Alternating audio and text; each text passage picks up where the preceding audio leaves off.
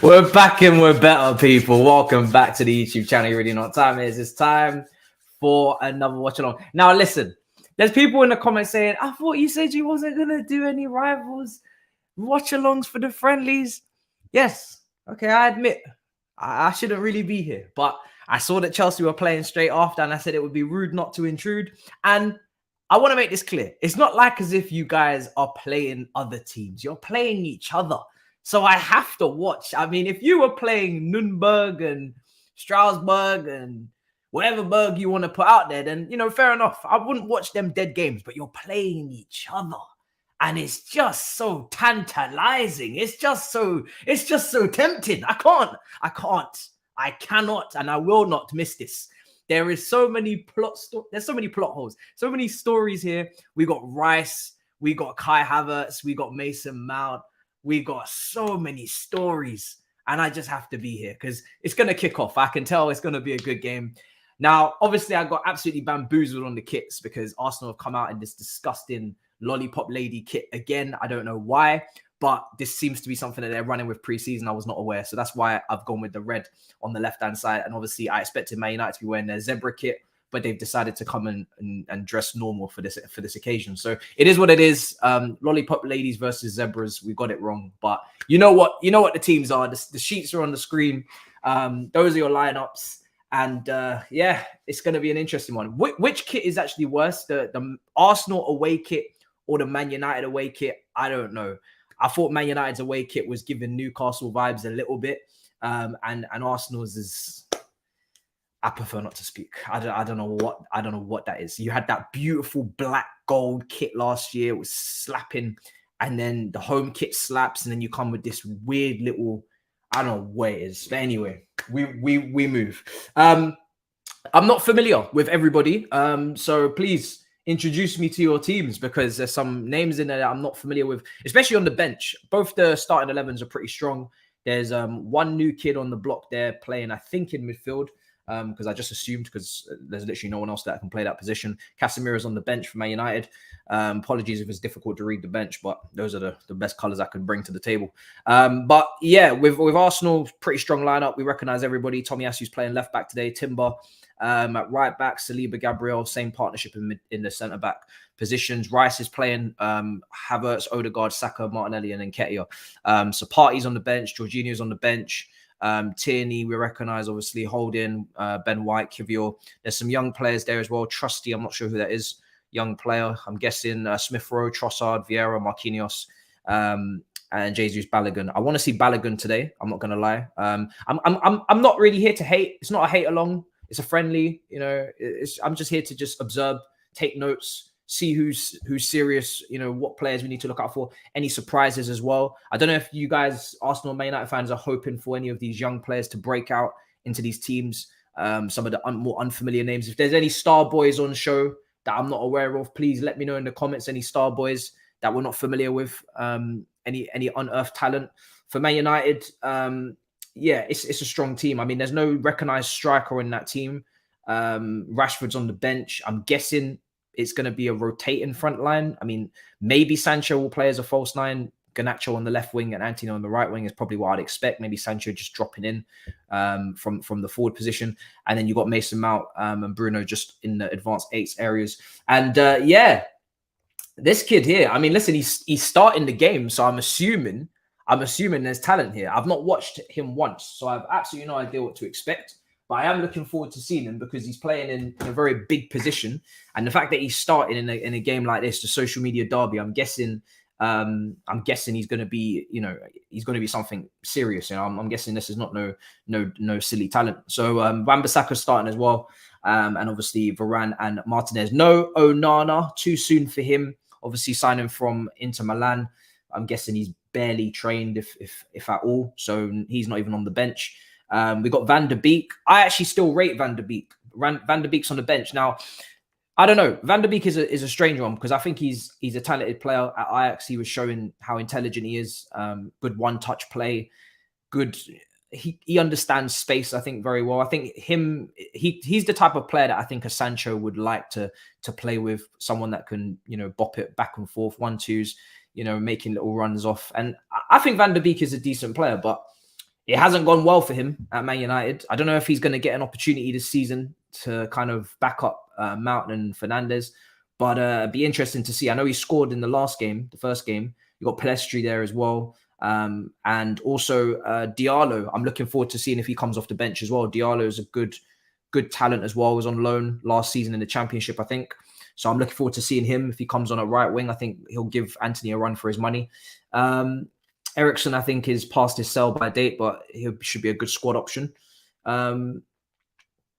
Yeah, I mean, listen, people with Van der Beek, he was meant to be a good player. So maybe he just couldn't step up to the level. A lot of Man United fans saying here, Donny isn't good enough. We just need to sell him. He scored obviously in the first game. I don't know. I thought he was the type of player that could have contributed to some goals. He always chipped in for Ajax.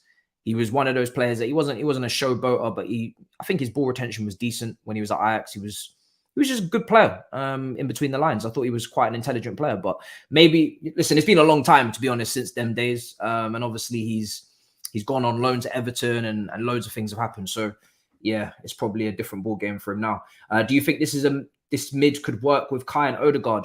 For me personally, I don't understand completely the logic. I think you're going to play through Odegaard, and I think Kai Havertz is going to be running off the striker, and I think he's going to be looking for the back post runs. You look at the goal that you scored in the last game with the volley. Kai Havertz basically acting as this third man runner into the box, going up for headers, going up for shots, and trying to help you with a presence in the box.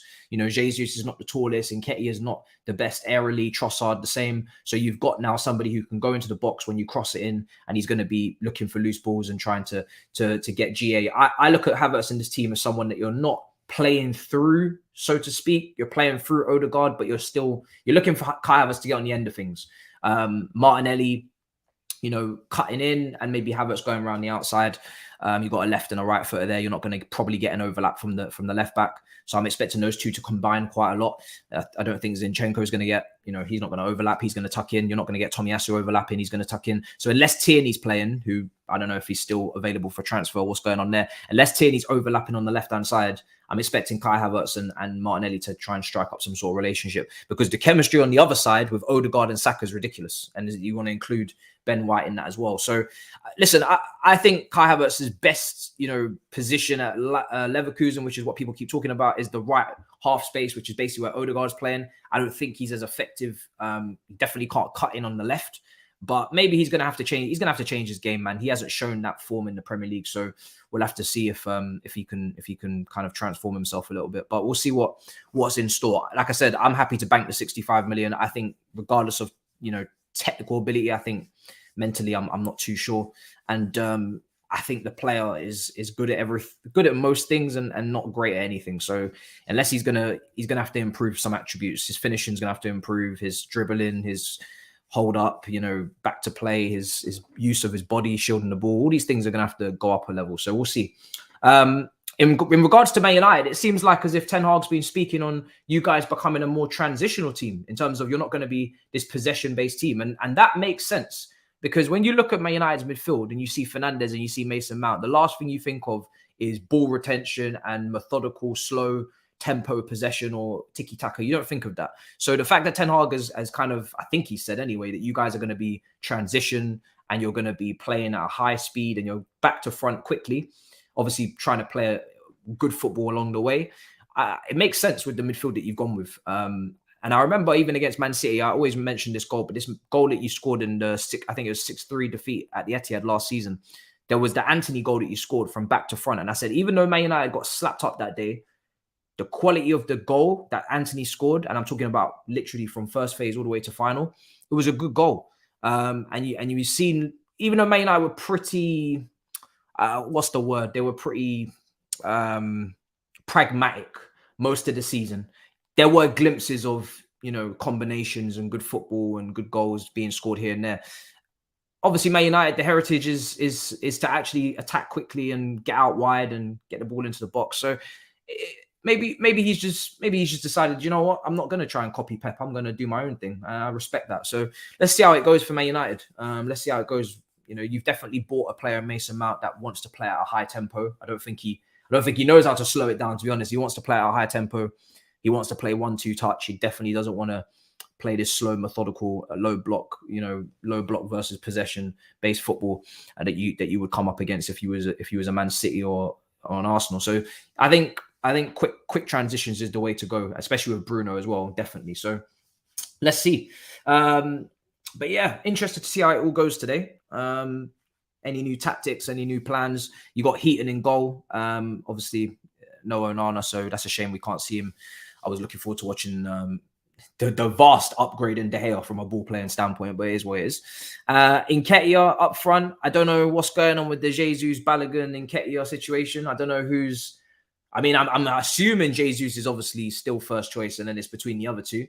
But I'm surprised Balogun isn't getting more of a look in than him, considering the season he had last season in League One. But I don't know. I didn't analyze Balogun's goals, how he got them. So maybe he might not be completely suited to what Arteta wants from a striker. I don't know. We'll have to see.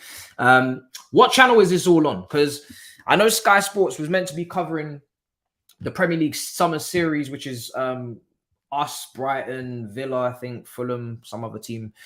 But I don't know about you lot, because you lot are not in this Summer Slam, whatever you want to call it, WWE wrestling thing. You man are doing your own thing. This is like your own little event. And I don't know what's going on, so we'll see. But I'm interested to see what channel this is going to be popping up on. Man United TV, I ain't watching it on that. Is it free? Apple TV. Oh, come on. Come on. Do I even have Apple? Do I even have Apple TV? Actually, I do have it on my phone, but I don't know if I let me see. I got that on my phone. I might be in the clear here. Let's see. I got that. Also, can I just say, Messi, this guy is not real. Messi. What a goal that was. And on your debut against Inter Miami, and that's the way he decides to go. Oh my days. It was mad. It was actually mad. I couldn't believe it. Could not believe it. What a finish. Such a script. You're playing on your debut against the opposition there. First game for you, 1-1. Somebody needs to do something, and bang, last minute you get a free kick and he sticks it in the top corner. It's so scripted. I think you have to pay on Apple TV, no? It's looking like you have to buy some sort of pre-season package. I don't know what's going on there, but that ain't happening. Worst comes to worst, we go Twitter again. Do you know what I'm saying? Twitter's always good for this. They know what they're doing. Let me see what the Man United website's saying. What about Arsenal? Arsenal website's not doing nothing, no? You don't want to... You don't want to give the game away for the people. You just want to keep it for yourselves. Why is it only Man United website stepping up today? What's going on? I'm sure this is going to be laggy and buggy. I was trying to watch the Chelsea game, our game there on the website as well. That was bugging like crazy. Just too many people trying to watch at once. I don't know what was going on. So let's see. They better not ask me to put no email or any sort of details in there, because I'm not giving you, man, nothing. Don't play with me. Game kicking off in 40 minutes anyway. We got time.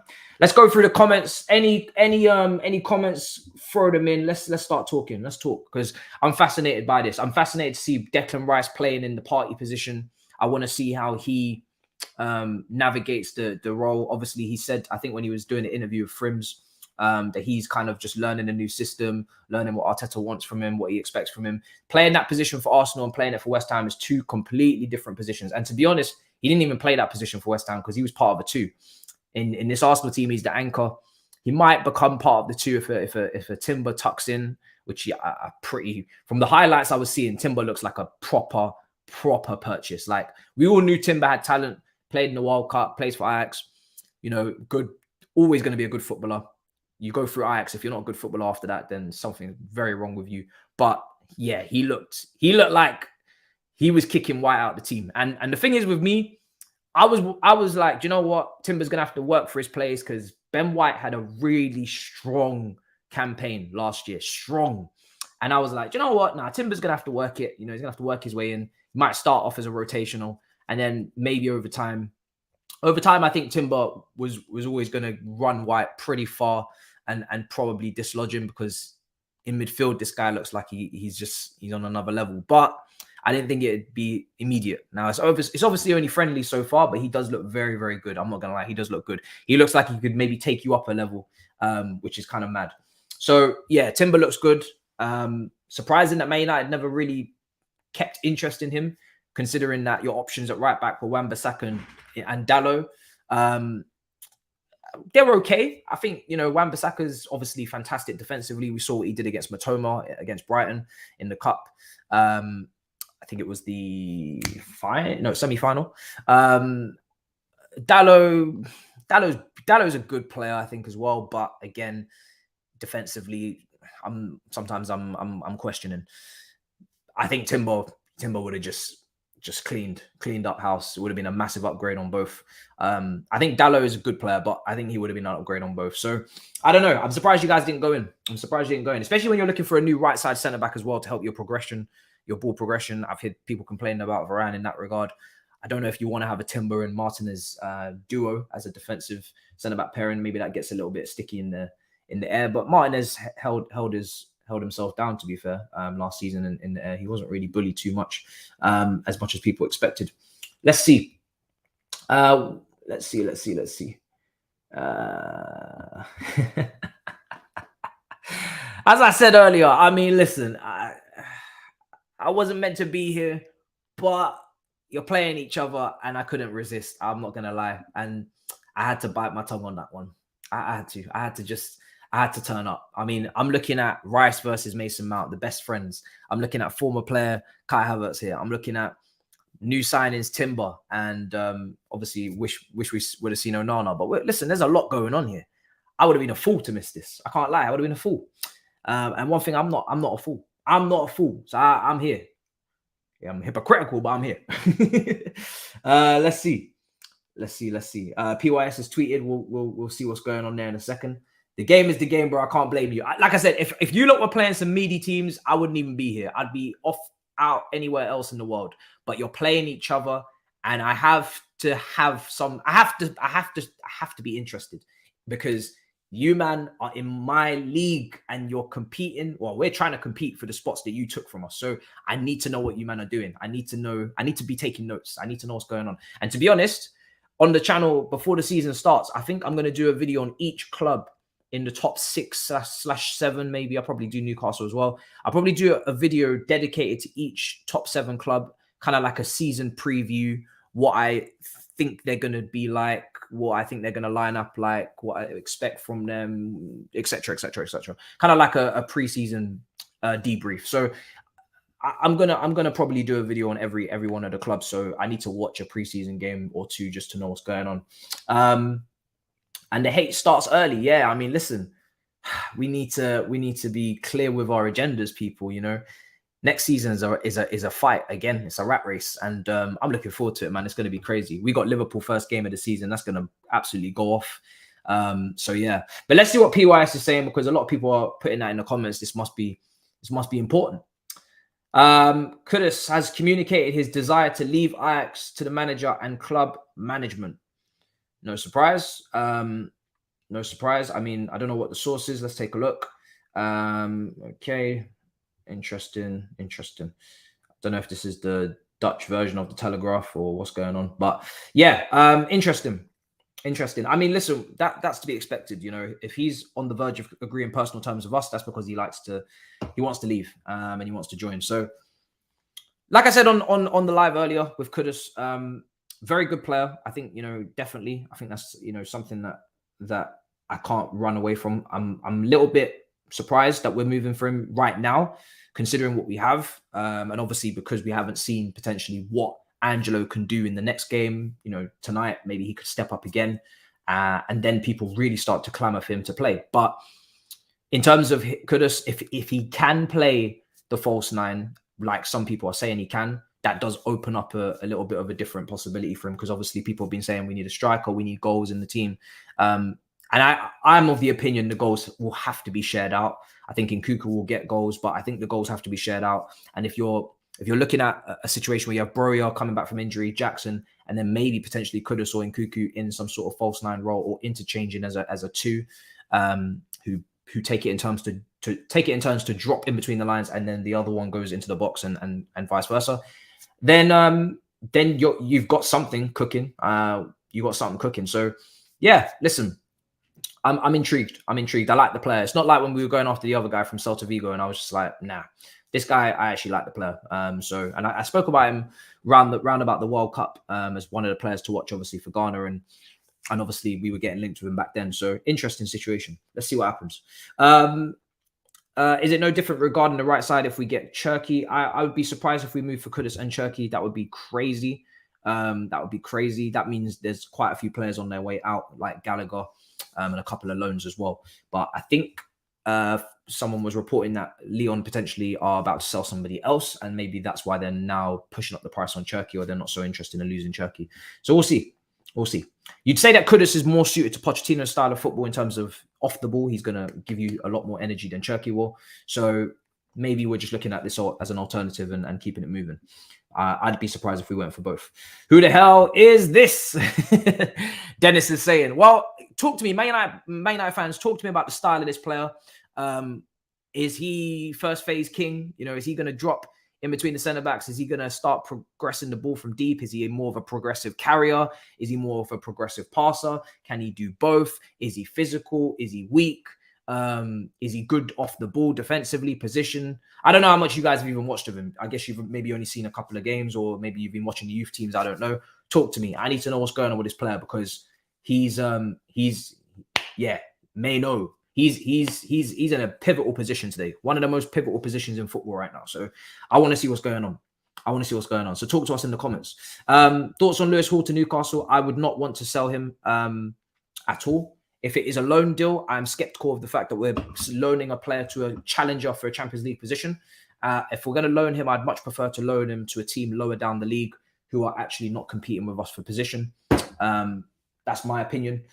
So I would preferably not give him to Newcastle, even though Eddie Howe's a good manager for him and Newcastle would be a good team for him. I don't want to lose. I don't want to lose a position to Newcastle, and Lewis Hall be a major contributor to that, because that is some foolishness. So for me, I wouldn't want to give him to Newcastle full stop, not on a loan and not on a permanent. So yeah, but let's see what happens. Let's see. I got a big Red Bull today because it's going to be a long night, guys. It's going to be a long night. But listen, anything that transpires Chelsea-wise, news-wise, I will record after the two streams. Well, one long stream. I'll do the review for Chelsea-Brighton. That will go up tomorrow morning. And the news that I've missed that happens tonight will go in there as well. We'll talk more about any little things going on. All right, cool. What else is happening? Let's see. The Ajax manager's talking reckless right now. What's he saying? Is he saying more? Oh, he's got more to say. Ajax manager's talking reckless. Listen, the thing is with Ajax, they are a selling club. You know, everybody knows when it's time to go, it's time to go at Ajax, and they're more than willing to compromise and take the money as well. So Ajax manager said, I feel that if he stayed another year, the real top clubs would come in for him. Excuse me? Who the fuck? Bruv, hold on a second. Hey.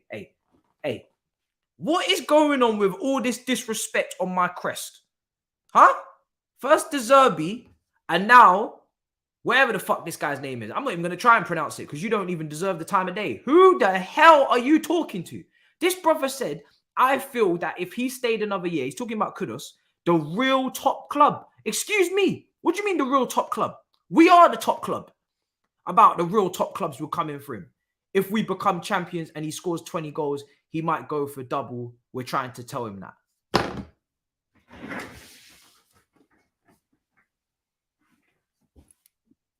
Since when did my team become so...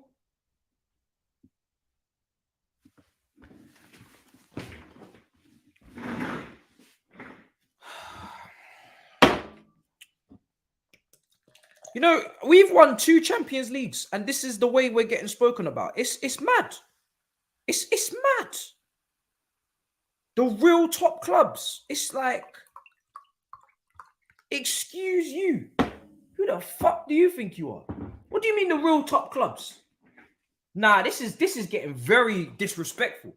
I'm not here for this at all. This is getting way too disrespectful. Way too disrespectful. How many times are we going to get cooked in the media right now? It's crazy. This is mad. Man said the real top clubs. It looks like I've got another op. So first Brighton and now Ajax.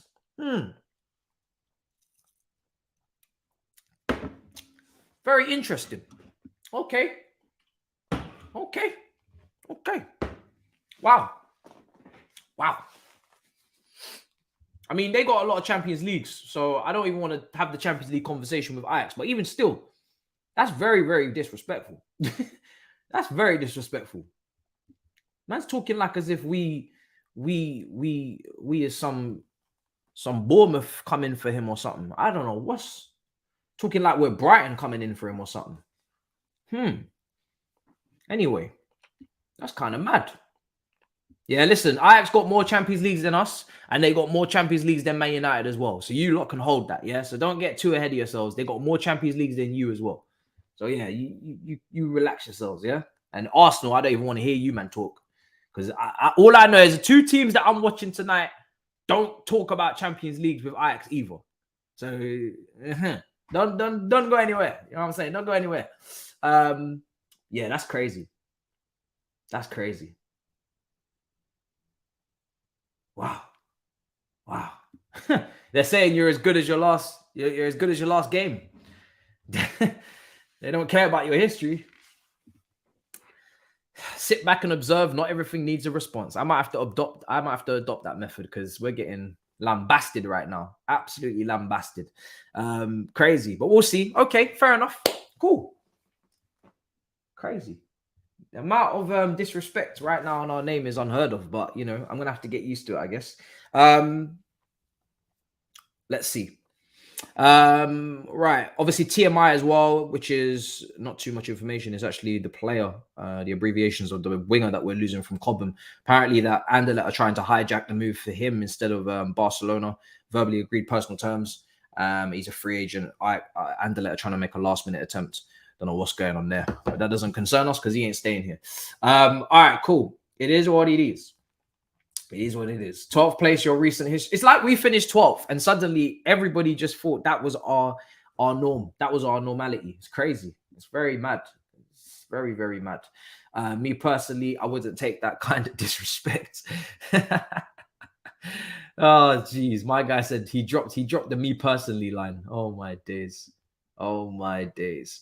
Let's get predictions going. I mean, listen, it is a friendly, but it's not. It's a friendly, but it's not.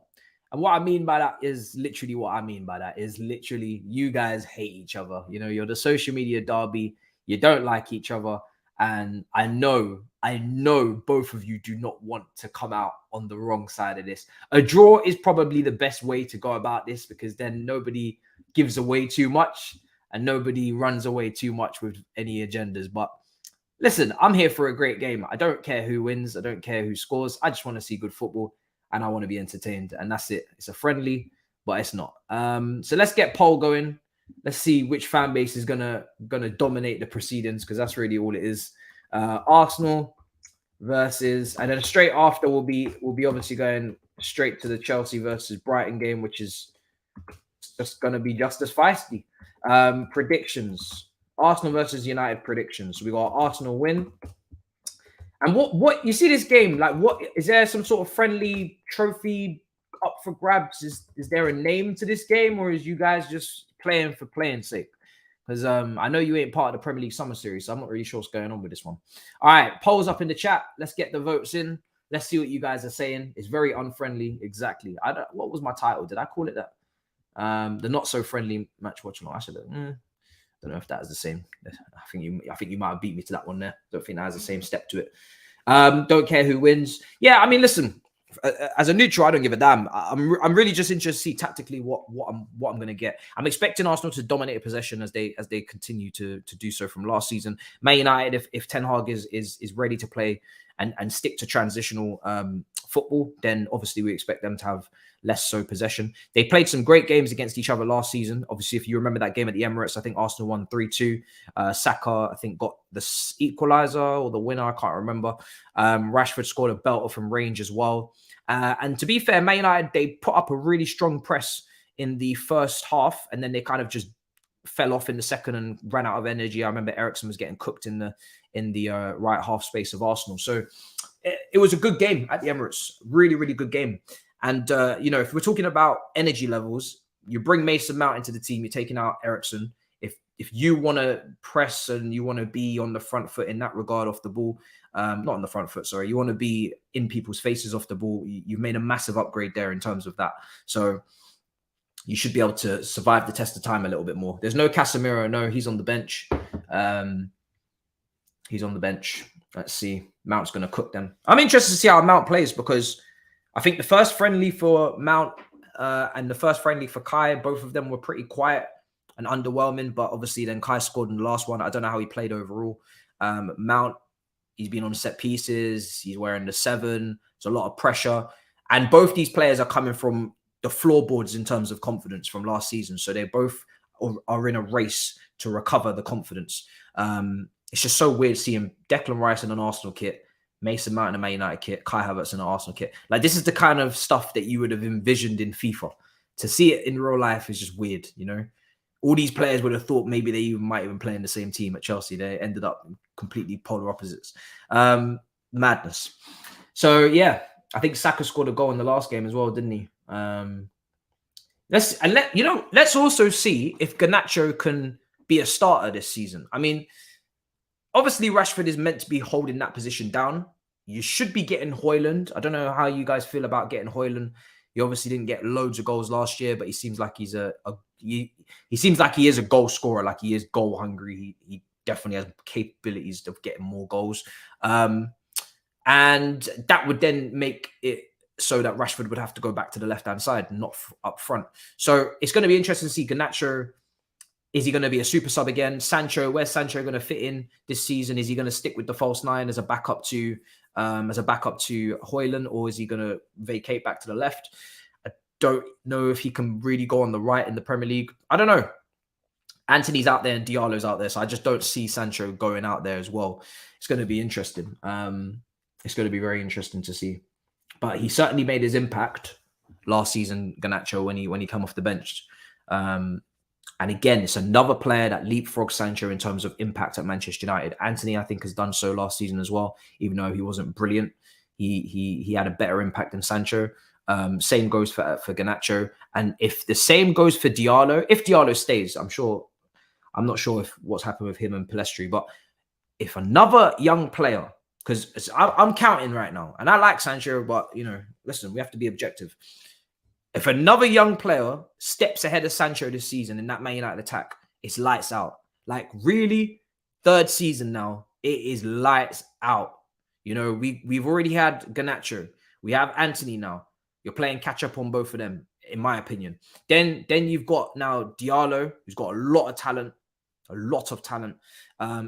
And I don't know, Piastri probably got on loan. We'll have to see. If another one steps ahead of you and you end up being fourth choice, yeah, I think you might have to leave. Let's see what the predictions are saying right now. 67%, 67% Arsenal. That's what it's roughly at right now in terms of to win this game. The game hasn't kicked off yet. No, it kicks off at 10 o'clock, so 21 minutes until kickoff. 21 minutes. You have too many Arsenal fans here. Well, then the rest of you need to rise. You know what I'm saying? The rest of you need to rise, man. Because don't let the Arsenal fans fool you. I do watch-alongs for everybody. Everybody can get this smoke. You know what I'm saying? I don't just pick and choose. I do watch-alongs for everybody. I was watching Man United when they played Sevilla and they lost and got knocked out. I was there. When Liverpool lost against, or when they were going back and forth with Wolves 3 times in the space of 2 weeks, I was there. Yeah? So I'm there.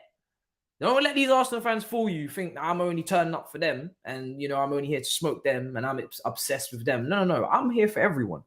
I'm here for everybody. Everybody gets the same smoke. So, if you're getting out rivaled in the chat, that's not my fault. You got to step up. You better rise. It's not my business. I didn't do anything wrong there. I have been there. I was there for the cup final, of course. Man United versus City. There was no Arsenal in that game. As far as I was aware, Arsenal did not play. So I was there. Let's see. Right, let's see. I'm going through this chat now. Saeed said you're hating Mount. I'm the one that had to convince him that Mount would actually be a good signing, but he was giving me nothing but, you know, I don't want him. And if anything, hate. He was giving me hate towards Mount. Now suddenly I'm the one with the hate. Guys, you're smart enough to know that the maths ain't mathing on that one. Go tell Saeed that that's just incorrect. He's waffling. He's absolutely waffling. New member, appreciate Josh. Appreciate with the membership thing. Obviously, when the season kicks off, I'm going to try and get the FIFA or the EA Sports FC, whatever the hell it's called, rolling back up again. I'm praying to God that game is not crap, but I'm not going to lie, I don't have high hopes. I'm going to get the F1 game soon as well. I would love to roll up with Call of Duty on this channel, but I think that would get demonetized or something. I don't think YouTube likes shooting games. But yeah, we'll be back with the gaming when the season is getting a bit closer. But, you know, really, to be honest, I'm not going to put any, you know, everything will always be public. I think the members will obviously get the go ahead on playing against and whatnot, but it's always going to be public stuff. So the membership's really just to continue to help the channel. I'm not going to privatize any content because I want you guys to be able to see everything that's going on. We just call it FIFA. I don't know what's going on. EA Sports FC. Yeah, I don't know what's going on there. So yeah, let's hope that it's a good game. You know, I think we don't really have any competitors in the field of football gaming right now in terms of the consoles. So they have to deliver. You know, if they come and make a dead game, I don't know what we're all going to do. You know, where are we going to turn to? So I'm a bit worried. I'm not going to lie. Because they're putting out a lot of stuff and they're trying to do these new movements and little flip flaps, and just get the basics right, please. Do not come with a dead game, because yeah, otherwise we're in trouble, man. we're in trouble. We are in trouble. You know what? If it goes too badly, we might have to just vacate to Football Manager. I'm not gonna lie. We might have to go all the way to Football Manager and just keep it moving. Where's the game on? So the game's on Apple TV, but I think you have to pay. It's also on Man United's website. But I think you have to give them your billing address, your email, your telephone number, your mum's maiden name, everything. So I don't know what's going on there. Arsenal, as a football club, they don't want to provide the game on their website. So they're obviously moving mad stingy. And then you have Twitter. I always say to you, just type the game, live stream, the fixture, and then live stream at the end. Go on Twitter. It usually comes up. And then I think that's probably your options. Chelsea, I think, are on Sky Sports later on, so it won't be as difficult to find. Like I said, these guys are doing their own thing, so we'll see. If I have to subscribe to watch the game, I don't want to subscribe to any Man United TV, nothing. I don't want to subscribe, right? I don't want to endorse. I just want to watch it and leave. Is that possible? I don't want to subscribe to nothing. I'm not doing that. Oh, let's see. Maybe I might just be able to watch it. Let's see. Let's see, people. Oh, I think we might be all right. It's territory dependent. Live coverage of the friendly against Arsenal, territory dependent. Am I? Hey, I might be all right. Whoa. This is some. All right. Yeah, I think we're good. Shout out to Man United TV. They just giving us the game. They didn't even make us put our address in or anything. They didn't make us put our sort code or account number or nothing. They're just giving us the game, I think. Fair play to them. All right. Good stuff. Morals and integrity. Oh, I can't have no Man United shit coming through my email. No. We can't be having that. We're not. I don't care about season ticket and no. Please don't do that. Don't do that. Feed the Glazers. That is anti-United. Listen, I want the Glazers to stay, but listen, I'm not putting no money into nothing. I'm not putting no money into no Man United nothing. That's not happening. All right. They lock it off when it's kickoff. Oh, if they lock it off when it kicks off, I swear. Lord heavens, they're not going to do that, surely. That would be mad. They can't do that. Well, if they do that, then listen, we will have an alternative, I'm sure. Let's see. Are any American channels showing it? Surely some American channels must be showing it. Surely. You guys have to be on this, man. This is in your country. There's no way you're not going to be having this on. Yeah, we'll have it. Both teams to lose. ESPN. Ooh, ESPN. Hey, go on. That's what I'm talking about. See, look, I knew somebody would step up. ESPN. Yeah, ESPN Plus. Good on you, lads. Good on ya. Go on, ESPN. I've always liked them. Always liked ESPN. Good people. Good people. If it's not on ESPN now, I'm taking all of that back. Let's see. All right. We'll find it anyway. We got options. All right. Let's see what else is being said in the chat. Let's go through these super chats. Havertz in midfield. We will be there. We will be there, Simon. I'm looking forward to seeing what Kai's passing is like. I think that's one of the key things that he's going to have to improve on. You know, he's playing in midfield now in an Arsenal team that everybody knows next season what to expect from Arsenal in terms of the quality of the football. So this naivety that you can press Arsenal or you can go after Arsenal, a lot of teams are going to say, nah, I'm just going to actually come and do a Newcastle at the Emirates and park it a little bit. And Arsenal are going to more often than not have to break that down. And he's going to be a part of that. You know, he's going to have to unlock the door. Most of the time, like I said, it will go through Odegaard, but he's still going to have to play a part. So it'll be interesting to see if he can bring back some of that, because at Leverkusen, there was a lot more space to operate in terms of the weight of pass didn't have to be so precise, because, you know, in the Bundesliga, these lot don't have any sort of concept of defending. They don't do that over there. It's not for them. So his passes look great, but obviously there's more margin for error because he's not playing in a league where things are very compact in terms of the spaces. So I think he's just gonna have to show that he can bring that side of his game and ramp up the assists. And like I said, I think for him, GA is really what I'm judging him off this season. 65 million, GA is big. You know, he's certainly not going to be one of these players that are in the first phase too much. You're going to tuck in a fullback.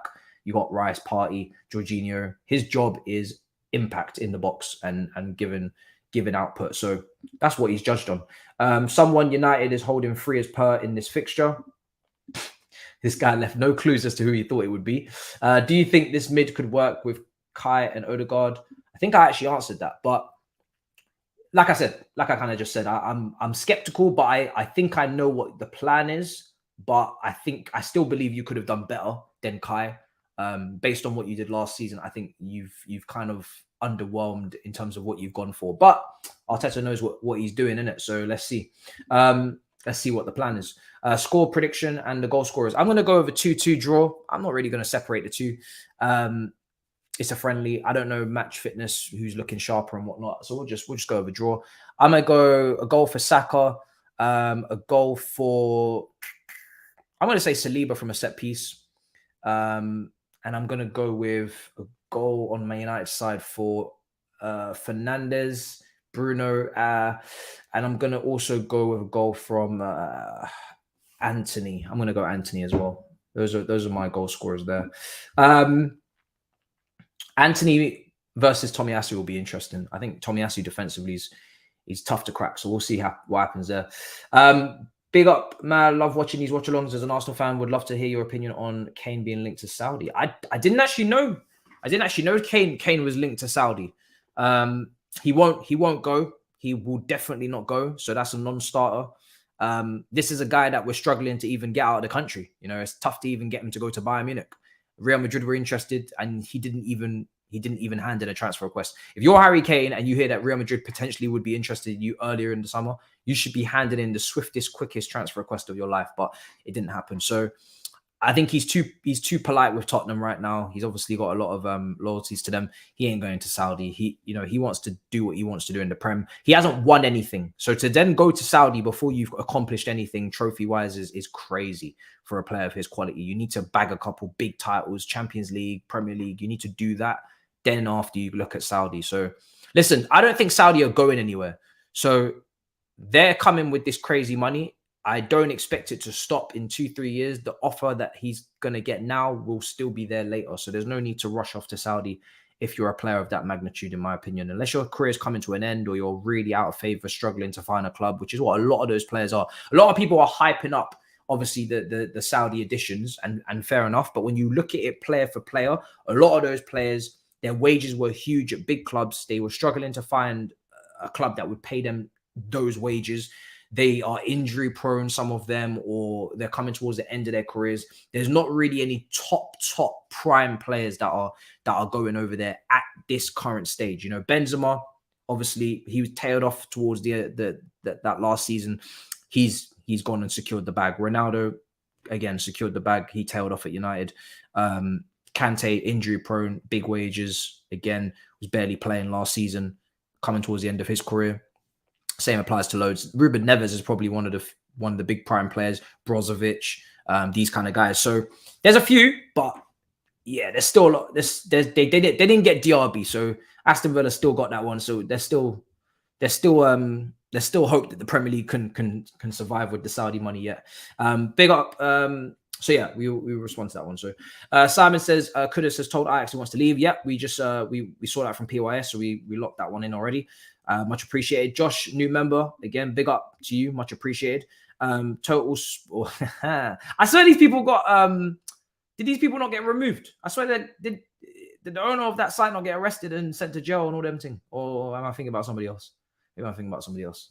Anyway, but yeah, they got the games. I'll tell you that if they're still running. ESPN for Arsenal versus Man United, Peacock for Chelsea versus Brighton. Here we go. Okay. If that's the case, then happy days. I'm here for that. Let me see what ESPN channel is even on. I think you said plus, so I'll update that. But yeah, we got 8 minutes until this kicks off, so cool. Oh, that's them. Yeah. They got shut down. They got shut down like crazy. Yeah, it's good though. We get to enjoy this football. No stakes, no real pressure. Obviously, just a little bit of, not even real bragging rights, but, you know, just a little minor beef back and forth between the clubs tonight. But no real stakes. And it's good warm-up for us fans because we need to get ourselves back in the mindset of competing because we've been now having a nice little holiday from football. But when that Premier League game kicks off, the first game, it's war. It's absolutely war again. And no prisoners. So it's going to be crazy, man. It's going to be so competitive. Look at what teams like Aston Villa are doing in the market with Diaby, Torres, and all these players, man. It's just going to be madness. Bedlam. It's going to be bedlam. So, yeah, I'm looking forward to the carnage again. It's going to be a mad season. And I'll be there. You know, you better get used to me watching you lot because my team ain't in Europe. So I need to be watching my European football. I need to be getting my European fix. So I'm going to be watching all your teams in the Champions League this season. You see me? I said it last season. My channel, we qualify for the Champions League next season. I don't know about my club, but my channel qualified for the Champions League. We are not leaving the Champions League next season. We will be there. You know, my club, they need to step it up. But my channel is involved in the Champions League next season. So I'm gonna watch. I'm gonna watch all of y'all. So you better be ready. Let's see. Come on, which channel are we gonna get here? We'll have to go to Twitter in a minute.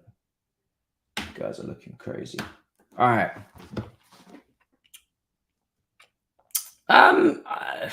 It depends on the situation. You asked me about potential hate watch-alongs. I like to say I'm observing. You know, I'm merely observing. If I have emotional reactions during, you know, that is a part and parcel. That's part of the game. You know. But I always start off with the best of intentions. You know, I never come into this with bad intentions. I always come in with intentions of research and an accumulation of knowledge. And that's it. I come in here with the purest of intentions. And if I start to lash out, I apologize. All right. I think we got coverage. We got coverage. Like I said to you guys, if you just type it in on Twitter, if you're still struggling, you just go on Twitter, type in Arsenal versus Man United, any fixture for that matter, especially right now. You live stream. Obviously, when the Premier League starts, they're way more strict on it. They shut it down. But for the friendlies, you'll find it. You'll find it.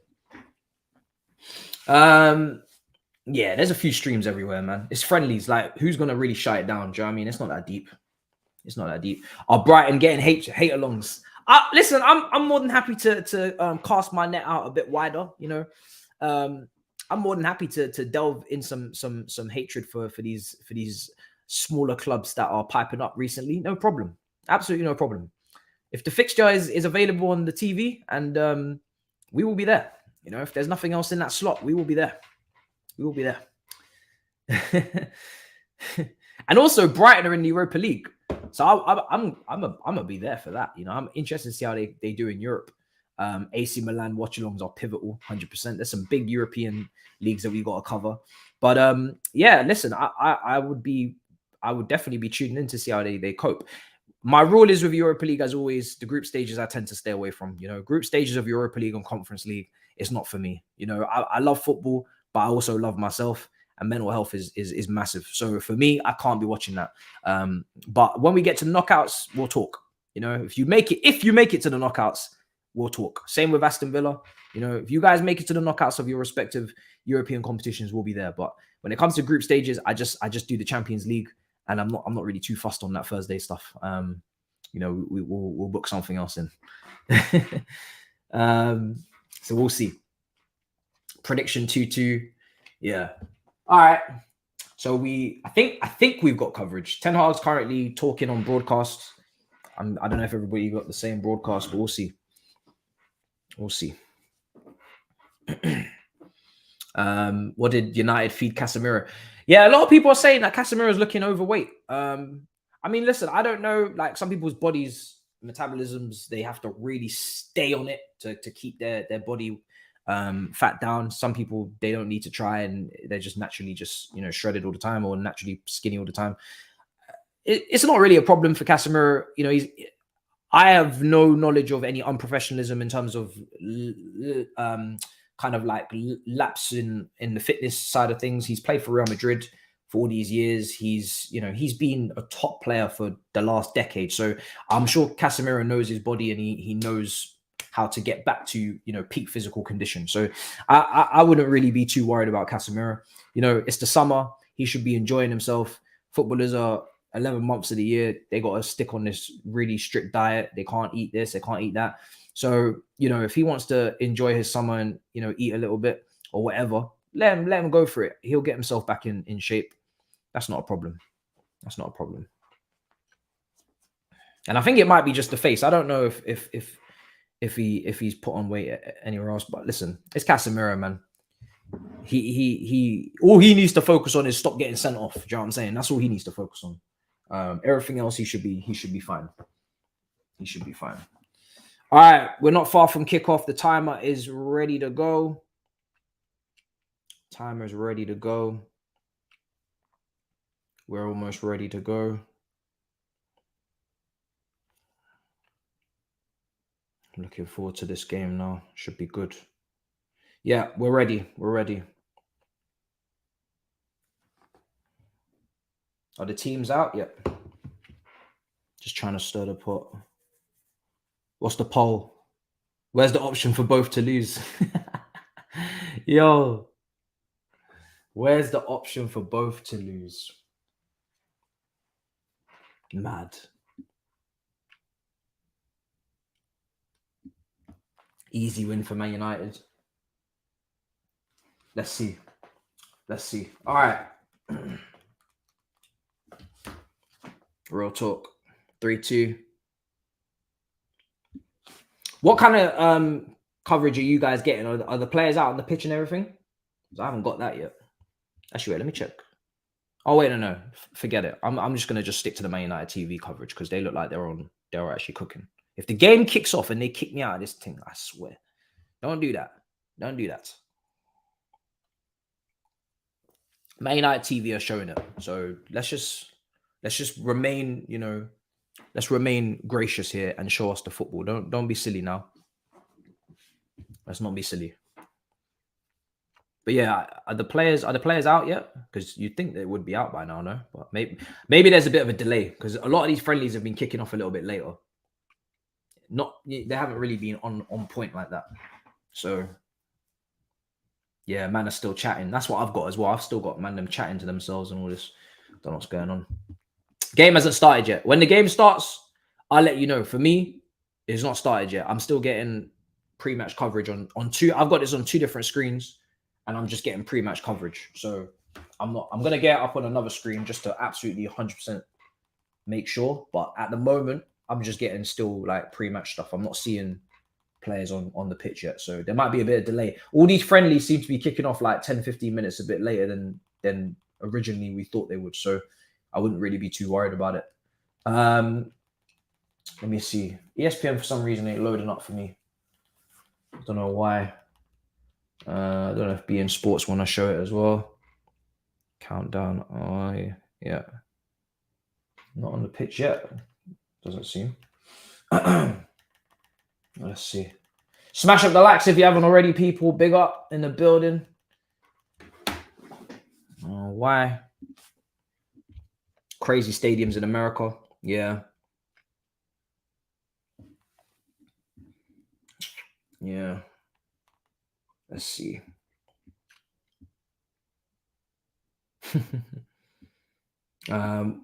What do you think? I haven't watched him, but I have heard of him. I haven't watched him, but I've seen that he potentially is going to Benfica. Yeah, for quite a low fee. I wouldn't be. Listen, Benfica have got a brilliant relationship with these South American teams, especially the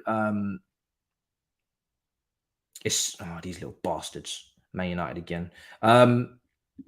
Especially the Argentine teams. Benfica have got a very good record of bringing these Argentine players over. So yeah, I wouldn't be surprised if he's a hit and he ends up being a really, really good player for them. And then suddenly there's a delay, isn't it? Still got 8 minutes. Yeah, there's a delay, guys. So the game hasn't started yet. Fear not. And also, Man United TV have kicked me out, the little bastards. So yeah, for Benfica, you look at Di Maria. You look at who else have they? Obviously, you have Enzo. I'm trying to think of all these names now. Loads of players. Who did they have? Did Pablo Aimar come through there as well?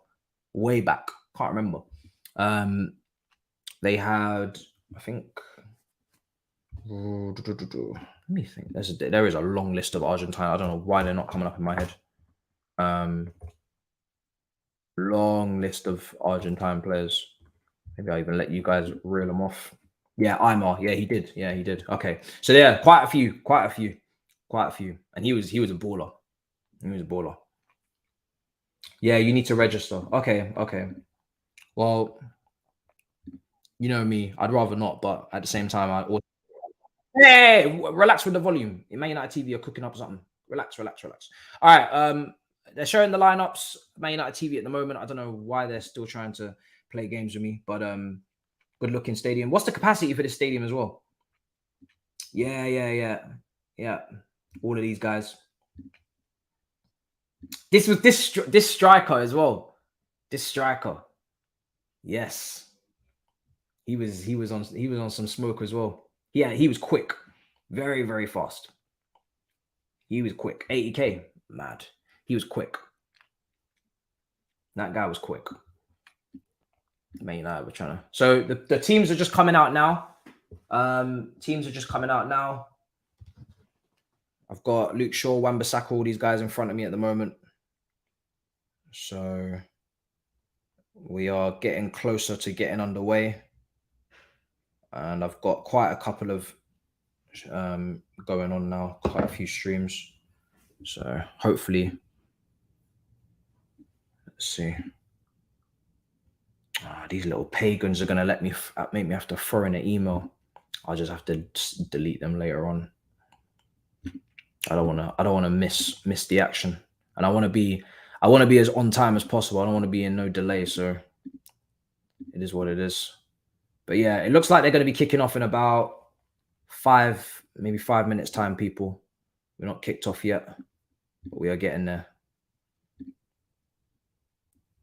Nope, don't want to be notified of nothing. Bruv, these lot make you pay. No, relax. You lot have lost your mind. We're not doing that. Bye. Yeah, I knew they were trying to operate some scam. Man United TV, I think they're clever. Anyway, I got it on Twitter anyway.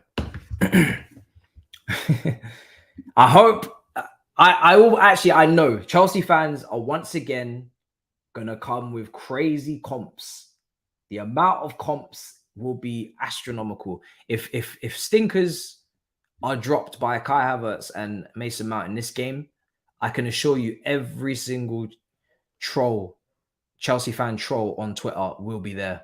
And yeah, the timeline will be absolutely flooded. So yeah, be ready for that. Be very ready. Because I can assure you they will not miss. The likelihood of someone dropping a stinker is likely as well. I'm not sure both players are gonna perform today. The false 8 comps. So yeah, I'm just seeing the players just handshaking, etc., etc. So we're about to kick off soon, which is good because I want to hurry up and start watching now. I'm ready. I've waffled for an hour now. I'm ready. I'm ready. Lewis will be feasting. Yep, you're damn right. Lewis is there. He'll be there ready. He ain't playing. He will be there. Let's see.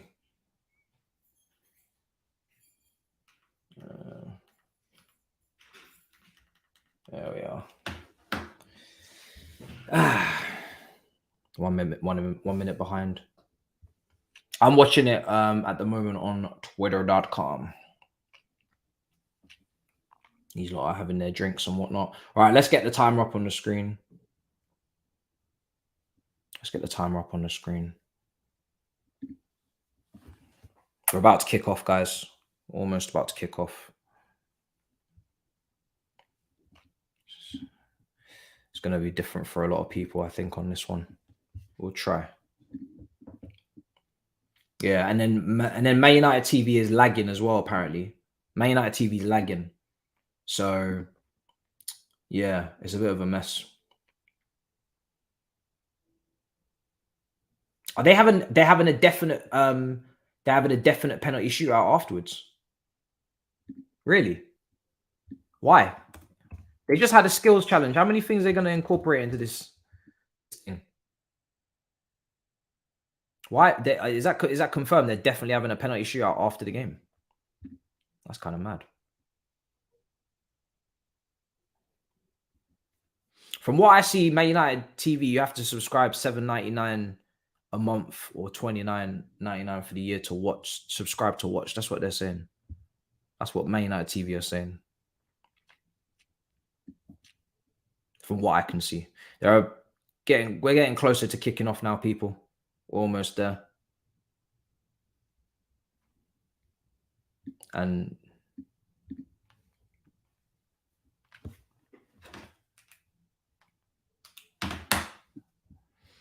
getting closer. Yeah, that's what I'm seeing. That's what I'm seeing. But maybe it's different for you guys. I don't know if you're already maybe am I not on the actual website? I don't know.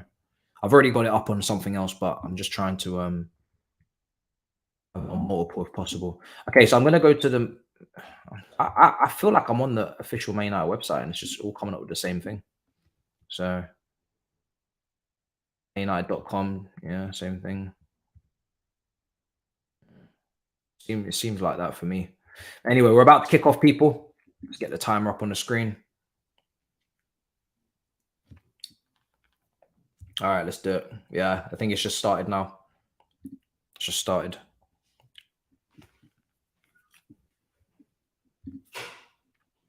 I need to change my timer. Bear with me.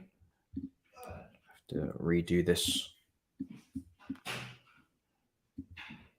So adjust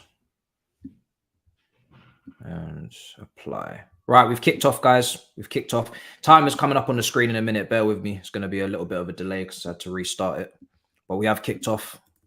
I might be a little bit, maybe like 30 seconds behind some of you, but I don't want to risk messing up the whole thing. So we were just trying to get something. Okay. At the moment, Arsenal in possession. Let's see how this goes. Let's see how this goes.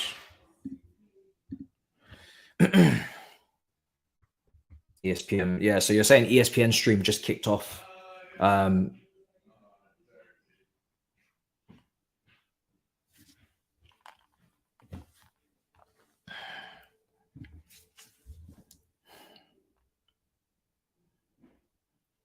You're on 220 right now. Let's see. It's on ESPN News. I'll try and get it up on multiple things, but we'll have to see. We'll have to see. But we've kicked off now anyway. So, mate, Arsenal in possession at the moment. Let's see. Yeah, some of you will be in different positions. I did go on to ESPN, but they were kind of just buffering. I'm not sure why. But I'll keep looking. Onana over Ramsdale. Who's going to be the better ball playing goalkeeper this season? I mean, Onana was incredibly impressive in the Champions League final, I must say. He was fizzing the ball into the likes of Lukaku and Lautaro and Edin Dzeko at free will. You know, it was very impressive. But it'll be interesting to see what he's like on a week-to-week basis in the Prem. But I think ball playing ability is going to be brilliant. He just needs to obviously stay away from as many bozo moments as possible. And when you get a goalkeeper like that who's willing to step into the pitch, like seriously step up into the pitch, then you know some errors can happen, and those moments will be clipped. But I think he's going to transform the way they play out from the back for sure. They're getting a massive upgrade. Is Ramsdale? Has he just sliced it out of play? He has, yeah. Ramsdale just sliced it out of play. Sliced out of play. Yeah, he's absolutely sliced it.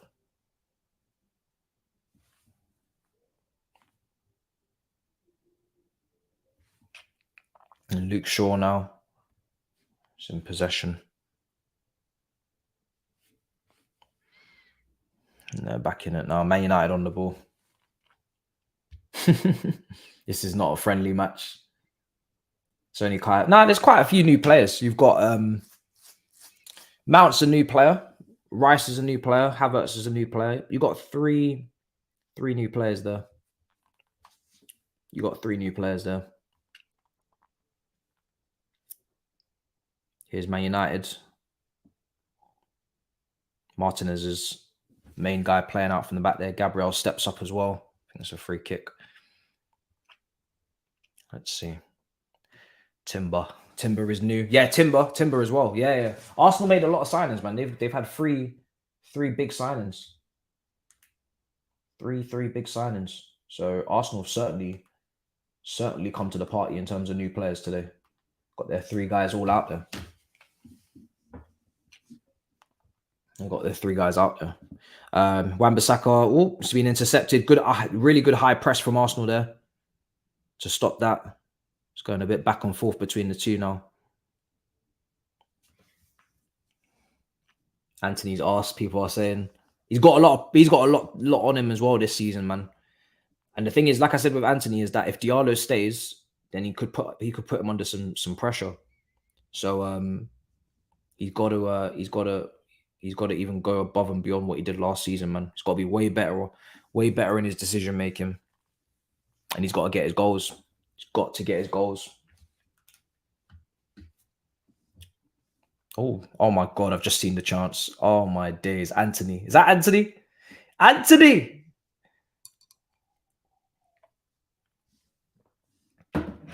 He just scuffed it wide. It's like he wasn't expecting it. It just come at him faster than he thought, and then he just wasted it. It's a massive, yeah. I don't know what Saeed's running from the Sancho convo, but he can't run this season. I'm sorry, he can't run this season. Cannot. Big pressure on Sancho this season, man. I'm sorry, he costs way too much money. It's 3rd season now. 3rd season is like, you know, your final. Same with Kai Havertz at Chelsea. He got 3 seasons and that was it. After that 3rd season, it was a wrap. A lot of pressure on him. A lot of pressure. Let's see. Timber. Yeah, just about keeping it in there with Rice. Just about keeping it in there. Keep an eye on Rice, how much he gets forward. I think Timber will tuck in quite a bit. He looks like he's going to be the one to tuck in. I'm not seeing Tomiyasu doing it as much. Probably because he's not as comfortable in those areas. So it makes sense. Makes sense.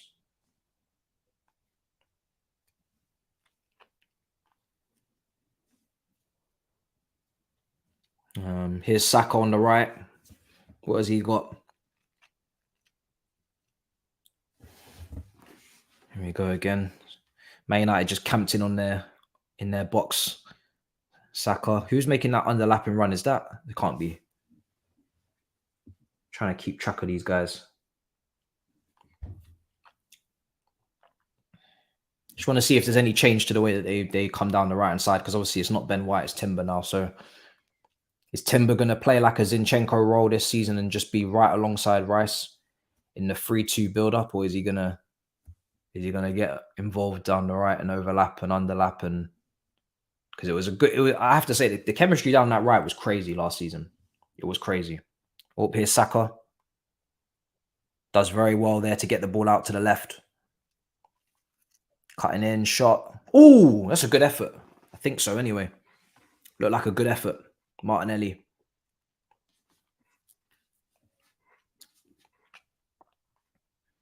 Yeah, he just shifted it onto his right. High and wide, but not bad.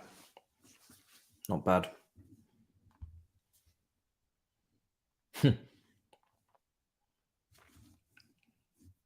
How many more friendlies do both of you guys have until the season starts? Because obviously, Arsenal, you've got the Community Shield game, right, against City. Correct me if I'm wrong. Man City, Man City won. Yeah, Man City won the treble. So second place in the Prem's playing Community Shield. So yeah, you got Community Shield against Man City. I don't know what the date is for that. So I don't know how many games Arsenal got left. I know you got Barcelona on Wednesday. Yeah, you got Barcelona on Wednesday. I don't know what you got after that. And I've actually heard that Man United have got a lot of games. Like Ten Hag's put a lot of fixtures in the build up. So I don't know if you guys think you maybe have too many games, but it sounds like you've got quite a few. So Man United playing Real Madrid and Arsenal. That's some good games, man. Man United play Real Madrid and Arsenal got Barcelona. That's some good games. That's some good games, man. I kind of wish we had one big game. We don't have the biggest game we probably have, you could say, is Dortmund. I kind of wish we had one of the big clubs. That's good play. Is that Maino that we just saw do that? Because that was really, really good from him. He progressed that well. Oh, Man United coming forward. Oh, blocked. Putting the pressure on. Putting the pressure on.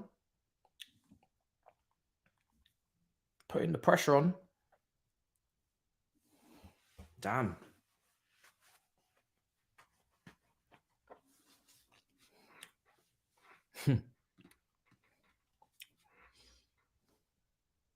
Yeah, some people are saying that listen, we were talking about it there on one of the shows about Martinelli and Saka and what kind of goal output they can actually get.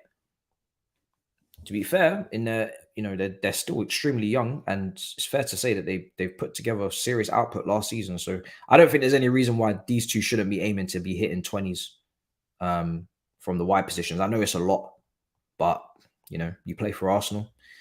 Your strikers aren't prolific goal scorers, you wouldn't say, so you may as well aim for the stars in that regard. Just watching this. Okay, so I've actually found a faster one, guys. So I'm actually now on 11 minutes. So I'm gonna redo my timer. I'm a bit more ahead now. I found a different stream. So I'm probably actually quite close to where you guys are at now. Arsenal in possession at the moment. I'm on 11:30 now, so I'm a lot closer to you lot.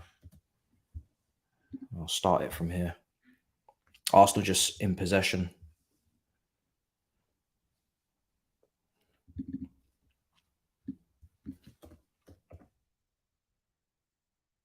Ramsdale now setting himself. So you see the two centre backs splitting a little bit there.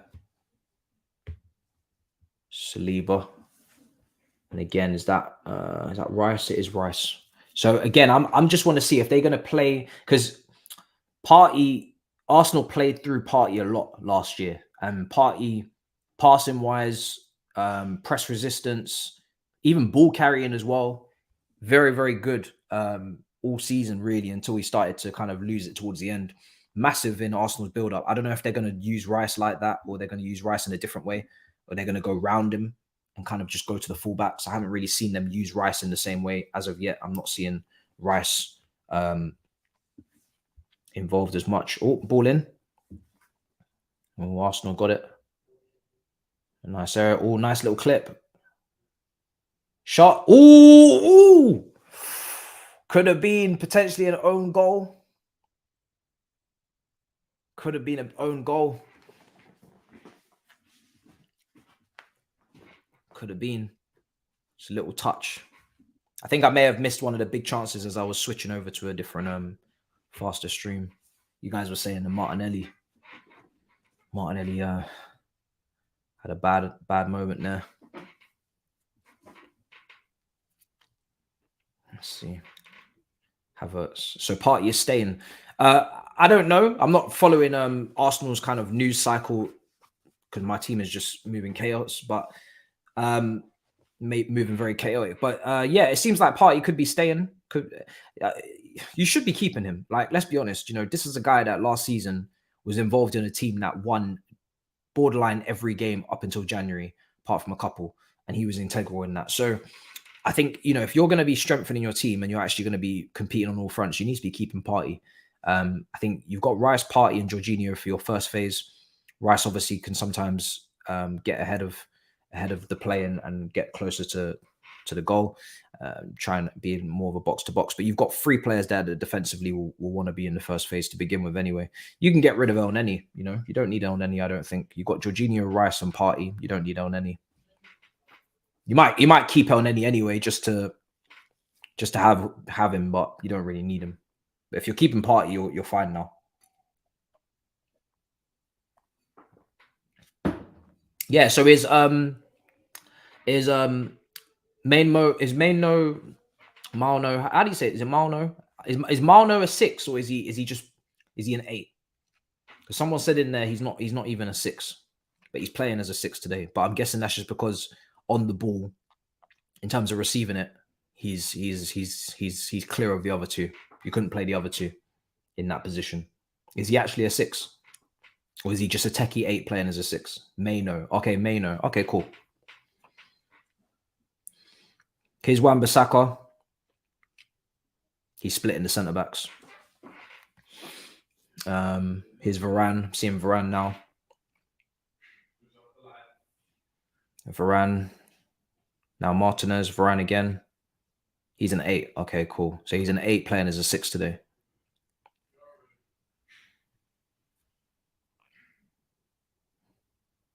Just playing it off. Back to the keeper. Mainu. Okay, Mainu. Not Maino. Mainu.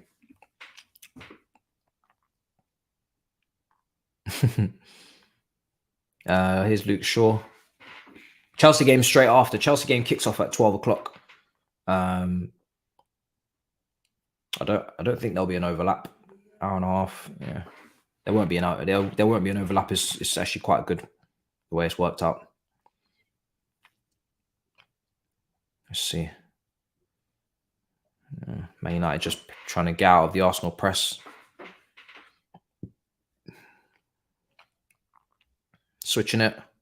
So Wan-Bissaka's definitely staying, right? There's no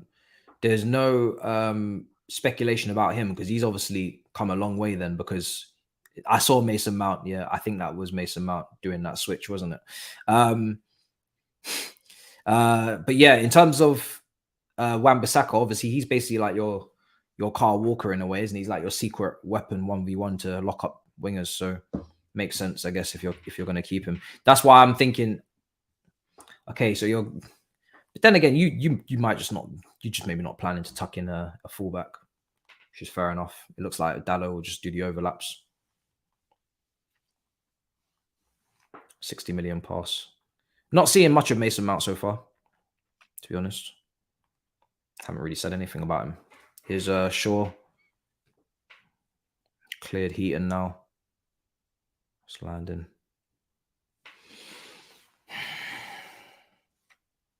How much did Mount cost?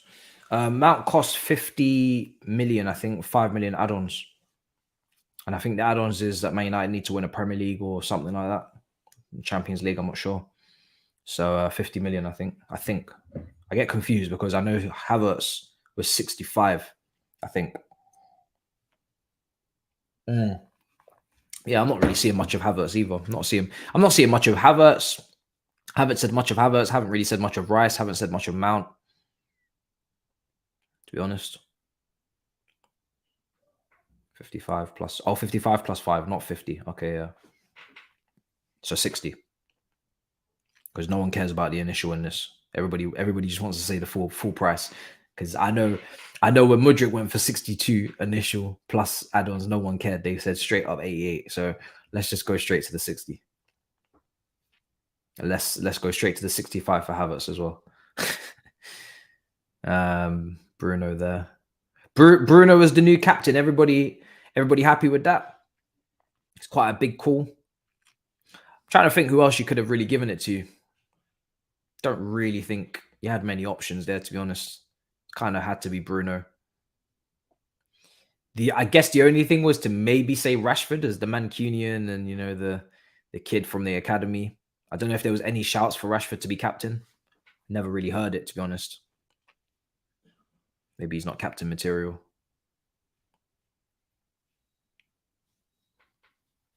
It's a free kick. Casemiro. Casemiro on experience, you definitely have to put him in the mix. He's not a captain. But yeah, I feel like Bruno would be ahead of Casemiro, and just because he's obviously been at the club longer as well. Let's see if Man United cook up something here. Nope. Back. Oh, it's a bit of a back and forth game. No one's really got too much control yet. Mason Mount.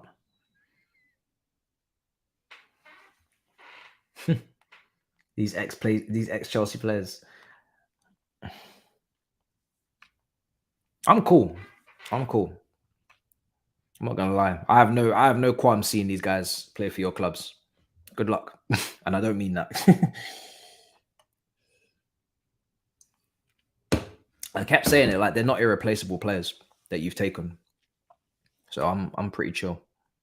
If one of you had taken like a Reece James, that would have really hit, even though he's injury prone. When he's actually, his like ceiling is so high, I would have been pissed. That one would actually hurt.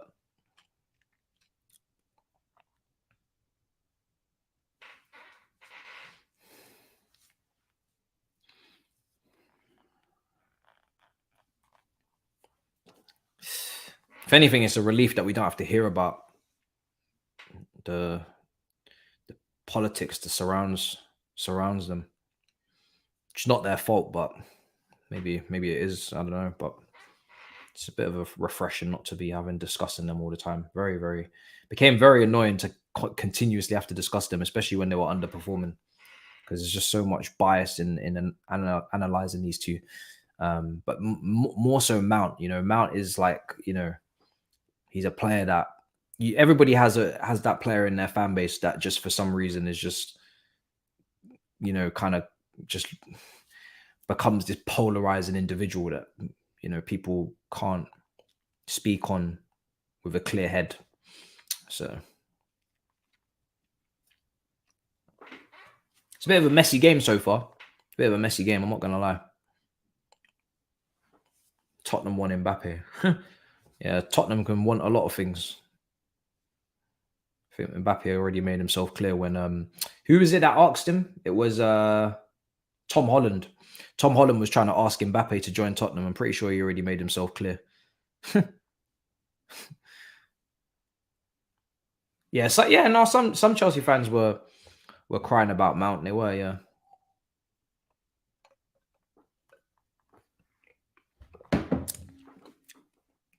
Me, I like rivalry anyway.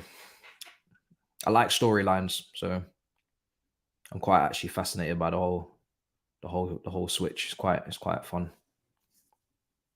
New ops. Man United just playing it out now. Martinez.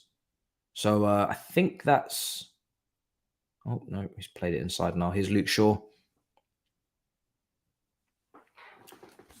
You guys really need to get a striker, man. Man United. Jesus Christ, can't go on like this much longer. Really, really need to get a striker. It's just no focal point. Like everybody's drifting. I get it, but at the same time, you do need something to work off. You don't have that.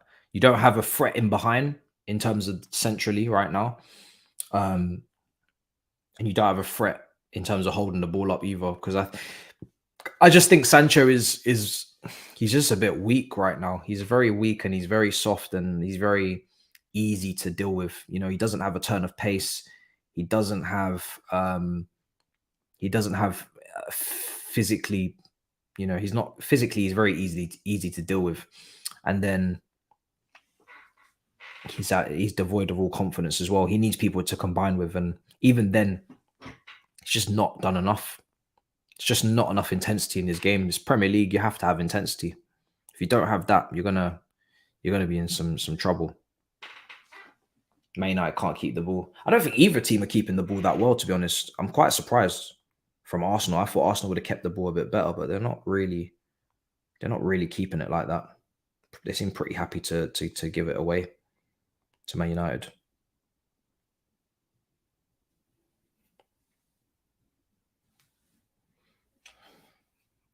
Gabriel out here patting up. Speaks a lot of Wan-Bissaka, your first man forward. Have to see how many players these two teams need. Midfielder crap on both teams. Listen, Arsenal for me, I kept saying it in terms of like Partey. People were very quick to forget how good Partey was last season. I know he's injury prone and he dropped off at the end, but in terms of what he was doing at the beginning, it's very, very difficult for Declan Rice to come in and replicate that from his first season. Even with all the experience he has, like Partey was playing at a mad high level. So for Rice to come in and replicate that, difficult. Long term, I get it. Long term, that's a good signing in terms of longevity, potential, leadership qualities, intangibles. But I'm talking about the here and now. That's arguably a slight drop off in terms of the fact that Rice doesn't know the system and Partey knows the system inside out. So Rice starting ahead of Partey, is it a massive upgrade right now? Probably not. And then, especially in a single pivot position that Rice has not been playing in, he's going to be learning along the way because he's not been playing in this position. And then you take a look at Havertz. Listen, Xhaka, he ain't nothing special, but again, Xhaka had a bit of character to him in terms of his personality, and the intangibles were there. So Havertz is a bit of a softy. So I wouldn't say you've necessarily upgraded the starting 11 of your midfield. I think you've definitely upgraded your depth because Rice and Partey is better than just Partey. But yeah, I think you've the left side of midfield, the left side of central midfield is for me, it's a massive missed opportunity to get somebody seriously game changing in that area. Top player, I think.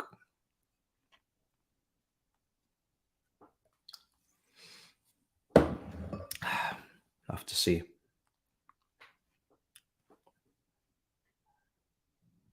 Xhaka turned out to be a good footballer in that position as well. Like he wasn't even no meaty guy when he was playing there. I think the problem with Xhaka was playing him as a DM in the first place and asking him to.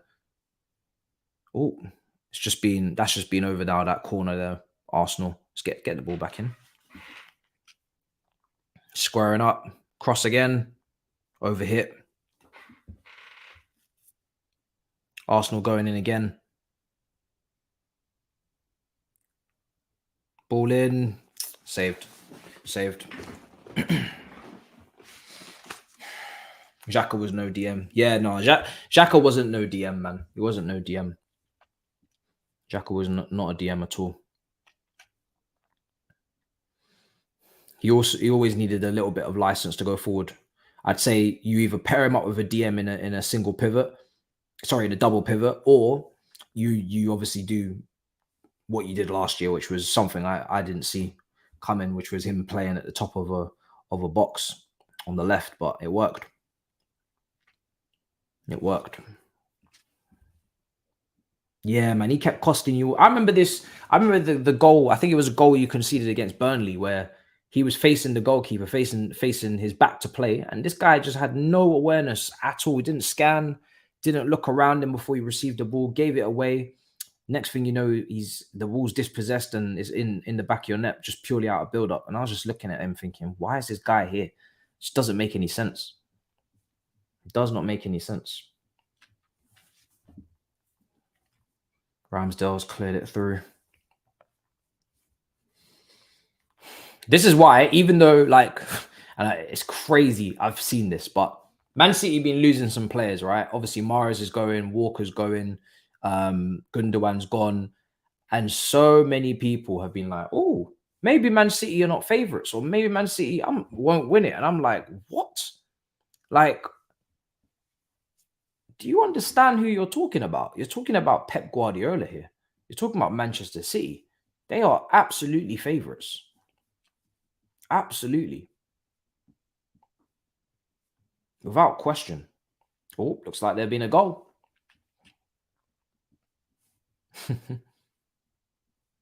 Let's see. I'm nearly there. Ball over the top from Heaton. In behind. Right side. Played in now. He's going to take the shot. Oh, wow. Ramsdale will be kicking himself. Absolutely kicking himself, Ramsdale. He got down, but he didn't. He couldn't get enough. Well, to be fair, there's a lot of power on the shot. Ramsdale has just hit his hand and gone in. It's a good shot from Bruno on his weaker foot as well. It's put Man United 1-0 up. Put Man United 1-0 up. Damn. 1-0. Didn't expect that to go in, to be honest. I thought Ramsdale would have dealt with that. Let's just see this again. All comes in off the left-hand side. He gets a bit of space. That's poor, man. I'm being way too nice, man. Fuck that. That's crazy. That's poor from Ramsdale. Got to keep that out. It's the weaker foot of Bruno. He gets a decent amount of pace on it. You know, it's not a sloucher. But come on. You've got to be keeping that out. Be kicking himself, man. You've got to be getting a strong hand to that, especially when it's on your stronger hand. I think it was on his right hand. I'm sure he's right-handed, right? He's right-footed. So you've got to be getting a strong hand to that and tipping that to the side. Can't be letting that go through you like that. It's really poor. Having a drinks break now. Cuts in on the left. They didn't really close it. Oh, that's poor. That's poor. That is poor, man. Jesus. It gets worse every time I watch it. Worse every time I watch it. Captain Bruno Fernandes just been given the armband over Maguire at long last. I don't know how the heck Harry Maguire held on to the armband as long as he did at Manchester United. Should have been taken away from him ages ago. But he has made his impact. Yeah, that's poor. Also, that's a great question. Havertz's position. Like, how long do you think it will be before they start moving him around? Obviously, at the moment, he's playing in that left channel. And we've spoken about what potentially that might look like in terms of him crashing the box and making these third-man runs. But if he doesn't, say he doesn't acclimatize well to that position, what's the next plan for him? Because what other positions can he play where he could maybe influence the game a lot more? You know, you look at Odegaard's position. I don't think you're going to move Odegaard. He's the captain. Arteta absolutely loves him. Right wing, Saka's got that locked up. You're not getting it over there. Left wing, no chance. You know, So it's like, where else could you really use him? Where else could you use him? The only thing you could do is maybe just ask Odegaard to interchange with him every now and then. But 8 touches so far. Woo! Damn. 8 touches. So I'm saying he's not involved. He's not involved, man. I'm not mentioning him much. Same with Mount. Both Mount, Kai, not involved. Almost bypassed by their teams. You know, they're almost playing around them. Not involved. Not involved. I haven't really spoken about Mount too much.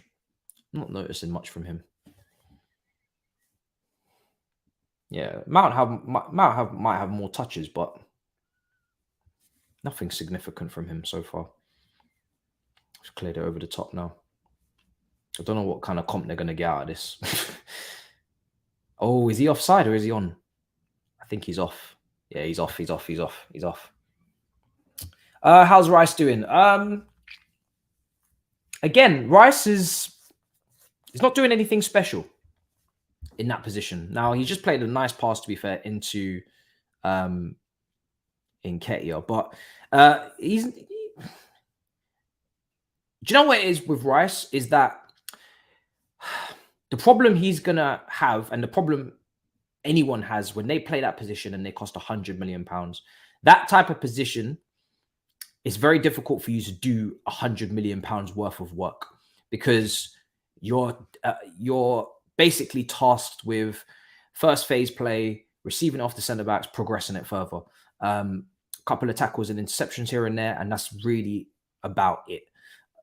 You can, if you have the Cesc Fabregas in you, you could potentially be a deep lying playmaker and start spraying those Xabi Alonso passes from deep and setting people up, and that helps. But it's tough to fulfill 100 millions worth of money in that position, and that's why I really didn't like Enzo playing as a regista or 6 or whatever the hell you want to call it last season, which he did a lot of the time. 1, because he's never going to fulfill the price tag in that position, and 2, because it didn't suit his attributes. Now Rice has been playing in a 2 with Souček, and they've kind of been taking it in turns. First season, I think Rice was more the sitter. Second season, and I'm talking about second season of Rice being a top player, not his first few years where he was just, an academy graduate, kind of just learning the ropes. So first season he sit, Souček scored goals, went forward. Second season, Souček sit, he went forward, got some goals.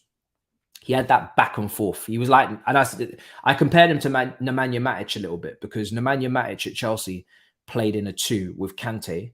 And even though Kante, the understanding was, Kante is going to get forward quite a bit and he is going to cover a lot of ground, there was a lot of times where Kante would actually, calm down and come back a bit, and he'd let Matic go. And Matic was allowed to then go and rifle some long shots and play some passes and go and affect the game a little bit higher up. So they took it in turns, and that's what Rice is used to. So at Arsenal, he's not going to be taking it in turns with anyone, because he is literally the linchpin of the midfield. He has to sit and anchor. If they tuck in a fullback, he might get a little bit of freedom, but even still, I wouldn't say so. If you tuck in a fullback, that doesn't really give you freedom to go anywhere, because that fullback still has to get back into position and make it a 4. We've seen it with, Cancelo, Rodri, Stones. It doesn't really give you license to go and move forward. You still got 2 8s ahead of you that are doing that job. So I don't know. It's going to be a bit of an adaptation for Rice. It'll be interesting to see how it goes, but oh shit. Oh my God. What a mistake. Is that Gabriel in behind? Oh, it's going to be 2. Oh, what a finish. Oh. Oh. Oh, shit. Oh, shit. Oh, shit. Oh, Sancho. Oh, Sancho. What a finish. Oh, my days. Oh, what is Gabriel doing? Absolute weed whacker. He whacked that ball with no timing, no precision. Sancho's got him behind him and showed a little bit of explosiveness. That finish is explosive. It's emphatic. Brilliant finish. And he needed that. He needed that for his confidence. Great finish from Sancho. 2-0 to Manchester United. What a mistake that is from Gabriel. It's a bit unnecessary. I don't think he was really pressed. Obviously, the ball's coming back to him and there's players around him, but it wasn't really a situation that he needed to. Again, both the goals really are Arsenal's own doing. You know, you look at Ramsdale, you look at Gabriel. These are individual errors. These have to go down as individual errors. Gabriel's is definitely an individual error. Ramsdale, for me, has to be saving that. Credit to Manchester United for putting the pressure on them. But Arsenal have really been very poor in those two moments there. Gabriel, I don't know why. I don't know why he's done that. Again, it's just lack of concentration, or I don't know what it is, but shouldn't be happening. Especially when it's on his strongest left foot. You know, it's on his left foot, that clearance. If it's on his right, you can understand scuffing it, maybe butchering it, but it's on his left side. This is why you have a left foot centre back, is so they can handle those situations. So not very good. Not very good. Crazy. I don't know where that pace come from. I don't know. Maybe he shredded down over preseason, over off season. I don't know. Man United looking like they want to put the foot on the gas, man. They're going forward again. Martinez is now spreading it out to Malmo. Me now. Is it me now? Me now. I think it is. That midfield getting cooked. Rice and peas. Bomba.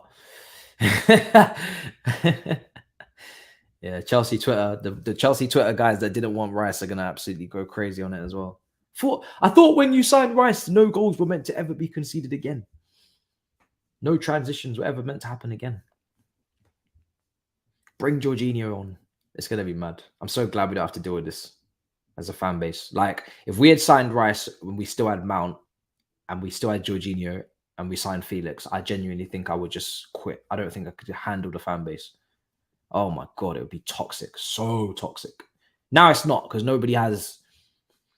There's still a little bit of bias here and there for certain players, but it's nowhere near to the magnitude of where it would have been for those four in particular. I think Partey and Xhaka complement each other well. I think, listen, one thing I will say is that you have to be prepared to have teething problems. You know, Rice, Havertz, they are coming into a new system, new team that are playing a level of football that they have not been accustomed to for the last few years. So you have to expect that there's going to be a bit of a drop off for the first month or so minimum, and then, you know, if they acclimatize and they improve, they adapt, and then suddenly you might get your money's worth. So I don't want to. Yeah, listen. Obviously, Xhaka and Partey had more chemistry and understanding. That's natural. They played together for longer. They understood the system. They were training with Arteta the entire tenure. So these two players have only had a few weeks. So it's not a surprise. It's not a surprise that they're not coming in and performing to the same level.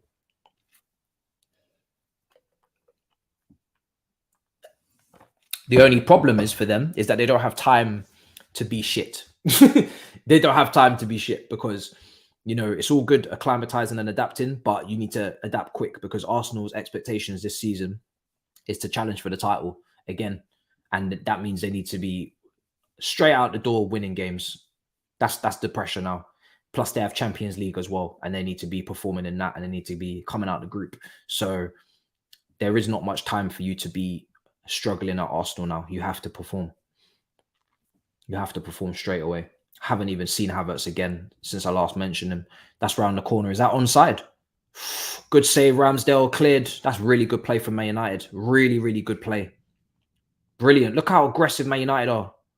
Is it going to give a free kick, is it? Very aggressive Man United again. Squeezing Arsenal up the pitch. They did this at the Emirates as well. Arsenal coped with it a lot better with those... I don't know if Partey and Xhaka played that. I'm sure, actually, no, Xhaka definitely played. I don't know if Partey... I think Partey may have played. Did he? Yeah, he would have played. He would have played. I want to see how long you know, what I want really is for Arsenal to start off the season a little bit ropey. I want to see how long it takes for Arsenal fans to absolutely lose their shit. because you see, Arsenal fans, they don't have no chill. If their team starts playing around, they're gonna be straight on the pedal. They're gonna be moving mad because the expectations are so high now, and the pressure's so high because you've actually spent peas.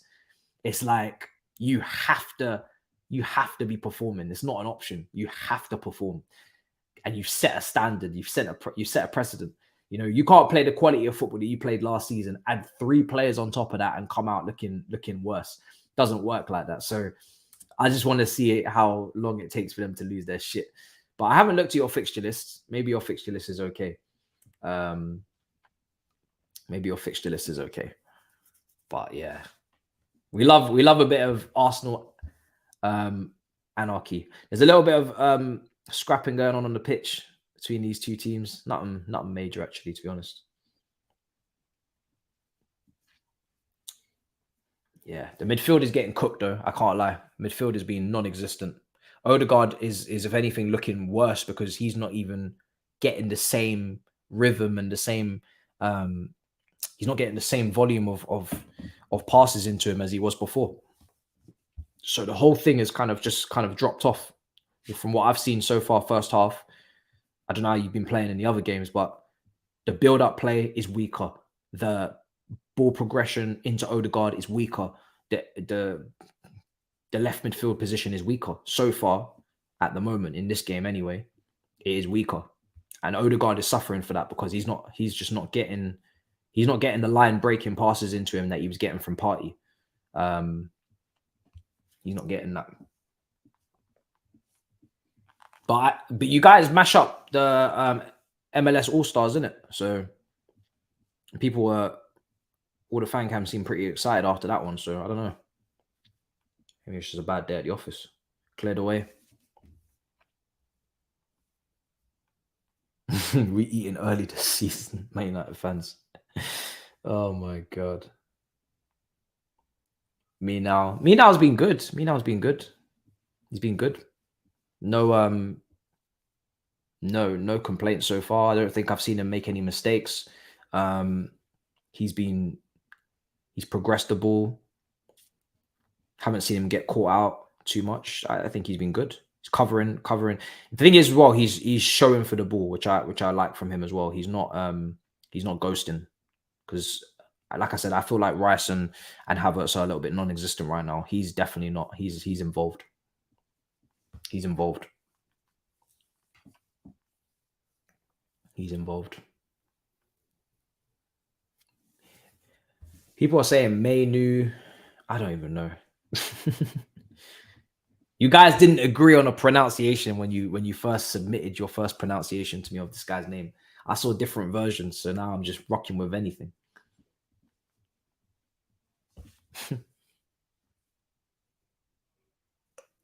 He's got 1 misplaced pass and has won all of his duels. Mad. That's what I'm saying. I haven't seen him get caught out once. Not once have I seen him get caught out. That's crazy, you know. He's won every duel. Is that the case? That's mad. That's mad. Where's Saj? I actually spoke to him on the phone yesterday, though. I'm seeing him tomorrow. He's just living life, editing and whatnot. Here's Garnacho. Oh, he's twisting up left-hand side. He's won all of his duels. That's really good. That's really good. And you need someone in that position as well, because you haven't got anyone after Casemiro. So that's really good. He actually might end up staying and doing a thing this season. Interesting. I didn't know he won every duel, but I knew he didn't get mugged off at any moment. So fair play. But yeah, look at him. He's on the ball, getting in between those centre backs. Happy to do that. Creating a nice little triangle here. Doing a good job. I think the centre backs trust him as well, which is something I've picked up on. They don't see him as a youngster. It doesn't seem they definitely seem to trust him. Here's Anthony cutting in. He's going to take a shot, 100%. Yep, there he is. Oh, just wide. Just wide, just wide, just wide. Not bad. Decent attempt. Man said it's rice pudding in midfield. Yo, that super chat's mad. Man said it's rice pudding in midfield. Soft. Soft. Mushy. It's real mushy in midfield right now for Arsenal. Half time, I think it is. Real mushy, man. Real mushy. I'm surprised that I'm not. I'm surprised that I'm not. Whoop. The reason why I'm a little bit surprised is because, like I said, I'm not surprised in some ways because I knew that their midfield was going to take a little bit of a hit in terms of quality from the beginning because there's a lot of new things to learn for these guys and they've got to replicate what was a pretty much perfect start to last season. And that's going to be borderline impossible for new players, 2 new players. But I am a little bit surprised because Man United's midfield, I didn't feel like was going to be particularly impressive either. You know, I looked at Man United's midfield. I didn't know the new kid, so I didn't know what he was going to be on. So I was just kind of bypassed him. Mason Mount's not particularly been involved, really. He's not been that good. Bruno obviously has. Bruno is clearly the guy in there. But Mason Mount has not really been involved. So I didn't think there was going to be this much of a disparity between the two. And I still expected Arsenal to at least dominate the possession, but it's been very back and forth. It's been very mushy and messy at the moment, to be honest. But yeah, he's been really good. He has. And that's the difference, isn't it? He's been good. And I didn't see that coming. He loves him. Man's going to start a few games for us. But you guys are saying he's not really a 6, he's actually an 8. So that's kind of mad. The fact that he's playing out of position and he's putting on that performance so far is good. All right, let's go through some of these super chats quickly before I kind of go into this a little bit more.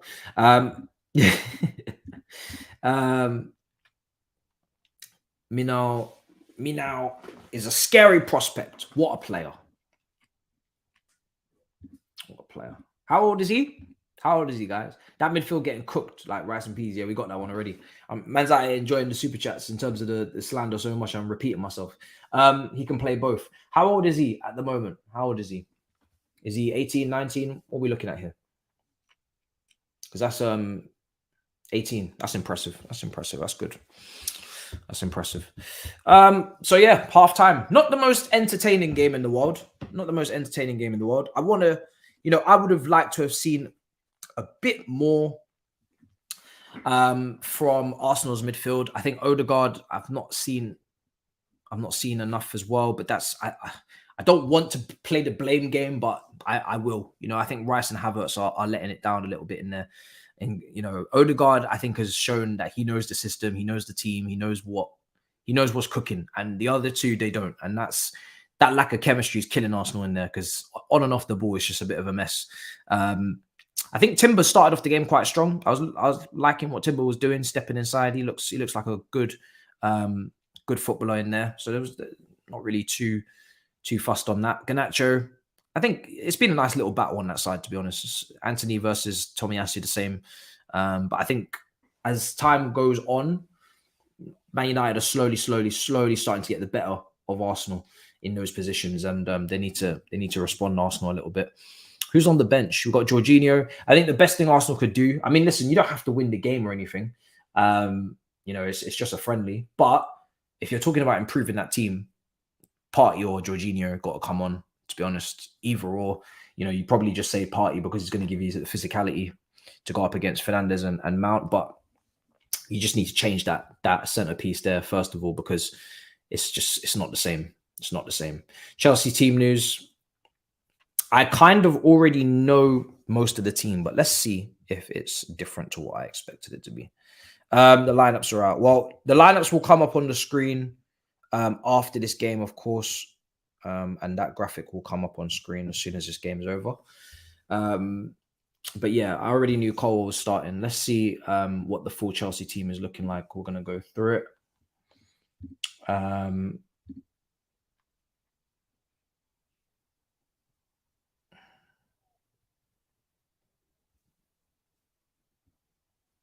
Let's see. Chelsea team to face Brighton. It's exactly the same team that we gave to you earlier on today on the stream. So Kepa in goal, Gusto, Silva, Colwell, Chilwell, Santos, Carney, Gallagher, Sterling and Cuckoo and Matson. Yeah, same team, guys. So yeah, good, same team. So yeah, we did the stream earlier on.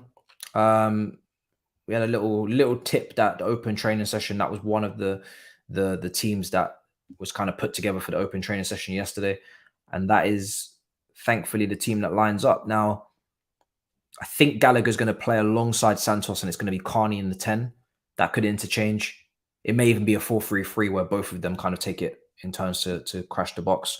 Ian Matson's going to play left wing. Sterling will play right wing. And the back four is simple enough. Silva starts. Chalobah, I'm told, is okay with the hamstrings. Nothing serious. So, yeah, interesting. Same team. No Jackson. No Jackson. He started the last game. Nkuku starts this one. I'm guessing Jackson will come on at halftime, or whenever, he'll come on maybe second half or whatever.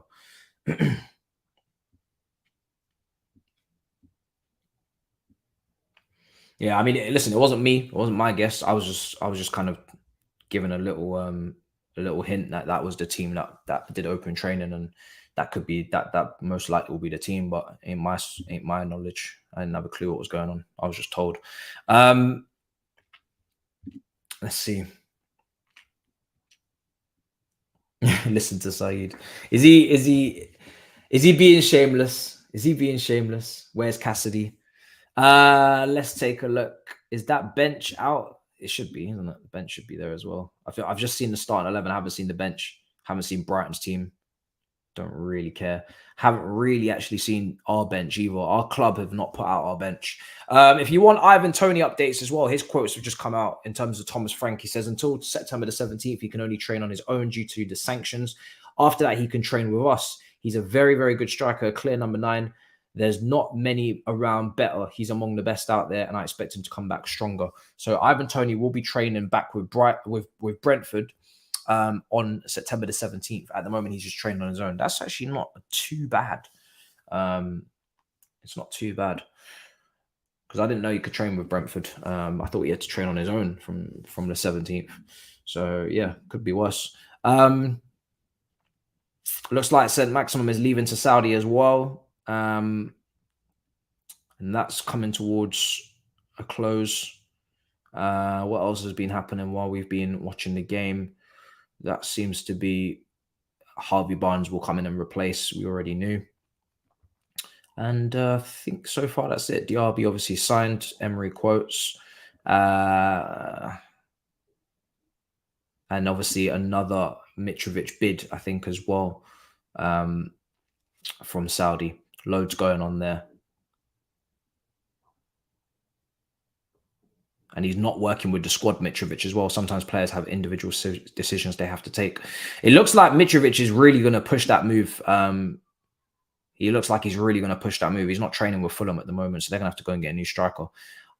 Interesting. Brentford as well. You'd think that Brentford would be looking at a new striker, considering the fact that they don't have Toney until next year. So some of these mid-table teams that did really well last season, they're looking like they're going to be weaker going into next season. So they don't have strikers. They don't have strikers, especially Fulham.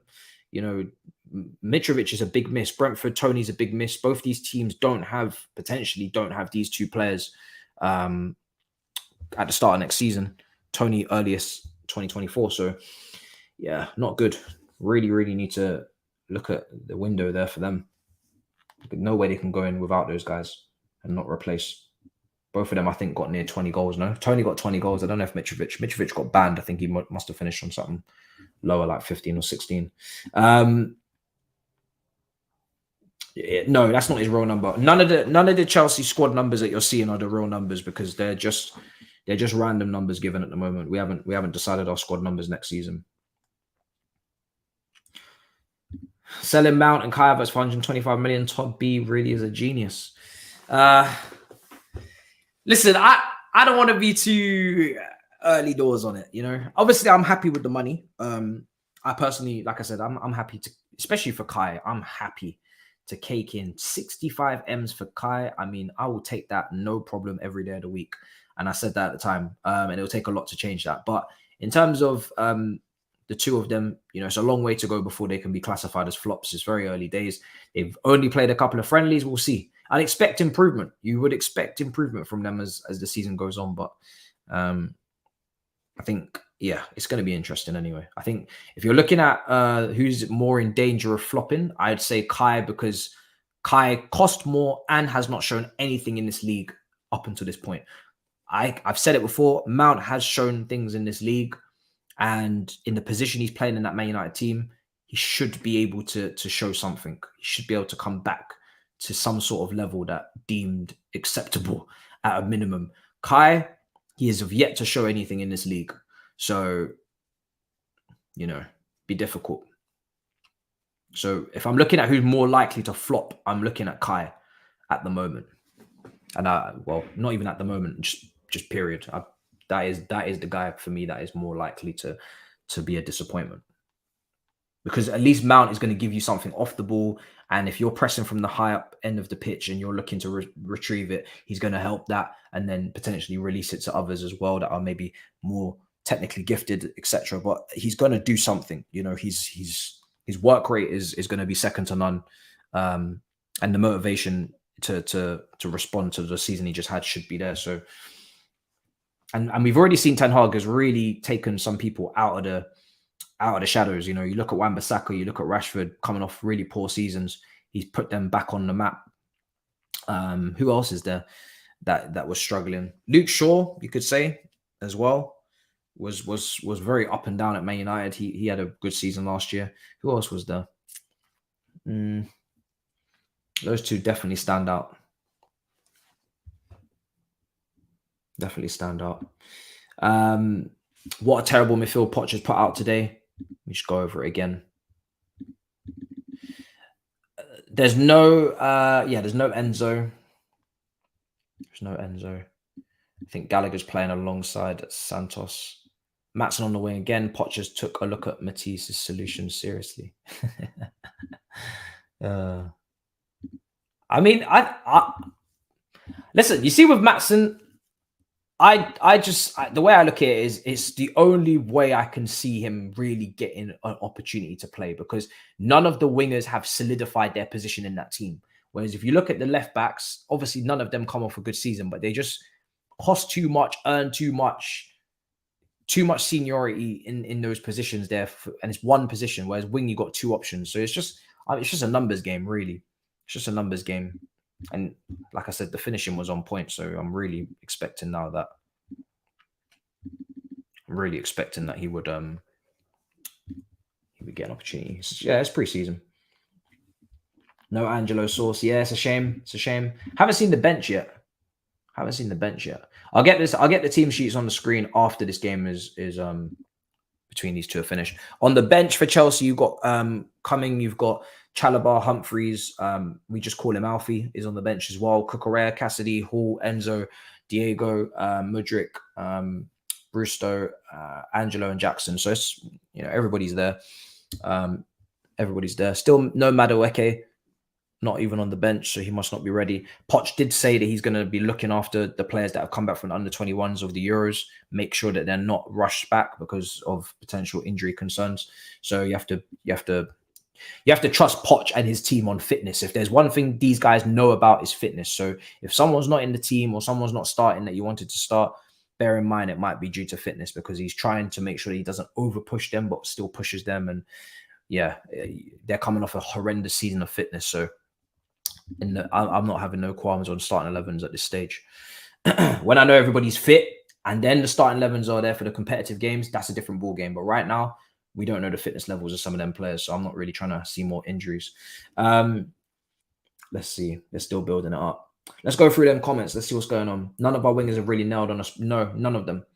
None of them have nailed a position in that team. Sterling, Madueke, Mudryk, none of them have nailed positions. And then you've got Angelo and Maatsen, the two that are kind of on the peripherals. there's no reason why I wouldn't like to see them both play. And if they're both balling out, then they can both play. You know, if Angelo and Matson are there smacking in assists and goals, then they can play. And the other three would have to hold bench. I'm not really too fussed, you know. Not too fussed. No preference or priority on any of them. Sterling is the one that is under most pressure because of the wages, the fee, the experience, everything. So he absolutely has to perform, or there's something very wrong. But with the other guys, you know, obviously Mudryk cost a lot, but I don't overrate Mudryk to the point where I think he should be balling out every single week because, like I said, I don't know this player. Or we signed him. I just see him as another Madueke level of talent. Obviously, if he comes in and smashes it, that's great. But I wasn't watching Shakhtar the next week in, week out, so he just gets the same treatment as everybody else, as far as I'm concerned. And I think Poch actually said on record, listen, a lot of these players, they might cost big fees and they might think to themselves, oh, that might give them a divine right to be playing games. But that's not how it works for him. You know, he's going to play whoever he thinks understands what he wants from them and deserves it. So regardless of your price tag, you're not going to just play because of that. And that's how it should be. A lot of time, especially last season, a lot of politics in the starting 11s, or a lot of politics. It's very clear. Very, very clear. The two teams are coming back out now, Arsenal and Manchester United. So we're gonna have the teams, we're gonna have the timer back on screen in a minute. They're gonna be starting off that game again. Was Havertz playing? You wouldn't think so. Is there substitutions? How many preseason games are we playing? I think we might be playing 4 or 5. We've played 1, Brighton, Fulham, Dortmund. I'm not sure if there's another one. I'm not sure. 4 or 5. But yeah, Chelsea don't kick off until 12 o'clock, and this game finishes just before 12 o'clock. So, right, we've kicked off. So Tomiyasu's been taken out for Kieran Tierney. Just reset this timer. So Kieran Tierney, in terms of his strengths, you'd expect him to overlap. But Tomiyasu didn't really get very far forward in that first half.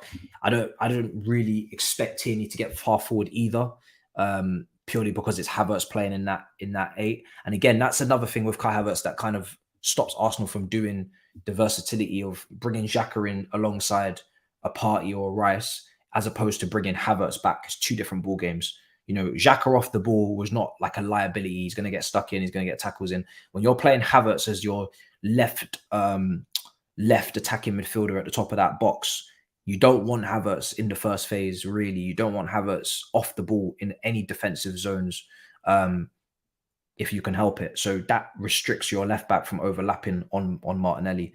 Your left back really this season has to just tuck in and kind of sit tight, because Havertz is the 8.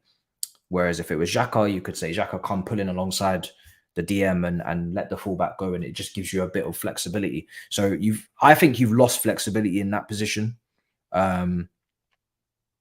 You've lost intangibles and you've lost character. So the only way to make up for that is technical quality and output. Really, it's the only way to make up for that.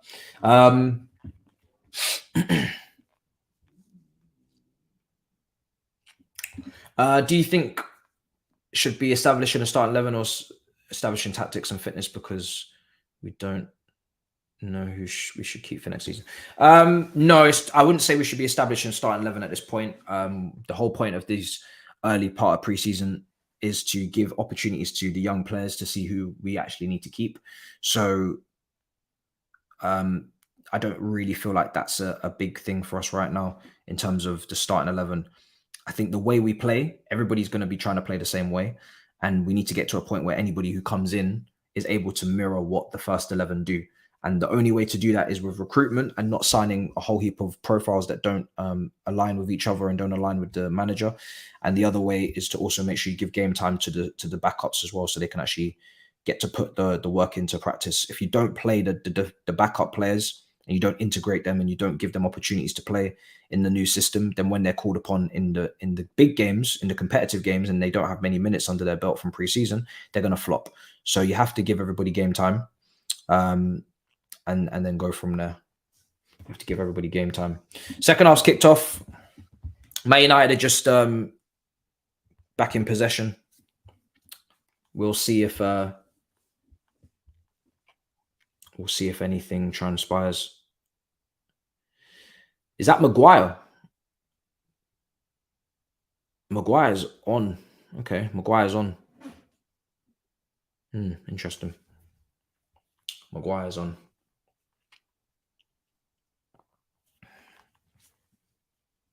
You've changed the whole lineup. You have. So Lindelof is in the team. Maguire's in the team. I might just make these changes as we go. I'm not going to be able to do it all in one go because I'm just still looking at who's in and who's out. But I'm going to make changes to the graphics. So let's just see. I'm not going to change the bench because there's literally no point. But I will change as we go that 11. So Lindelof and Maguire in that team. Is Diallo back? Is Diallo coming for Anthony? Looks like he may have. Rashford, I think, is in as well. Looks like I'm seeing Rashford out there in the striker position for Man United. I think Diallo's coming for Anthony as well. Rashford's on. Yep, Diallo's on. McTominay, Casemiro. Okay, so there's loads of changes. Loads of changes. Okay. Let me see if I can do this as we go. Yeah, I'm seeing it. Casemiro's on. Ahmed's on as well. I think you've got a young player that you mentioned. Is it Forson? Forson's on. Nacho, I'm guessing.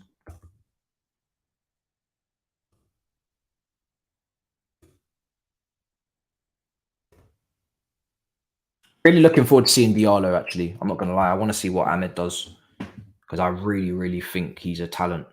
So I want to see if he's up to the hype. Brandon Williams and Dallo also in the team as well. Wow. Okay, so this is a whole change.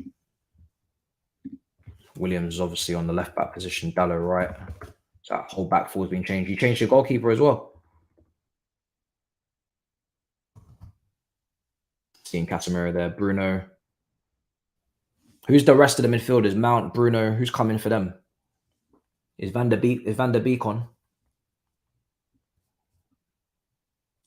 Odegaard's got a wide free kick here for Arsenal as well. Get Eddie off, should score. Oh, just wide. Good opportunity for Arsenal. And that is Nketiah, yeah, Nketiah. McTominay. Oh, sorry, McTominay and Eriksen. Thank you. Cool. And the goalkeeper stayed the same. So it's just 10 changes. McTominay, Eriksen. It's just said 45 minutes for everybody. So we're not going to see Van der Beek maybe today then. That's a shame. I would have rather seen Van der Beek than Eriksen, to be honest, but that's just curiosity more than anything. I don't really know what I'm getting from Eriksen these days. All right, cool. What about Arsenal? I'm ready to make changes on Arsenal as well. Definitely not as many changes. So Eriksen and Casemiro are going to play in a double pivot, and it's going to be McTominay in the 10. Ugh. I know what McTominay's job is, but I really don't like watching him in that role. I like my 10s as 10s, isn't it? Oh, here's Diallo. You got to release that ball, bro. Got to release it. Should have released it to Rashford. I don't think there's as many changes for Arsenal. Kai Havertz is still on. Rice is on. All right. Well, let me just set. And Tierney's come on. There's not really many changes. Yeah, I'm gonna just I'm gonna make that update on screen because I don't think there's many Arsenal changes. If there's any more, let me know. I think it's just Tierney for Tomiyasu at this moment. Man United's changed the whole thing, so I want to change that now.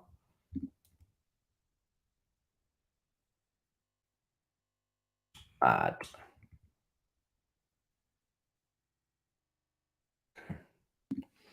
There's updates, so they're on screen.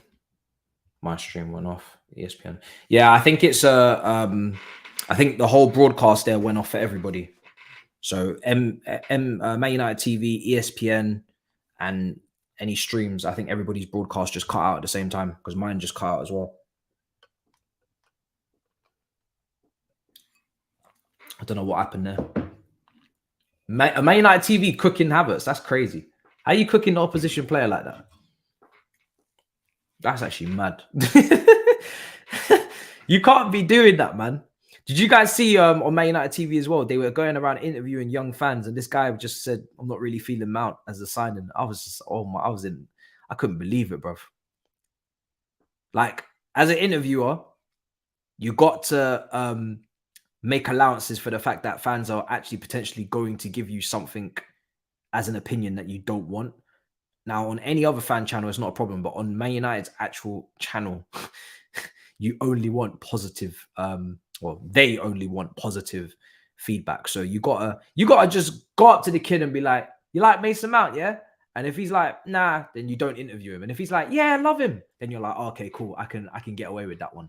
And then you go and ask him, how does he feel about Mason Mount? So they clearly did not prep that. They didn't preempt what he was going to say, and they just went in blind. You just don't do that if you work for a club. You just do not do that. How can they still be cooking him? That's crazy. I love it. You can cook each other. I've already spent enough time pulling my hair out over these players over the last season or last seasons. The amount of times Kai was nearly making me break shit in this room watching them. So you guys enjoy. You guys enjoy dealing with that. I'm going to pour me a drink. Ain't none of my business. Yeah, kids are honest, bruv. They don't business with all of that PR nonsense. They just say what it is. Yeah, man, we counting our money. We counting our money. You know, some people, and this is what I'm talking about, the copium. Some people are like, "Oh, we've taken Chelsea's top scorer from last year." Huh? Are you okay? We finished 12th. That's nothing to write home about. Do you know what I'm saying? You ever go back through the Premier League years and look at who finished 12th, Crystal Palace and all these teams there, and think, "Oh, I wouldn't mind taking their top goal scorer." The team that finished 12th in the league, I wouldn't mind splashing 65 million on their top goal scorer. Andre Ayew. Yeah, man. 65 million. Let's splash. Come on, man. The copium is crazy. Crazy copium. You know, the season before, our top goal scorer was Jorginho. So, yeah. That tells you all you need to know. Jorginho was our top goal scorer the year before. Jorginho. And you know that guy only takes penalties.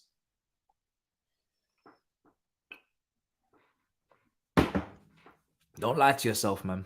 I'm telling you, don't lie to yourself.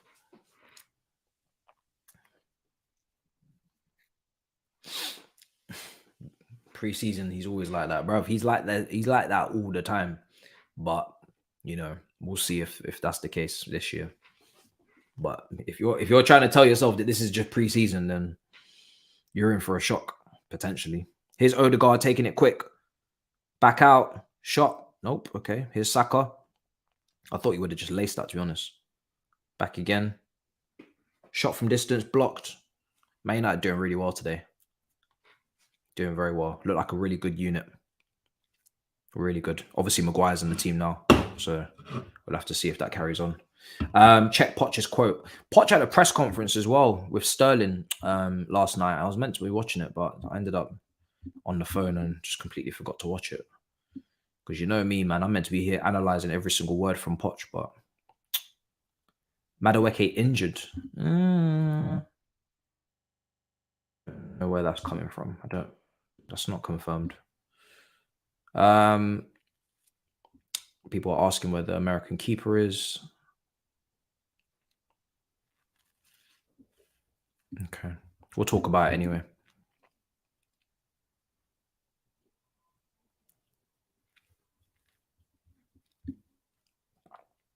Okay. But anyway, Rice is coming off, Timber's coming off, Partey, and Ben White is coming on. So we're going to make those changes to the graphic now. Both those substitutions, I think they need to be made for Arsenal. They need to get their old midfield back. Timber, yeah, nothing too much in this game. Started off pretty well and then kind of just faded, but nothing to worry about. I think out of all of the signings that Arsenal have made so far, I'd say Timber is not only the cheapest, but probably the best value for money, and then probably the definite upgrade potentially as well. So, you know, I think it's going to be close between him and Ben White. Like I said, Ben White had a really good season, so I don't want to disrespect, but I think Timber has the potential to really be probably one of the best signings that you've made there. He's so cheap as well. He didn't cost much. So, very good squad player to have. Is Ahmed injured? Oh, come on, man. I wanted to see what Ahmed was on, man.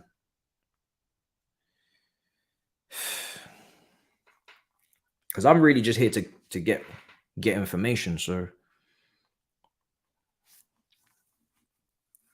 how's he got injured? On the crowd location, it doesn't look like a friendly game. Poch quotes. Doesn't look. Yeah, well, listen, Poch knows it's not a friendly, bro. It's not a friendly. Fuck Brighton.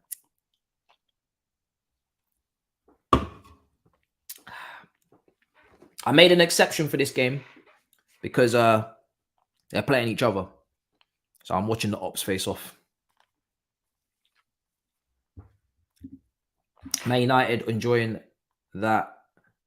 What? Biana?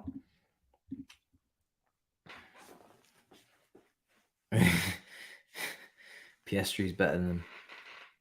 Piestri's better than him. I do like Pellistri. I think Pellestri's a good player. From the things that I've seen, the little things that I've seen, he looks like a good player. Rice needs to play next to Partey. Someone's saying, I-Test Merchant saying. That could happen. That could happen. They might end up just kicking Havertz out of the team, playing Rice next to Partey in the 2, and then playing Odegaard in the 10. I think that'd be a very good midfield. Because now you're putting Rice back in the position that he's used to playing in terms of playing in the 2. I think Partey have no problem playing in the 2. And then you're playing Odegaard in the 10. It's a little bit of a change. Then you're allowing Rice to potentially bomb forward into the left channel. And then you're tucking in Zinchenko like you did. So it could work. But I think average position, Rice is going to start a lot deeper than Xhaka did in the build-up. So, I mean, do you want Rice in your build-up? He can be in the build-up or he cannot. Like, he's not used to being this, integral part of build-up in terms of, it's not like Rice played this. It's not like West Ham played this, grand spanking football. So it's not like as if he's some build-up first phase master or anything. So you could probably just push him up and leave him out of it, to be honest. But you would be better off actually coaching him to be better in the first phase, because Jorginho and Partey are in their 30s. So you're going to need Rice to step up in the first phase at some point, if it's not now, in the future. He does play the lone 6 for England, but I'm not looking at England playing Macedonia and them, man, because there's no pressure on the ball. There's too much time and space. It's too easy. And then when England actually do play a good team, they always lose and they always fold. So I'm not really looking at Rice playing in the 6 for England and taking anything from it, to be honest. The tempo of the football and the quality of the football and the drop-off is just ridiculous, to be honest. You got to do that shit in the Prem. Doing it against Albania and North Macedonia and all them, man. Nah, it's not it. It's not the same. It's not the same job. Yeah, no, he's had a couple one-off good games against top teams, but everyone can have a good game against a team every now and then. I'm just saying in terms of he's not playing against top teams consistently, so you can't really gauge. There's loads of players that are not top players. Now he is a top player, but I'm just making an example. There's lots of players that are not top players that have had great games against top teams before. But my point is that you can't. There's no like wide range of information that you can take from it, because it's just a once off every now and then. Most of the games are dead against dead teams. Oh, here we go. Oh, that should have been 3-0. That should have been 3-0, man. That should have been 3-0. Wow. Man United are really blowing Arsenal away a bit here. Right side, Dalot, good step overs. That's what I like about Dalot. He can kind of act like a winger at times. Rashford should be getting on the end of that, man. Is the offside saved him? Okay, fair enough. Yeah, because Rashford should be tapping that in. That shouldn't even be a conversation. Rashford should definitely be tapping that in. Big up everybody in the building, by the way. Much appreciated, you guys. You smashing up the likes and watching this one. We need to see more from Arsenal, man. We're not seeing much from Arsenal. Get Balogun onto this pitch or something. I'm trying to see something, or Jesus or something, man. This is a bit dry. This is very dry from Arsenal at the moment. Maybe it's the kit. I'm telling you, it's this lollipop lady of a kit, man. It's this lollipop lady kit. I'm telling you. It's not Arsenal. It's not swaggy. It's just a mess. It's a mess of a kit. Now they've hit out a play. Is Jesus on? Oh shit. Oh, my bad. My bad. I didn't even notice. God damn. Let me change that. Because I ain't changed that on the lineup. I didn't even know Jesus was even on. But we were still running. Because the last time I mentioned the striker was Eddie Nketiah missing that chance. I didn't even know Jesus was even on. Is Nketiah playing with him? They're not playing a 2, are they? No, they're not playing a 2. So they must have taken him off. Let me make this change. When did that happen? Yeah, I can see it now. Yeah, Jesus is there. They must have made that change. I didn't even clock it. Maybe they made three changes and not 2, and I just didn't see Jesus come on. Must have done it at the same time. Yeah, you missed that chance. It's the last attack I remember. Havertz. Oh shit, what's happened? Ball in. Oh, what did I tell you? What did I tell you? I told you this actually earlier on. His heading ability is not as good as you think it is. And it's not what it should be for someone of his height and his size. And I said this, I think it was on Usam's stream. And I went into detailed analysis as to this guy and the amount of chances he misses from headers. And people were like, no, 1/3 of his goals is headers. I said, bruv, he scored 7 goals. Of course, 1/3 is not a lot when you score 7. Yeah, that is something that might start to piss you off. Because like I said, you are going to cross the ball into him and he is going to challenge because he's tall and he is going to get involved. And that is a good option to have. But the problem is that he doesn't actually convert. So that we kind of left that out of the negotiation. He's tall, he's silky, you know, but he doesn't convert. That's the thing. He doesn't actually convert. Now that you've actually signed him, we want to let you know he doesn't convert. He had the worst conversion rate in the Premier League last season. Just want to let you know that is something that we needed to tell you. I forgot about that. Conversion rate. Yeah, a little bit annoying. Oh. Do you know what it is? You can tell who knows how to head the ball and who doesn't. When he goes up for a header, he just jumps and just tries to get his head on it. He doesn't angle his body in a certain way. He doesn't attack the ball in a certain way. He doesn't aim it and guide it in a certain way. He doesn't get it back across goal. He doesn't do any of that. When he goes up for a header, he just kind of hangs and then he just heads it and then it just loops. Like, he's never heading it down into the ground or with power and direction. And you know, when crazy example, but we're talking about the extremists. Ronaldo, when Ronaldo was jumping for headers, he's not just letting the ball hit the top of his head and loop. This guy is literally like a fucking, he's like a machine. The ball's coming in and he's angling himself and he's up and he's boom and he's focused and he's aiming his whole body into the movement of where he's trying to put the ball. That's not what Kai does. Kai's not doing all that. He's just kind of up and just like, yeah. So yes, it's a long day. It's a long day. He's got a lot of improving to do in that regard. So you better get to the coaching on that one. You better get to the coaching. I would say that Jesus is a better header of the ball. You know, any of them guys there really, probably apart from Trossard. Balogun, I don't know if he can head the ball. He should be, as a striker, he should be trying to head the ball. Jesus is the only problem is that, you know, if he comes up against strong centre backs, he shouldn't really be winning that 50-50. But if you left Jesus in some space and you just asked him to just head the ball without anybody on him, probably better. The Chelsea game should be on Sky Sports, I think, because I think the Premier League series, summer series as a whole is on Sky.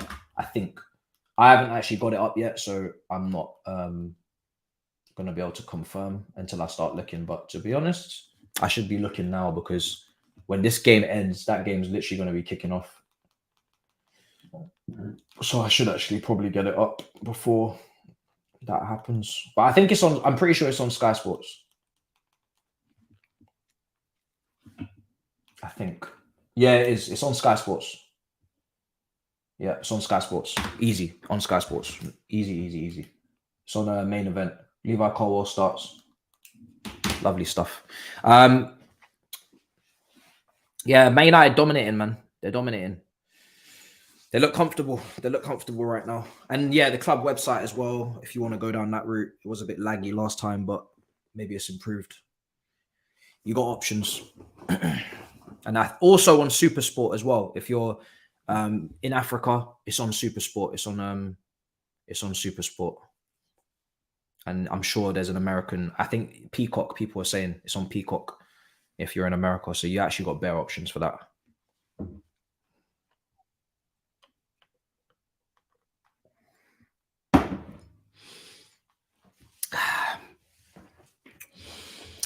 Whew. Jorginho on for Nketiah. How does that work?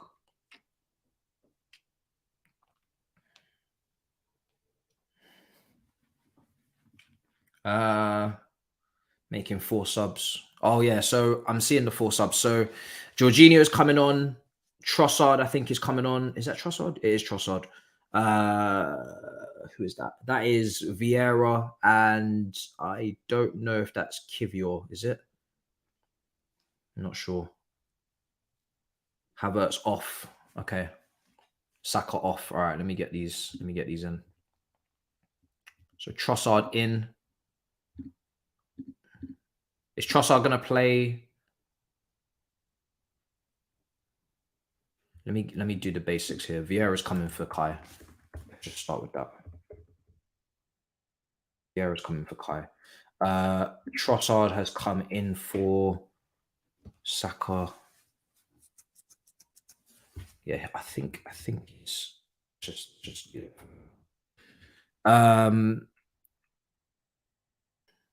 Let me see. Let me ask the Arsenal fans. Where's everybody playing that's come on, do you think? Sorry, Martinelli's off. Yeah, I need to take Martinelli out.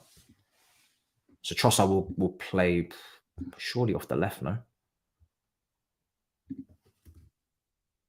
Good God. Yeah, talk to me, Arsenal fans. What's this team looking like? Martinelli came off for Jesus. Nketiah. Is Nketiah still on?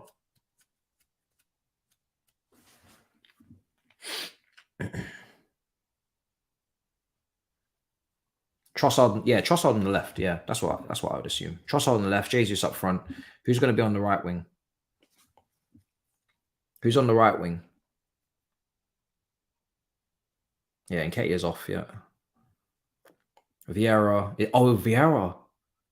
Maybe he's playing Vieira on the Vieira. Oh, okay. No, I know it now. Yeah. I get it.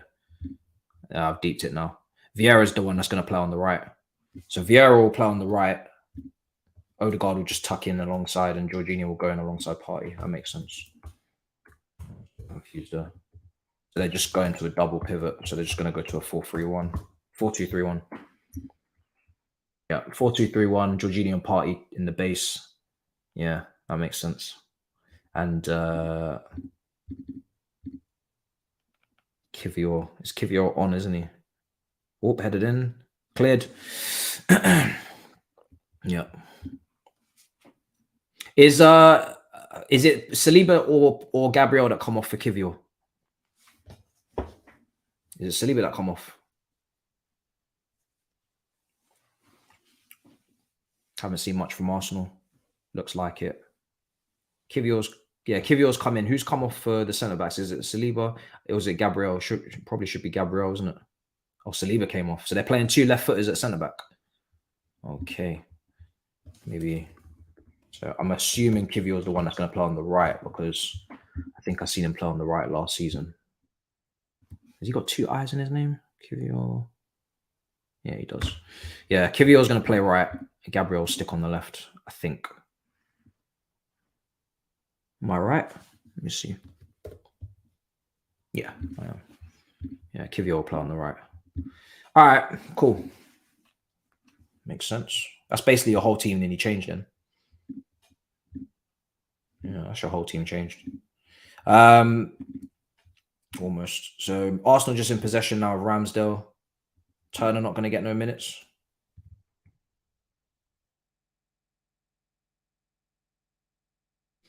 How's that going to look now? So, yeah, two-man base. No fullbacks are tucking in anymore. You've got 2 men in there. You don't need that. So you're going to have White and Tierney on the overlap. Might take it in turns. Vieira and Odegaard pretty close, and Trossard and Jesus pretty close, interchanging. All 4 of those can interchange with their 2 partners there. I think Vieira and Odegaard can interchange, and Trossard and Jesus can interchange. So you should be all right. You should be all right. My prediction was 2-2, so I'm actually quite disappointed with Arsenal today. I'm a little bit surprised. A little bit surprised. Yeah, there's no Caicedo in the Brighton squad, but that was apparently because he arrived late. That's what De Zerbi said. So it's nothing to do with the transfer.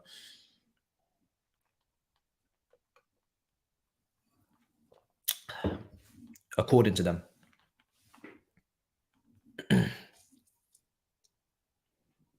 But yeah, I had it as a 2-2.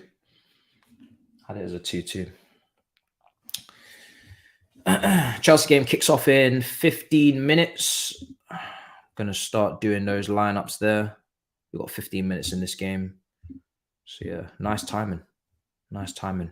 Big up everybody. Let's see. Did Chelsea's bench get... Yeah, she did get released. Oh, Grizz is tweeting. He's hitting back.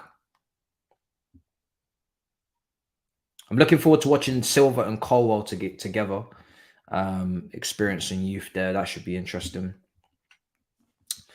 Kepa starts in goal. We've got Gusto. I should be able to say this team out fully, actually.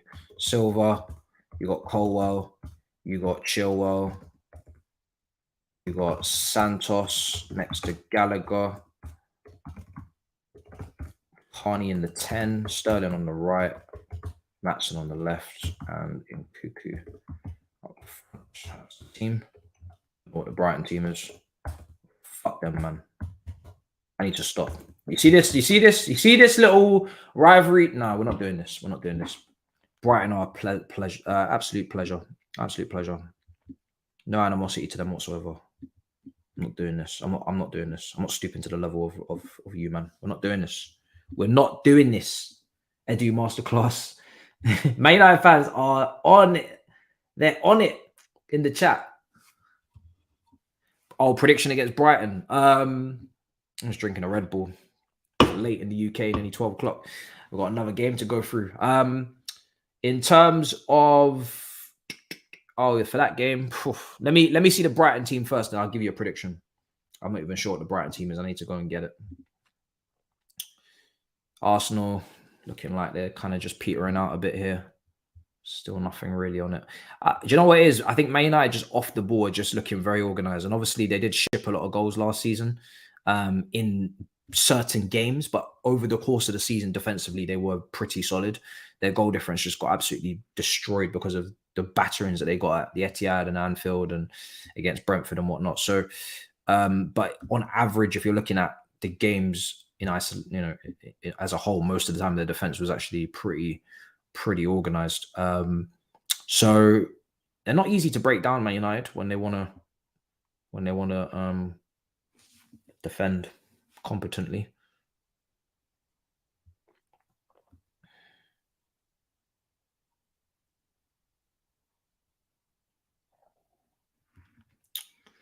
Let's see.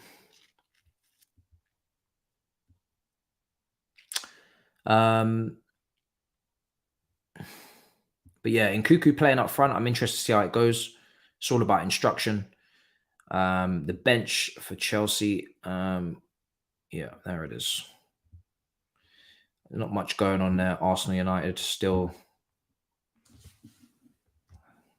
kind of just faffing around. Let's see. Be interesting to see how Arsenal play against Barcelona. I think the key for Arsenal is just incremental improvements, which is kind of mad in a way because I guess you just want to continue from last season and you don't want to have to reset and start over and all this. But with the players in the key positions in midfield, if they are starting at the beginning of next season, you've got two ways of doing this. And I think for me, if I'm Arsenal and I'm Arteta, I'm thinking, actually, you're not starting Rice and you're not starting Havertz at the beginning of the season. You're starting Partey. Problem is you don't have Xhaka, so I don't know who else would play in that position. Or you are starting Partey and you're starting Rice and you're taking out Havertz. Don't play both the new signings from the get-go. It's disturbing the midfield way too much. Try and get the rhythm going again. And then when the rhythm's going, you're coaching, teaching, the new signings. You got one in, one out, and then you slowly blood them in. That's what Klopp did. When Klopp signed a lot of his players, he slowly blooded them in, bedded them in over the season. He didn't really throw them straight in unless it was an emergency. So that's another way of doing it. But obviously there's pressure on Kai because he cost a lot. So it'd be interesting to see if Arsenal just want to start him, straight away because of that. But I just think trying to bed in the two midfielders into a system like this that is so possession based and so refined before they came in it's just a lot. But if they improve against Barcelona, then there should be some optimism maybe. Because these are proper games now. None of that MLS All-Star nonsense. You're playing against proper teams now. Trossard is in the 8. Trossard's in the 8. So Trossard's not playing on the left. So why would Trossard be in the 8? That's weird. I know he's played there in the 8 last season. I remember seeing him in the 8 a couple of times. But mainly, obviously, the false 9 and the striker. Sorry, the left wing position. I don't know. Trossard's an interesting one. Like, he got a lot of assists, and his crossing with his weak foot, whatever his weak foot is, was very impressive in his Player of the Month season. I would probably prefer him if I was you lot higher up in terms of just in the final third. I don't think I'd want him as an 8. He doesn't really give me Firmino, Liverpool kind of vibes where you'd want him sometimes as an 8 and you drop him because remember Firmino played as a 10 at Hoffenheim before he joined Liverpool, so he was already kind of given those midfielder traits anyway. Trossard's always kind of been a forward as far as I'm aware, so I'm not really too keen on Trossard as an 8 at the moment, but let's see how it goes. I don't remember the performances him as an 8 last season being particularly good. But it wasn't a way to squeeze on an extra attacker. Yeah, where's Smith Rowe? That's what you got Smith Rowe there as an 8. Why not just use him and just put Trossard in the left wing position? Yeah, Smith Rowe is on the bench. Yeah, he's just not going to come on, is he? Because if you can get Smith Rowe back to the form that he showed in his breakout season, you got a good player. You got someone who can actually challenge for the starting position, especially with Havertz in that left. Let me not even get started. If you can get Smith Rowe back on side and playing, and then you, now Havertz is getting spooky. Now it's getting very spooky. Because yeah, that's a easy swap out. But I don't know. I don't know what his fitness is saying. He's been injured a lot, so probably be difficult. Let's see. Is that Trossard there? If that is, he did well. Did very well there. Gabriel. Yeah. I don't know. I don't know what the situation is with Smith Rowe anymore. If he's legitimately going to get opportunities this season or not, or if he's even fit. I feel like this game is kind of just going to peter out into the scoreline that it is. It's not a disaster. It's only a friendly, but that's just the vibe I'm getting. Doesn't really feel like there's much drama on the way.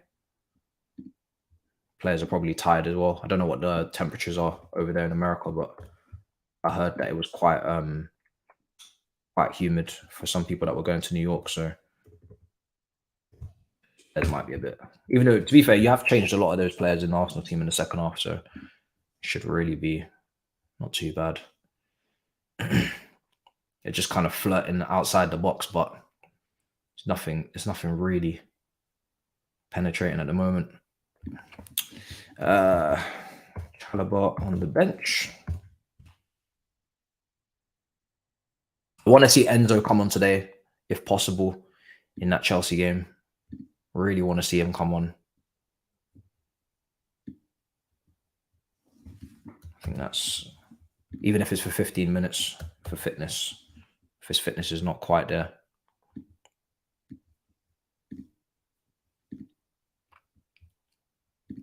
Let's see.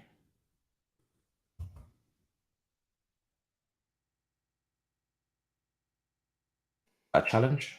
Late challenge from Jesus. Foul. Yeah. It's late there. Balogun prepared to fight for his place, people, because there's been some mixed info from an outside perspective. Like, it seems like he might want to start, but he wants minutes, or is he prepared to fight? I mean, I don't understand how you can think you're going to just start at Arsenal after the season they've just had, regardless of what you've done in League On. You need to understand there's levels to this game. You know, in that league, you're competing with Lacazette for the Golden Boot. No disrespect, but plenty. You know, you still have to be prepared to fight for your position. But if I was you lot, I would probably want to see him a little bit more than Nketiah. Because curiosity, potential wise, he might just fulfill. Be pretty much clear of him, which he should be if he's going to lead the national team like that. But only ending up being Nketiah, then long day.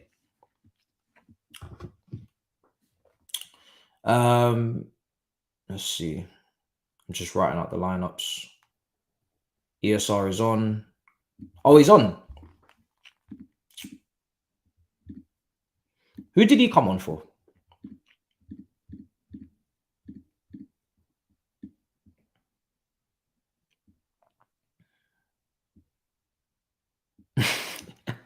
I was just going through you guys' comments. No, because I'm typing out the lineups, because the Chelsea game is going to kick off in 5 minutes. I'm not on the tab. I was typing up the lineups for the Chelsea game. I'm doing multiple things at once. I'm trying to run a smooth operation here.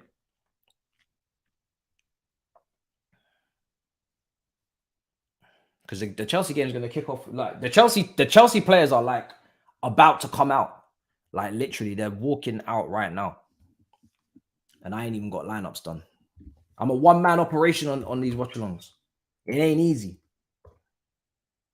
This ain't AFTV, bruv. I don't have no help.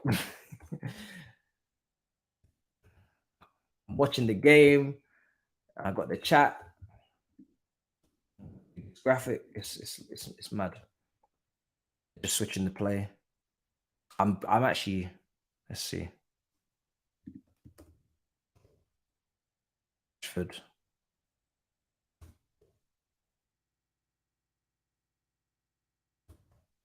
Given poverty minutes. Whenever he came on, he didn't come on early enough. Let's be honest. He's been given poverty minutes here because I don't know when he came on, but he ain't come on early enough. Poverty minutes.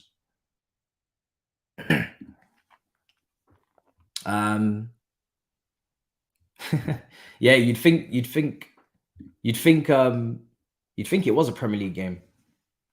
So the Chelsea match is on Sky Sports, it's on Super Sport, it's on Peacock, and it's on the website. So you got 4 spots that I'm aware of. Yeah, so you've got plenty of places to potentially watch that game.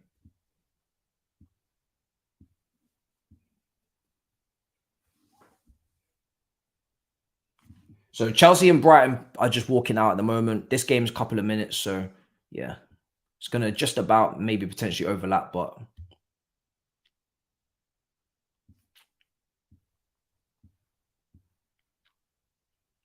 Smith Rowe is on.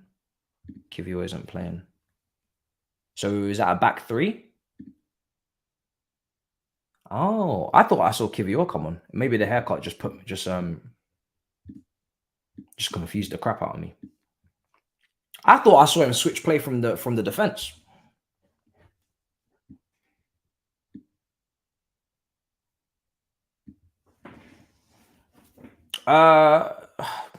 Listen, if you lose, obviously, I don't want us to lose the game against Brighton. If he loses, it's a friendly, it's a disappointment. It depends on the performance, really. The performance is what we're looking for, the fitness levels. But yeah, if he loses, it's just a disappointment and we have to move on. We go to the next friendly. But yeah, it's not really anything more to it than that. Same would apply for Arsenal here. Like, they obviously wanted to win. They didn't. You have to move on. Next game. That's it. So it is only a friendly, but you do want to win them, but it is what it is. There ain't repercussions. There ain't going to be slander or repercussions to losing no friendly. Do you know what I mean?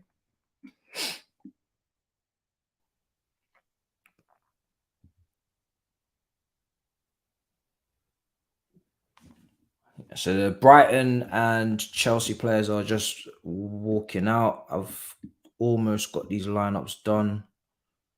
So we should be okay, people. We should be okay.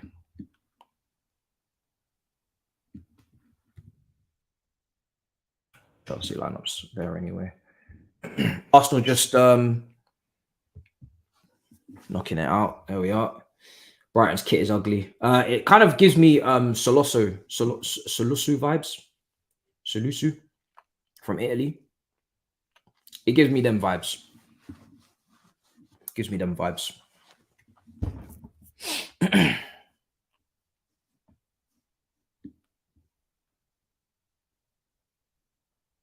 But we need to, I want them. We need to cook these lot. Oh, sorry. Okay, I see that super chat now. Thank you.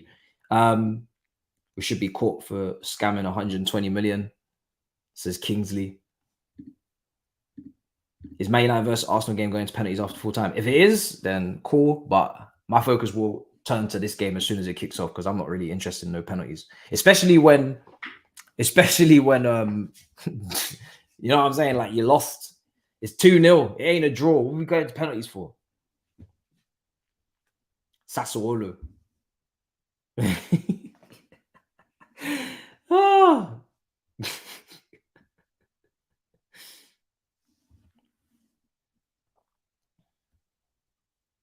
Why is everybody asking me if everything's okay?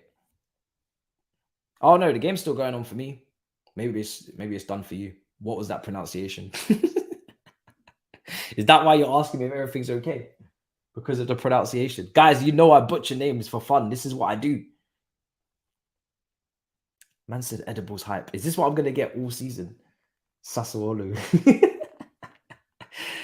Oh. All season, people will be like, it's the edibles, isn't it? What have I done? Set myself up for this all season. Bruv.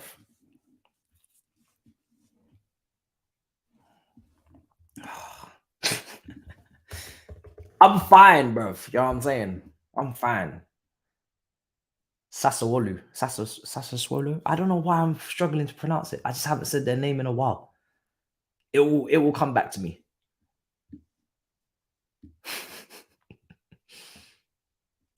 Arsenal still on the ball.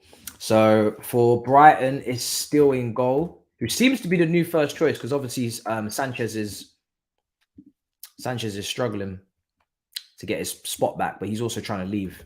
He's actually starting to look like he's really kind of lost out on that whole negotiation between him and Brighton because first of all, no one's coming for him. The same applies for David Raya at Brentford. These two thought that they were onto something. These two Spanish goalkeepers, and nobody has come in for them. They thought they were better than they are. Nobody's coming for them, and now they're chilling on the well. One of them's chilling on the bench for their club. Still's taken his place. Stocks are about to fall through the floorboards. Arsenal are just still looking to attack. Webster starts for Brighton as well. So does March. Guessing he's going to be playing right wing back like he was last season. Solly Marsh. Couple of new midfielders in this team as well for Brighton. One from Dortmund. Kickoff is coming up soon, people. So I really need to get a move on. Let's get this team finished off now. Bear with me, people. I don't know who that is. Yeah, game's about to kick off. So Chelsea game's about to kick off. I'll have the lineups on your screen. It has kicked off now. So timer and lineups are coming up on your screen. Just bear with me. Man United Arsenal game has just finished, I think. Looks like it's finished. So literally couldn't be any more perfect in terms of the switcheroo. Lana starts and Welbeck starts as well. All right, let's just get that up on screen. We'll go from there in a minute. Let's just get that up on screen. All right, we've kicked off. We need to seriously, we need to smoke these lot, man. This ain't a joke. This is some serious shit that's going on today. You want real rivalry? No. Let me not say that. I'm taking that back. Chelsea just in possession at the moment. That is a really weird kit. Now that I'm looking at Brighton's kit from just, you know, standoffish now from just looking on the pitch, it doesn't look nice. Yeah, I see what you guys are saying. So really it's not very nice kit at all. It actually looked better online just looking at the images. But when I'm looking at it in terms of on the screen, it doesn't look great. Brighton bench will be coming in a minute. I'd rather get the timer up. We get the bench up in a minute. But the game has kicked off. We're just in possession. Man United Arsenal is over. There we are. Here come Chelsea left side. Chilwell across the box. Somebody should have been on the end of that cross. It's a really good ball in from Chilwell. No one made a front post, near post run on that one, or back post. Looking for a cutback, I think. Or was it? Yeah, Matson.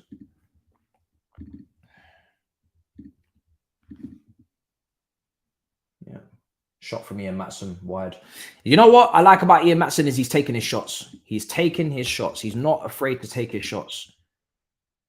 We need players that can do that and also have the confidence to take the shots and actually have the technique as well. So that's good.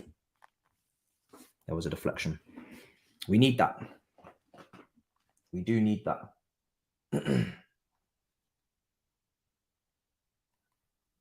All right, let me see if I can get this out. Chelsea looking good so far. Looking good.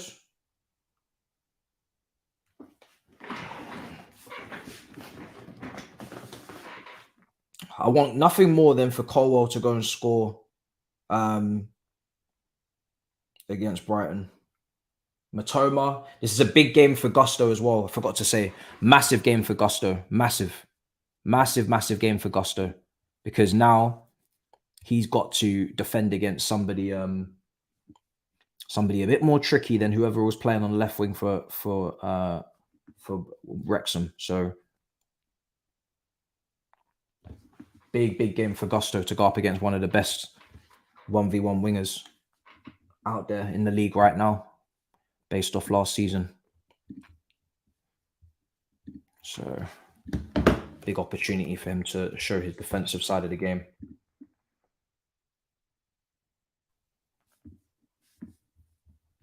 Let's see how he does. That's one of the best matchups of the game, actually, I think, because he's a new right back. We haven't seen too much of him, and he's going up against Matoma. If you can lock down Matoma, that's a really good indication of your defensive abilities. So that's a good one. I'm pretty happy with that matchup today. We need a proper test. Santos as well, first phase. Brighton are good at the press, so we'll see how he does. See what Nkuku's hold up is like as well in that lone striker position. Even though I'd prefer to see Jackson up there with him just peeling off a bit, but it is what it is.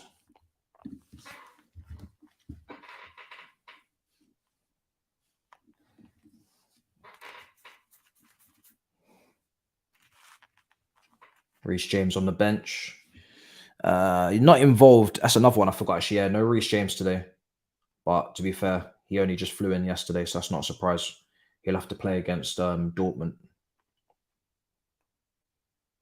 He'll have to play against Dortmund.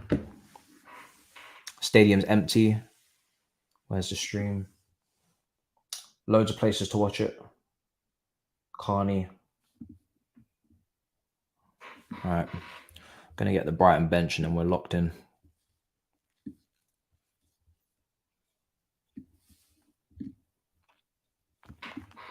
Chelsea just in possession. Carney slipped. Free kick. Should be all right. I think it's João Pedro, is it, from Watford on the bench as well for Brighton? That new Brazilian forward that they purchased. Be interesting to see how good he is. I think he was in the Premier League as well before they were relegated, but I don't remember too much of him, how he played. Carney does slip quite a bit. He does slip quite a bit, to be honest. I remember, what game was it? Was it Old Trafford? I think he slipped a lot in that game. Slipping and sliding everywhere.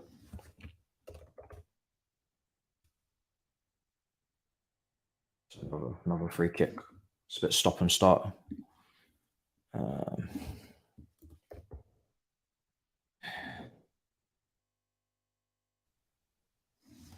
Not sure who this is on the Brighton bench, but what it is. Yeah, I might leave that until half time, to be honest. Their players are... I don't know their players well enough to just... Oh, nice turn from Kepa. Really, really nice turn from Kepa. I don't know Brighton's players well enough to...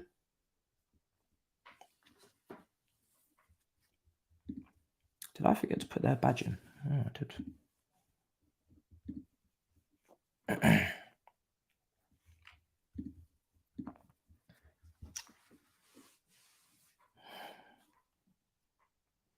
Yeah, Brighton playing out from the back quite nicely there.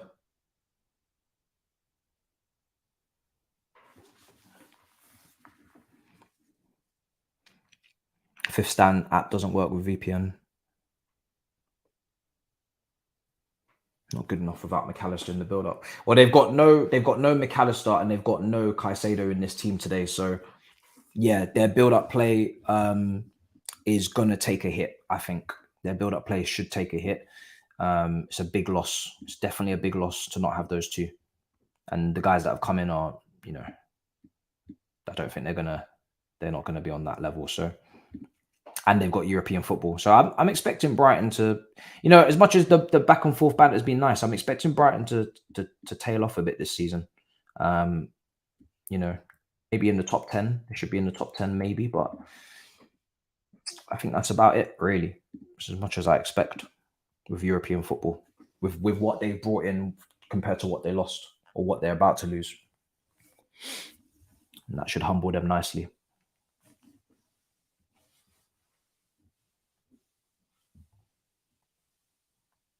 I'm watching it from Sky Sports. Yeah, I'm watching it from Sky Sports. Matoma's coming inside. Chilwell's handling it. Left now. And Cuckoo, Chilwell. That looks potentially like a handball, but referee didn't give it, and we move on. Peacock stream is stable. Yeah, he signed from Dortmund, I think, maybe on a free. A lot of people complaining about the Fifth Stand app as well.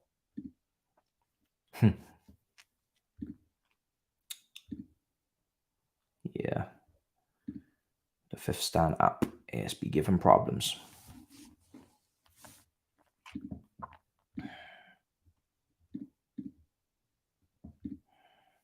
can't believe I just left their badge off. That's mad. I'll get that in there though. Just bear with me. So Chelsea just in possession in the defense now. Silva back to Kepa, who's going to clear it. In Cuckoo, missing out on that header.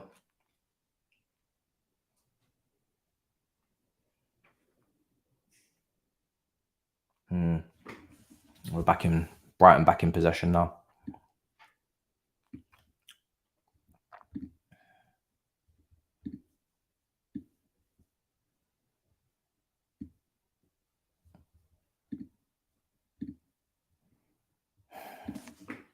They're coming again, coming forward on the left.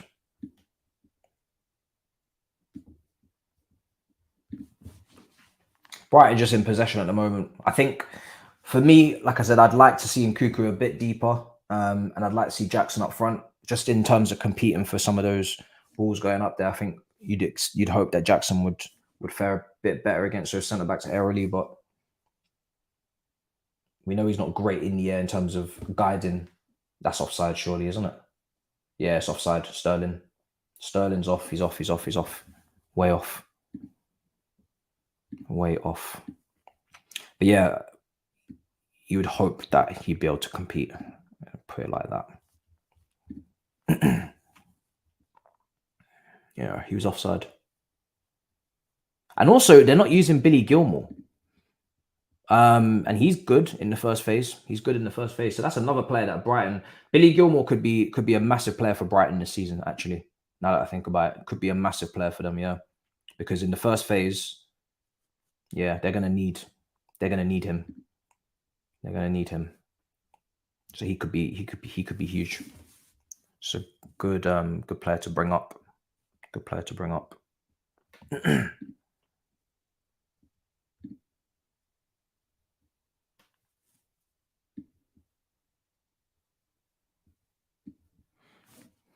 Brighton in possession again.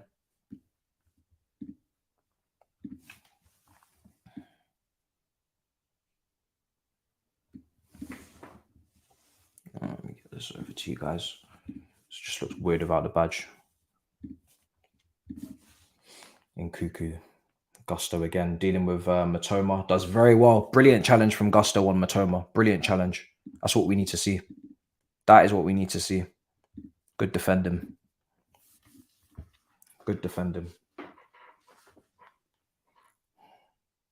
Short corner. Back out now. Ball into the box. Header. Oh, for God's sake. Danny Welbeck, 1-0. Danny Welbeck, 1-0. Poor. So poor. So poor. So many opportunities to win that header. Ball's being played short. Ball comes in now. Don't win that header. Who's that at the back post? Is that...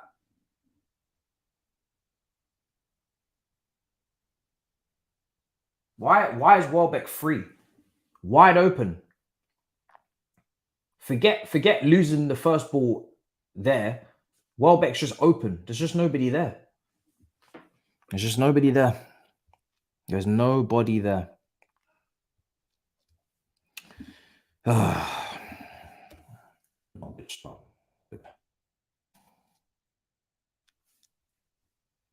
Why do we always concede to Welbeck? It's a great question. It's a great question. Every single time we play this team, we always concede to Welbeck. I don't understand why. I really don't.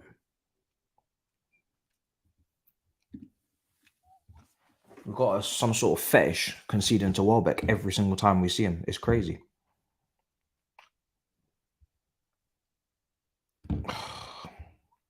We've got a Welbeck fetish, bruv. Oh.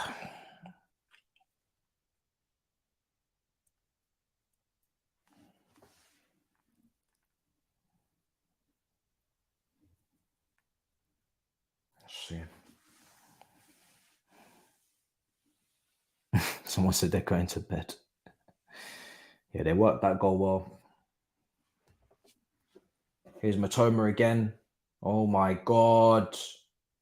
Oh my days. He messed up in the final hurdle, but Matoma just cooked a couple people there, man. He cooked a couple people. Damn. See, this is the game. This is the kind of game I want to see. Some performances from some of the young kids. But to be fair, it's actually quite a senior team today. It's a much more senior team than the team that played against Wrexham. This is a lot closer to what the starting 11 would look like. A lot closer. There's only a couple of players in there that you'd probably say wouldn't be starting, but it's a very strong team. There's no Humphrey starting today. There's no Chalobah starting. There's no Cassidy starting. There's no Diego or Angelo starting. No Jackson starting.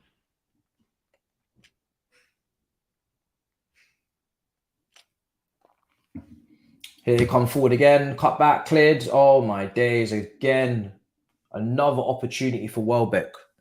Luckily, Kepa saves it. Oh my God. They just can't handle him in there. They actually cannot handle him in there. I don't know why. I don't know what they're...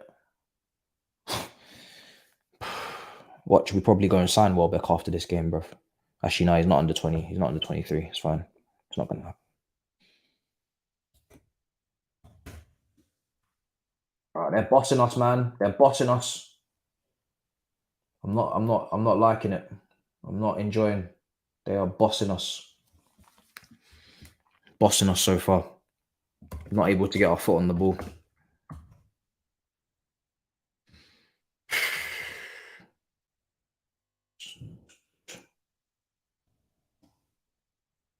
Yeah, they're actually running rings around us.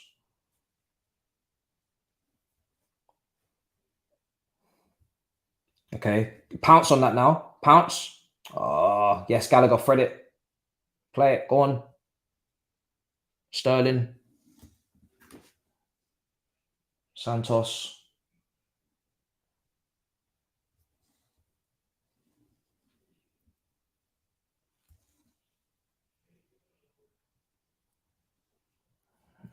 Sterling. Is that Sterling, man? Again on the right-hand side, giving the ball away. Oh, dearie me. Dearie me. Big season for Sterling, bruv. My days. Big season. More than you can believe. I don't even recognize their bench, bruv. I don't know none of these players in this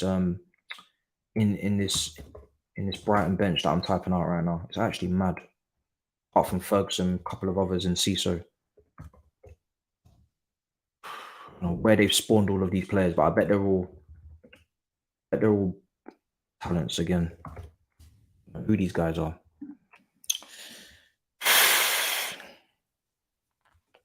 Is Milner playing? No, Milner's not playing. Milner's not playing.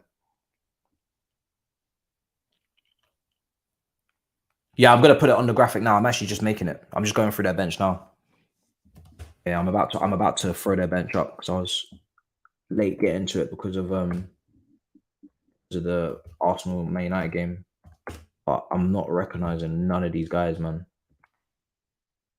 Just starting to build up again. Kepa, first phase. Santos, good. Well done, Santos. Sorry, Carney. Well done, Carney. Santos is there being bypassed. Back in. Carney, go on. Go on, Carney. Out wide. Good. Chilwell. Back in, back in. Don't take too long. Go on. Nice. Oh, well done. Go on. Yes. Ah, yes. Come on. Is that onside? Onside? Onside? Good. Well done. Well done. Well done. Well done. That was good. That was good play. Good goal. That's a good goal.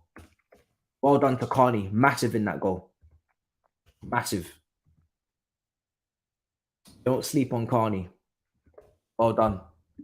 Started that and he ended that. Really good. Good, nice 1-2. Really good. Yeah, just manages to get it into Nkuku. Good finish. Second goal in 2 games. Love that. I love that for him. We love that for him.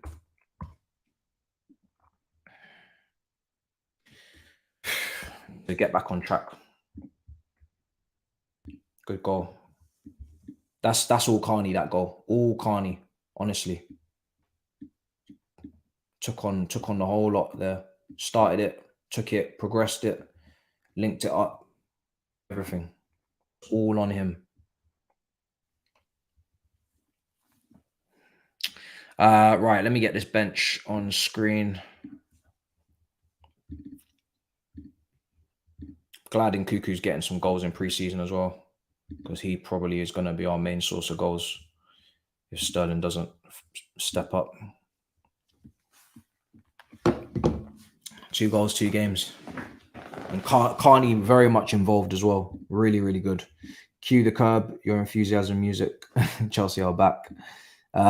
This is our final battle for Caicedo. The Seagulls belong in the bin. We need to beat them, man. We need to beat them. All right. Subs are on the screen now. 20 minutes gone. They play it around a lot better. You can see that they've had their manager for a while and they're still using the same patterns that they used last season. Santos scans well. Gallagher's actually terrible. Started off not too bad. I really like Carney. He could do something special. He could. Yeah, no, Carney's good, man. Carney's good.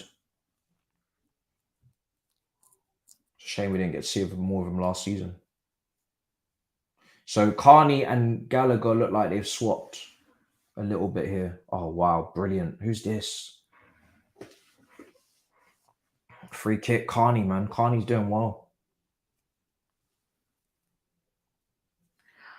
Squad numbers. Yeah, I think these...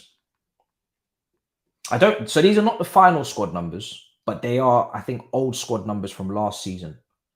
And Nkuku's not been given a squad number yet. Like, they haven't given anybody their new squad numbers. If there's new signings, they haven't given them their actual squad numbers. And then if they're existing players, then they're using last season's. So it's a weird one because Nkuku is not going to get the 45. So it's a bit of a mix. It's a bit of a mix.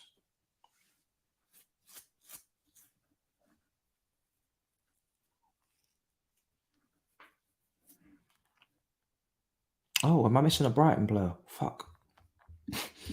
So I was in such a rush. Sorry. I was in such a rush. Who else is in that Brighton team? I've missed out somebody. Gilmore. Oh, Gilmore is there. Sorry, Gilmore. It's huge for the first phase, this team now. There we are.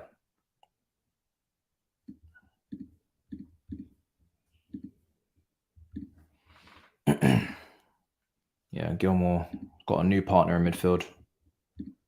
So they'll be hoping to make it Gilmore and Caicedo. That's what they want. 18 is Boreal.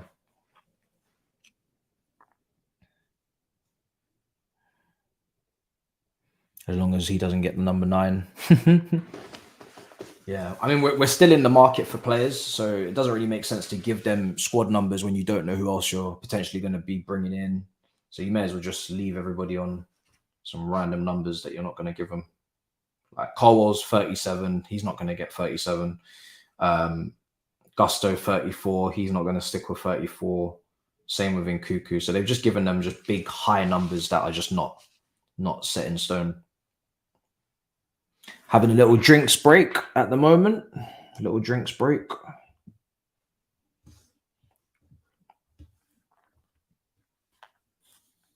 Mbappe number 9. Oh, what can you say?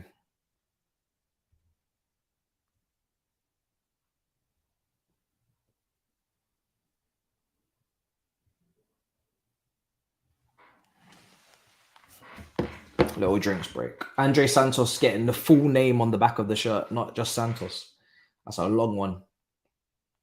That's a long one.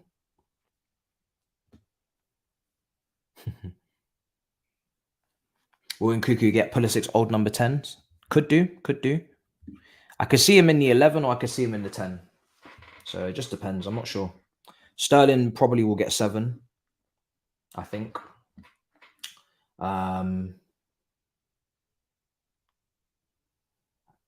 Jackson, I think Jackson could be a 19, or he might want the 9.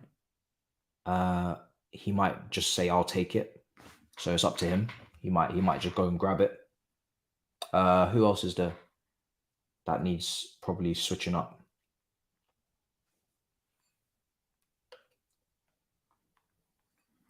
It depends who makes it. This is the thing. You don't want to give squad numbers now because you got Lewis Hall 67, you got Carney 30, you got like a lot of young players on high numbers from last year. Depending on whether they stay or go, they might get something serious, like they might get a proper number. So, but you haven't decided who you're keeping yet, so there's no point giving them the number. So whoever stays is going to come off these high numbers. Like Carney, if Carney stays, Carney might get a good number. So he might get something in the 20s or in the teens. So you just gotta wait to see who stays first. Just gotta see who stays. Who gets the 8? Could be Caicedo.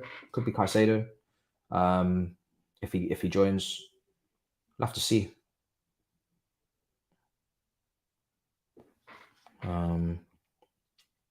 Santos, what is he going to get if he stays? We've got quite a few interesting ones. Any chance Sterling wants to go to Saudi? Here's Gusto into Gallagher. Santos.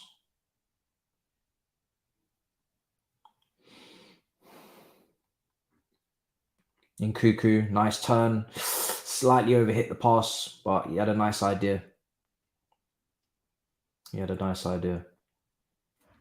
nice to see him get another goal. Yeah, the fifth stand app is not it at all. Smash up the likes if you haven't already. 1.9 of you in here. 1.9, 1.8. Let's get the likes up. Let's get them up. Let's get them up to 1,000. Double stream, long stream. Offside again. Is that offside again? He's been offside quite a few times, Matoma, today. Needs to settle himself. Apparently, Madueke is injured. I'm not sure if that's actually true. People are saying he's injured.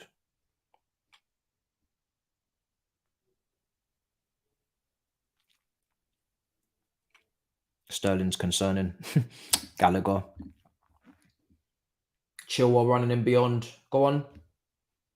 Oh, unlucky. I thought he was going somewhere with that Chilwell. He looked like he was going somewhere with that.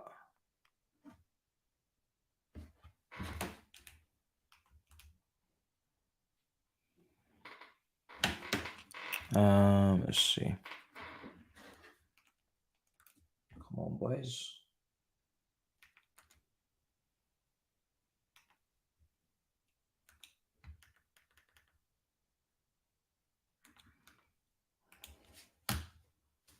Ball in, headed over the bar. Yeah. Let me adjust my timer. I think it's off. People are saying it's off, and it is off. I don't know why it's so off. Definitely started at the same time as I got the game going. So far, I think for me, yeah, I think Sterling has got to step it up again. I said that last game. I'll say it again. Say it again. Really has to step it up. It ain't a joke. Or us will be in Saudi next summer. Okay. Mudryk. So Mudryk Madueke. Mudryk is on the bench. Madueke is apparently injured, but I haven't had this confirmed. It's just people are saying it on Twitter that he might be having a knock or something. I don't know. So I'm not sure what's happened with Madueke, to be honest. But Mudryk's on the bench. Mudryk is on the bench. The team has improved, I could say, from the first 10-15 minutes where Brighton were dominating and all over us. It's a little bit more even now, but there's definitely still improvements to be made. You can see that this midfield could do with a Caicedo and an Enzo together, you know, patrolling that midfield, running the show, just you know, ripping it up in the first phase and really just putting more control, because Brighton, they have controlled it quite well for the large majority. But Carney's looking really good. Carney's looking good. He's looked dangerous. That's a big dive in, Colwell. He's not got there either. Matoma on the left now. And they're doing a underlap. Oh my God. I thought that was in the goal. I actually thought that went in. The angle was messed up. Play it, Gallagher. Play it forward. Taking too long. Taking too fucking long. Play it forward. Play it forward. Don't take too long.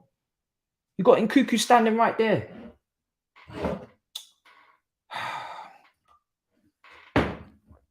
Taking too long. Taking too many touches. Play it forward.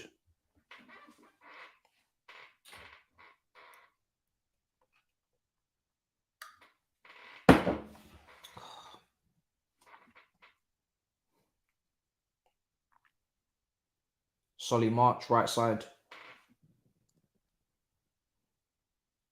Switch.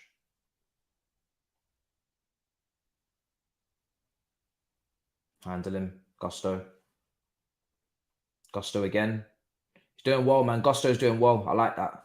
He's doing well. Under hit pass from Sterling back to him. Throwing. Gusto's doing well against Matoma. It's a good battle out there. I like that. Because he's going to be playing a lot. He's going to be playing a lot, unfortunately, because Reece James is going to need looking after. So need to know he can defend. The Gusto looks good. Why is Saeed TV in this chat talking about struggling and all this? Brother, it's pre-season. Relax. Relax. Relax.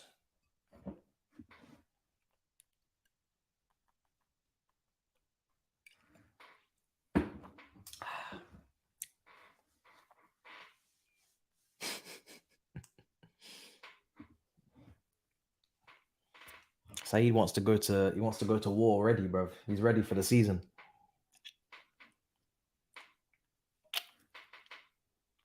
Can you do a poll? I can do a poll. Let me get rid of that other one. I can ask the same question because it's a draw at the moment anyway.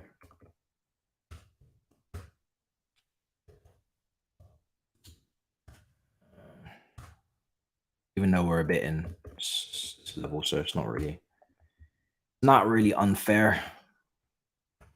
Matoma squaring up against Gusto again.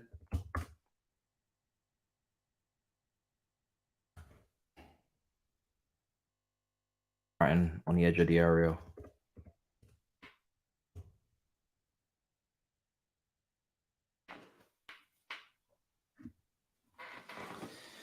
Matoma.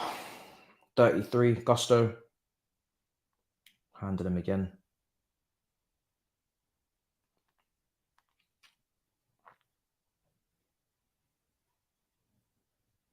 Good. Intercepted. Let's go. Oh, brilliant. Oh, brilliant. Carney. That is how you do it. Yeah. You look at Gallagher and how he got suffocated and couldn't get out. You look at Carney and you look how he got out. There you go.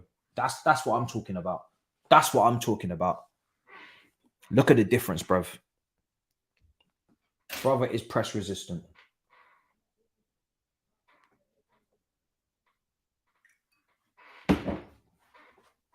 Bruh. That's what I like to see. I want to see more of Santos and Carney in the deeper positions, man. Just push Gallagher up higher, I think. Just push him up higher. Because when you're watching him, he's not doing anything deeper. From a deeper position, he's not doing anything. Just put him up higher. Let him get closer to Nkuku. Try and get closer to goal. Let Carney and Santos do the deep first phase stuff. Because I don't need to see Gallagher this deep. That would be something I'd change. I don't need to see him that deep. He's not doing anything.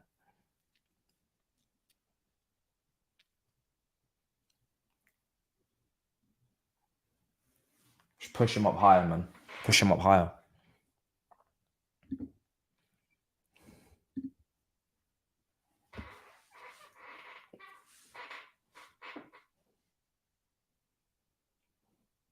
It looks like we're playing a 4-3-3. To be honest. Intercept that.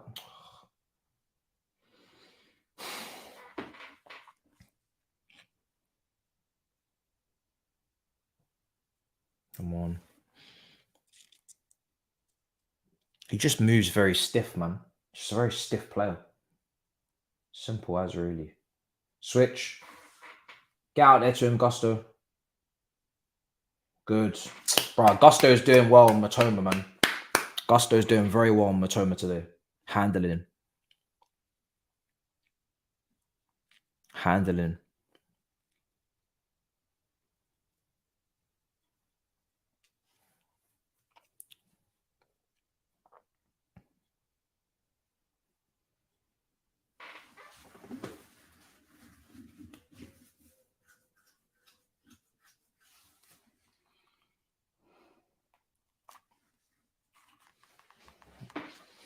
Someone's saying they need more from Carney. I'd say Carney's probably been our best player. Need more from everybody else, if everything. I think Carney's been our best player today.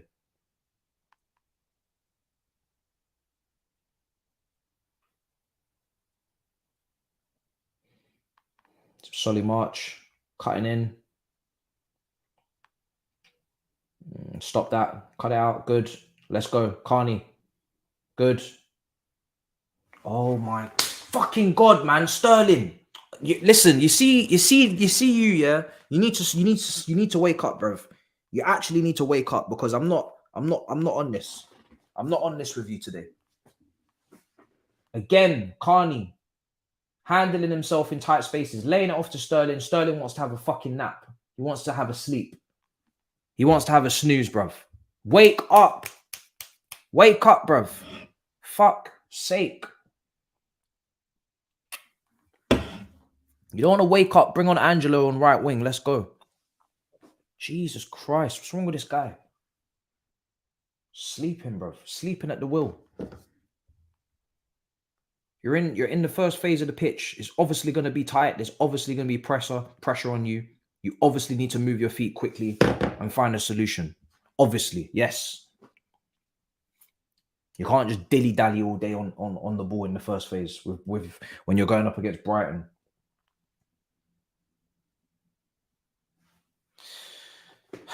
So it seems like Andre Santos is now the one that's a bit higher up. I think Poch is just testing out all of these midfielders in these three positions. The sitter in the pivot, a little bit more advanced in the pivot, and obviously the 10 to see who can do what. But ideally, I'd like to swap Gallagher and Santos, I think. But they may even be interchanging, to be honest, because it's all quite mixed at the moment in terms of average position. I wouldn't really say anybody's on average higher than anyone else. It just seems like they're just rotating around, all three of them. Kepa's going to clear. Sterling off the pitch again. Oh, clock's moving up, bro. Shouldn't be stuck. Is my clock messed up? Yeah, it is, isn't it? Yeah, it is. Because it's now way off the pace again. It was stuck at 35. It's moving now, but now it's way behind. So I don't know what's going on today, people, with the clock. I don't know why it's moving mad. Really don't. But I'm gonna change it now anyway. Bear with me. I don't know what's going on. Overestimated that a little bit.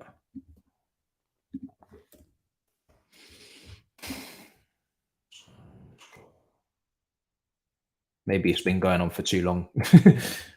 That's probably what it maybe is with the stream. I don't know. It's doing back-to-back games. It's not, the clock's in pre-season. That's what it is. The clock is in pre-season, bro. It's not used to doing watch-alongs, let alone back-to-back. Clock's having a bit of a pre-season. Pulling up, hamstring injury.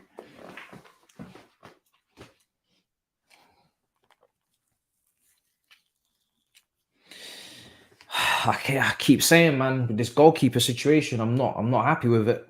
There's nothing I can do, bro. Not happy with this goalkeeper situation. We need to try and get Keylor Navas or something as a backup, because, or as a stopgap or something, because I'm not sure about that one. Carney. Oh, bro, this guy, bro. Look at, did you see that? Between Santos, Carney, and Nkuku. You see that? Oh, we should have scored. Should have scored, man. That was beautiful. These are the three. This is what I want to see. Yes. You see what happens when you get the right players in them positions. That's what I want. Yes. Combinations. Tight spaces. Can control the ball. That's what we want. Yeah, it was Matson coming in. Didn't get there. That's what we want. That is what we want.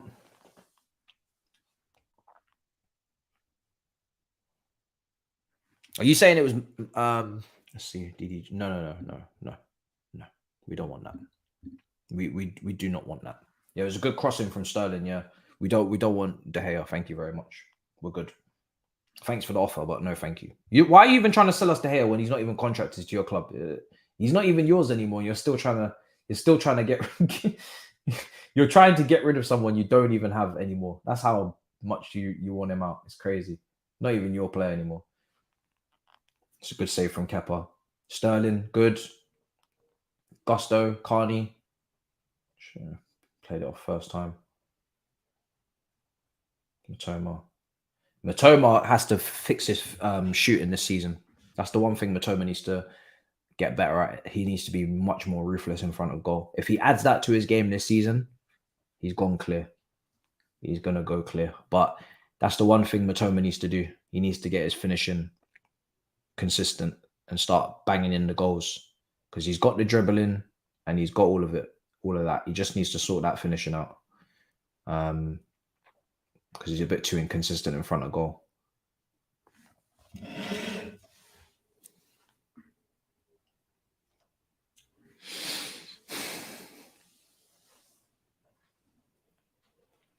No, Mudrik's on the bench. It's on the bench. Solly March, back post, good defending. Here's Carney. Nice. Oh, you've underhit it. Good tackle. Well done. Oh, come on, ref, man. Come on.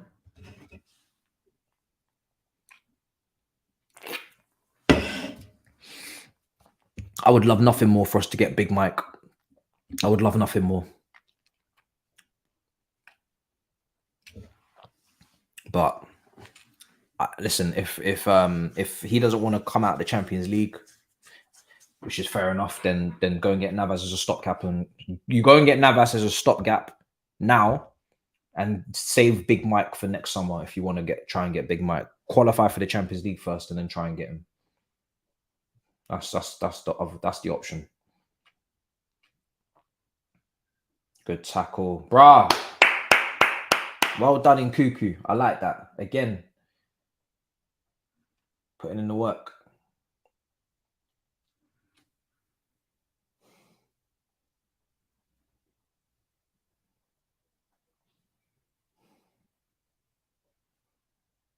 Chilwell. Ooh, a little bit of a miscommunication there between the goalkeeper and the defender. Sterling, go on. Nice. Please take on your man. Good. Go on. Unlucky. Yeah, Colwell's passing range, man. That's what it is. That is what it is. Colwell's passing range. It's not a joke. It is not a joke.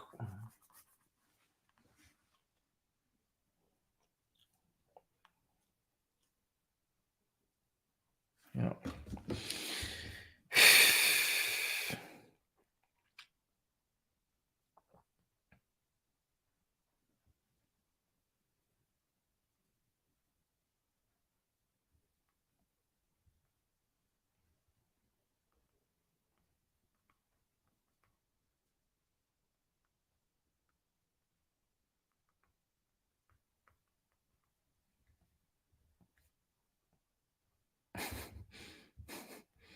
Bro, it's always these Arsenal fans, bro.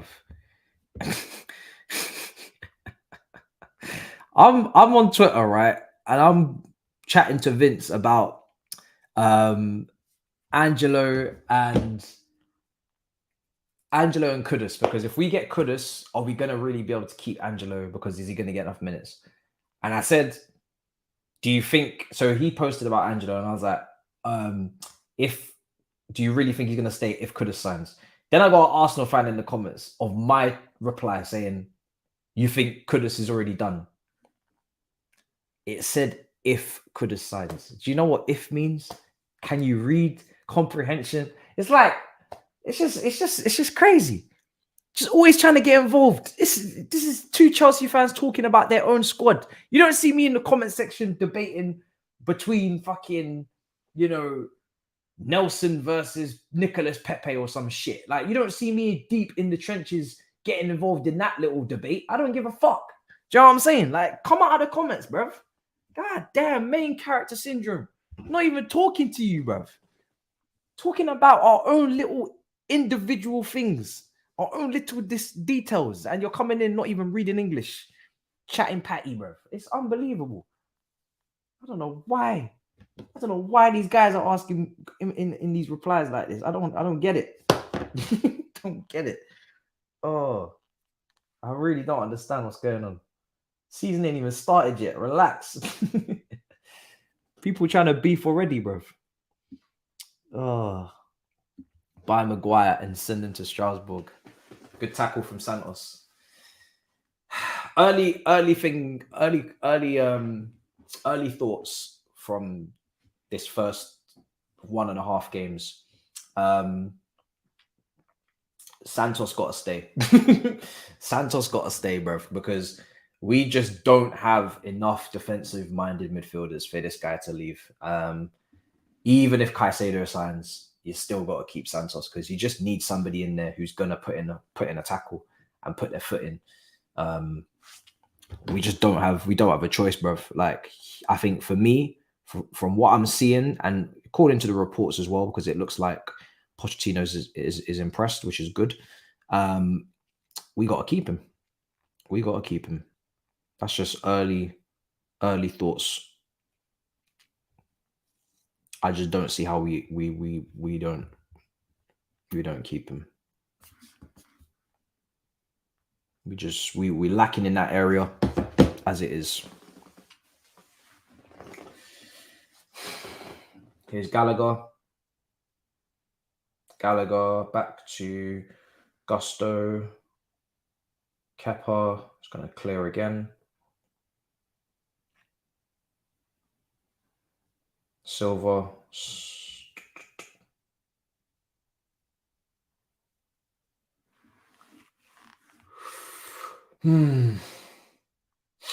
Colwell. Good. Chilwell. Nice. Well done. Back out. Good. Brilliant. In Cuckoo. That was good play. Gusto, come on.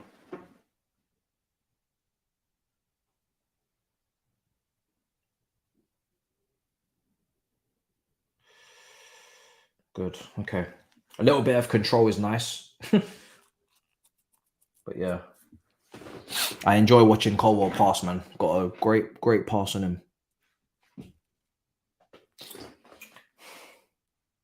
I'd like to see Cassidy in this game because he was brilliant in the first game. I want to see what Cassidy can do in this game. The level's gone up now, so let's see what he can bring to the table. I would probably take out Gallagher for Cassidy. Let me see. Let's talk about it anyway. Halftime. Let's talk. Mixed half, very mixed half. Sometimes maybe good, sometimes maybe shit. The level's gone up though, so it's not really a surprise. The level's gone up. Playing Brighton now, not Wrexham. And I think the main takeaways there are first phase, Carney and Santos over Gallagher for me. And you know, for me, if you're going to use Gallagher, you just push him higher, man. Push him up higher, because in the first phase, when it comes to being pressed and getting a lot of pressure on him, it's just not. It's not his lifestyle. It's not his lifestyle. Really enjoying Santos for the second game. Running Santos, taking a lot of responsibility in that midfield, on and off the ball, as he has to. I think Gusto is doing really well against Matoma defensively, really well. Matoma is obviously the biggest threat 1v1. I think he's doing a solid job. I think Sterling, listen, you got to wake up, man. Like, he has had some nice little crosses here and there, but he's got to wake up. Nkuku's been good, got his goal. He's had a couple of nice moments. Colwell's passing, Silva's passing, brilliant out the back. Chilwell's actually been good as well.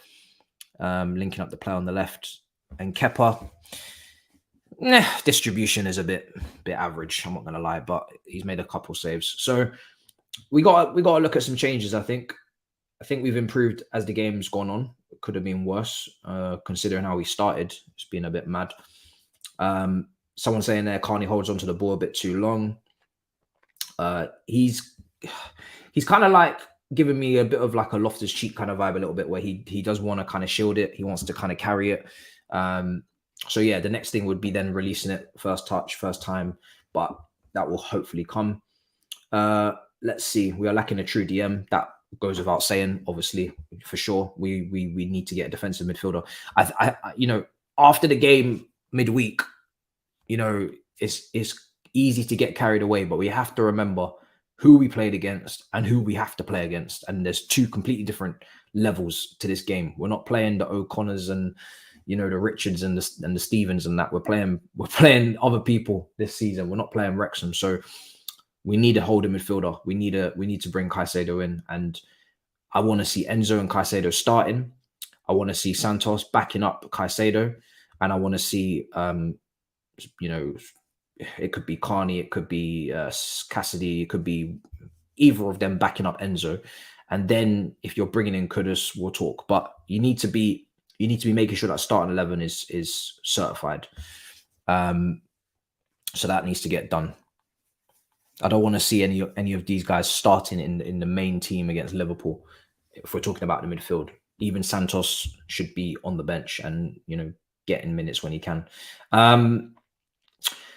Substitutions wise, I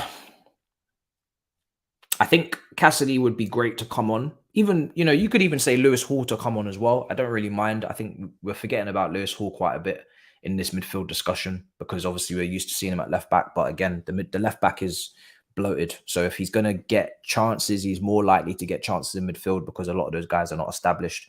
The left backs are experienced and on high wages, so it would be difficult. I don't like the way the game goes, but it is the way the game goes. But yeah, let's see. So yeah, Cassidy would be good. I think Cassidy was really impressive last game, so I slightly lean towards getting him on. Jackson would be great to see as well, but obviously you're looking at, are you bringing him on to play with Nkuku, or are you taking him in and you're taking Nkuku out? I would like to see Nkuku and Jackson play together. Obviously, we don't have many strikers at the moment, so that's where we're we're struggling to play them together and still have an option on the bench. I want to see Angelo come on as well. I'm pretty cool to bring in Angelo and bring in Mudryk for Sterling and Maatsen. 45 minutes each for all of them. Get Maatsen and Sterling out now. Let's get Mudryk in if he's fit. If Mudryk is fit, I think I'd like to see Mudryk for 45, but he might not be able to do 45 because I think he had a couple of little niggling injuries over the under-21s with the Ukraine team, so he might not be able to do the 45. I'd love to see Angelo come in though. I'd love to see Angelo come in. You could bring in Angelo for Maatsen or Sterling. I'm not too fussed. But yeah, I'd like to see Angelo on the right wing, second half. Gusto overlapping, potentially.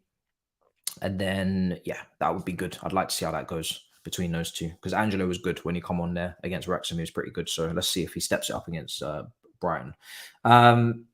So yeah, let's see. Chalobah, Silva, again, if you want to give minutes out, you can do it. It's not a problem. I would love, Colwell to send those passes down to Mudryk. And if Chilwell's making those underlapping runs, and then you've got Mudryk who likes to play that reverse ball, that is something that I want to see because Chilwell's got good off the ball movement and he's good at making those underlapping runs. He got the goal against Wrexham with that run. I think he had a chance here today with the same run. And he is getting high and wide and high forward. And he's able to do that because the confidence is that he knows that he can get the cover of Colwell coming out to the left back position, cover him defensively and just switch to a 3. Gusto will just tuck in. So I think for me, I'd like to see Mudryk on that left-hand side, Angelo on the right. I think that'd be fun to watch.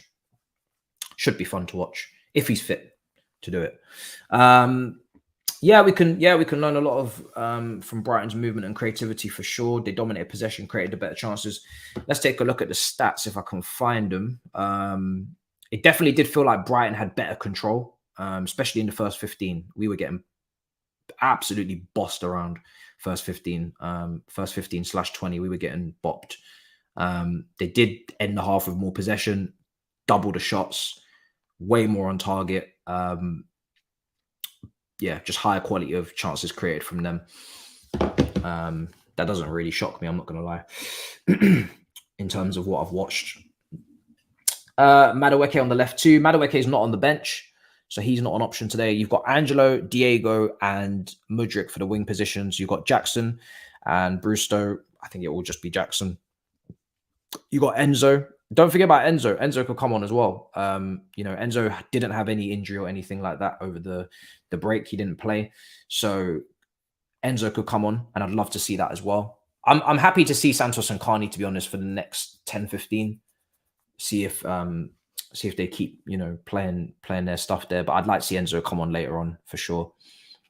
He might bring Cucurella on. Humphreys as well. I don't know. It depends. It depends how much rotation he wants to do here, because obviously we do want to win the game, but it is a friendly at the same time. So if you want to give minutes to Humphreys and Chalobah, this is probably the time to do it as well. Let's see. Let's see. Levi with those passes. Yeah, really nice passes from him. Sterling's making the right side of the attack really dull, someone said. Santos and Carney look a bit lost so far. I'm sure Poch will work on them and get them better drilled over time. What it looks like for me so far is that Poch is allowing Gallagher, Santos, and Carney to just all rotate. Like, from an average position standpoint, I can't see who's meant to be the deepest and who's meant to be the furthest forward. They just seem to be all interchanging and swapping position. And sometimes Gallagher's deep, sometimes Santos is deep, sometimes Carney's deep, sometimes it's the other way around, the complete opposite. Now, for me personally, based on what I'm seeing, I would prefer Gallagher to be advanced, pressing their build-up play, getting close to Nkuku, making runs off of him, just being a handful in that area, and let Santos and Carney sit deeper and try and do the first phase and progress the ball. Personally, that's what I would rather see, because I just feel like in tight spaces when Carney receives the ball, I just think he's better than Connor. In that regard, I just don't trust Connor receiving the ball in tight spaces, and he did give it away a couple of times. Now, Carney gave it away a couple of times as well, so it's not like as if Carney's perfect. But I just think if I'm looking at the potential of both players in that position, I'm thinking Carney's better suited to just keeping the ball in those phases. But we'll see if there's any substitutions. But if you're not going to change the midfield, I'd prefer if that was what I saw in the second half, in terms of the average position, because it is a bit of a rotation right now. Maybe it's just a 4-3-3. Maybe it's just a 4-3-3 and they're all just interchanging. That's what it feels like anyway. Let's see. Can't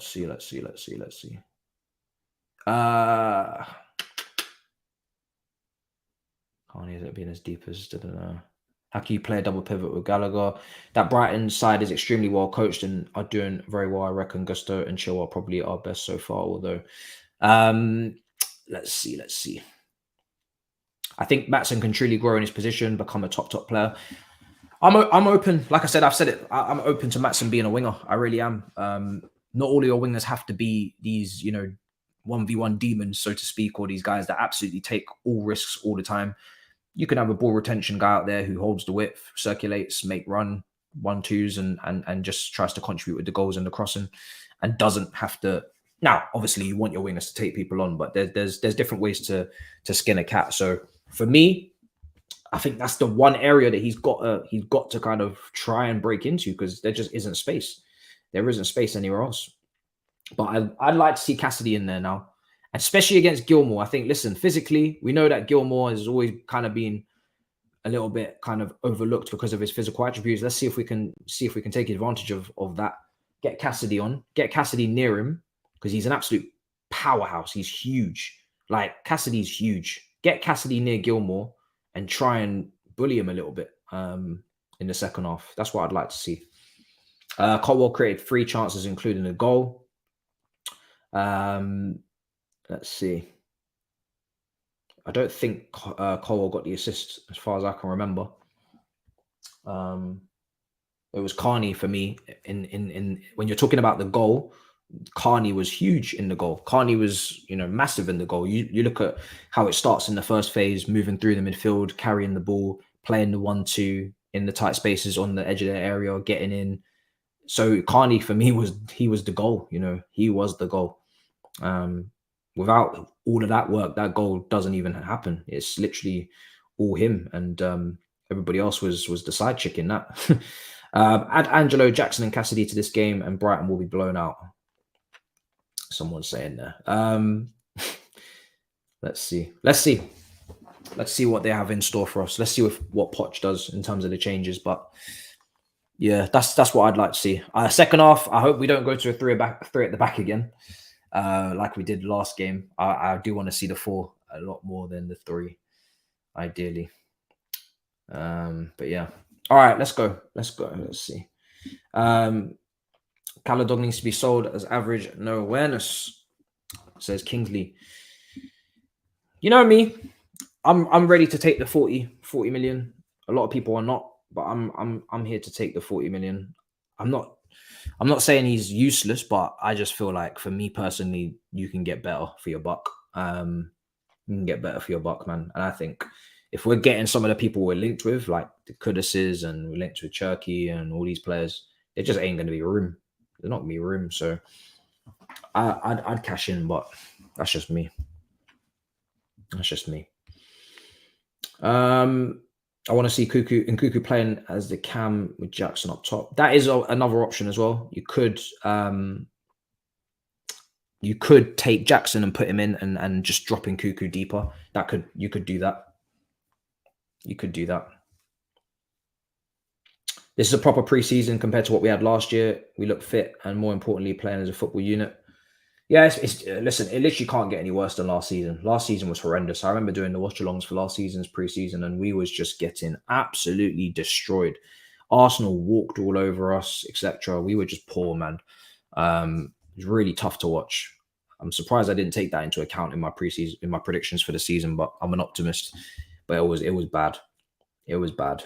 Lavia to Liverpool. Let's see if there's any news going on before the second half kicks off. Is Fabrizio tweeting away or anything, or are we done for the night? It was all kicking off earlier. It was a busy day today for the news. It was an absolute madness. I haven't seen too much tonight, though. But yeah, really happy with Gusto defensively. Let's see.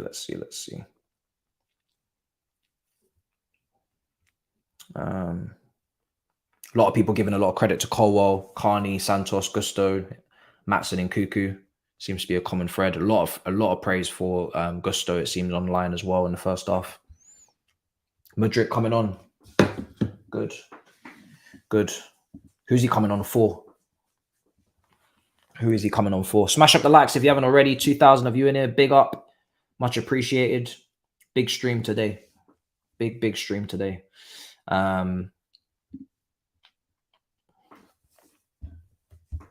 So it looks like it's Trev, Cassidy, Mudryk, someone's saying. Yes. I'm also seeing Cucurella as well. So let's make those changes just to make it easier for you guys on the screen. So it looks like we're seeing Cucurella come on. I'm assuming that's for Chilwell. We're seeing Mudryk come on. I'm assuming that is for Ian Matson. I don't think he's going to move Matson to the right wing.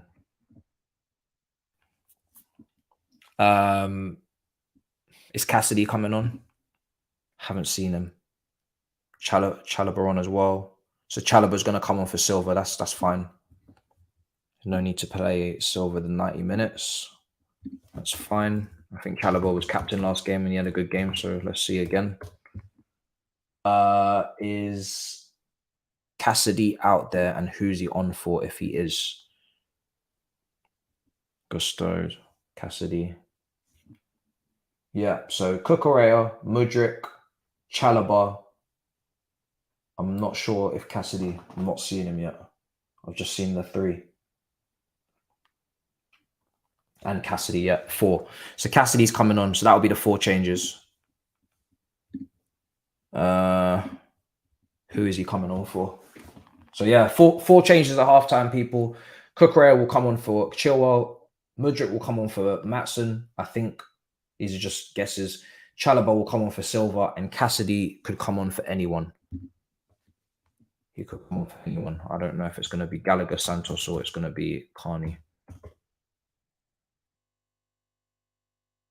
Let's see. So Mudryk on, Matson off. So we got that one right. It's pretty easy. Cucurella on, Chilwell off, I'm sure.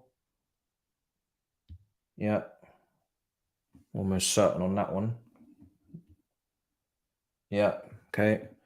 I think they got that wrong there because it wasn't number 22 coming on. It was number 32, but anyway. Chalobah on, Silva off. And then what is this last one? Cassidy. Who's coming off? It is...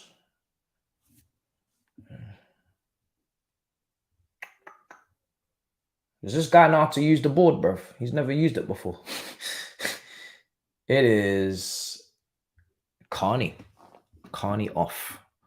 So Gallagher and Santos stay on. I think... I don't know, actually. Let's see. Let's see who plays where, but Cassidy comes on for Carney. Okay. Let's see what the chat is going to say with that one. Right, let me get that up on the screen for you guys.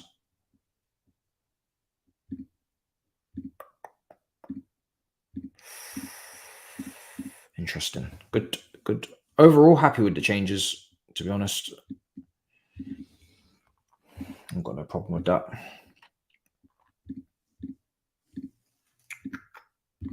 All right, let's see what's going on. Let's get the timer up as well. Second half's kicked off, people.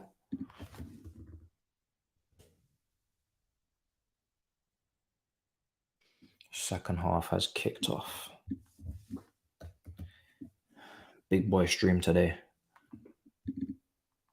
Let's see where Gallagher's playing second half. If anything's changed. They might just play a flat 3, guys. I'm not going to lie. That screams flat 3 to me. Wouldn't be surprised if they're all just doing a similar interchange.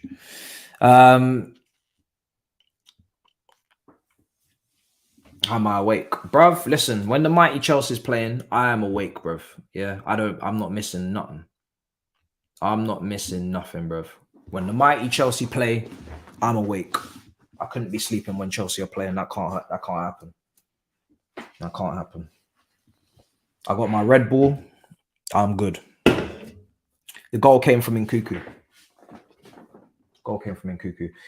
Second half, we need Sterling to rise. We need Gallagher in the 10 to rise.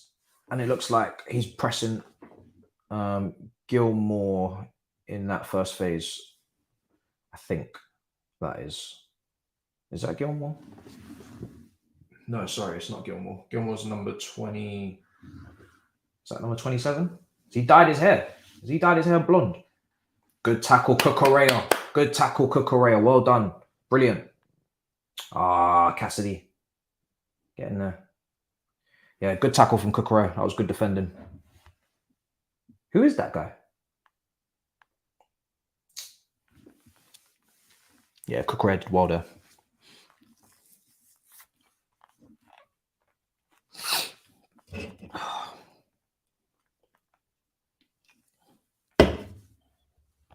Oh, God.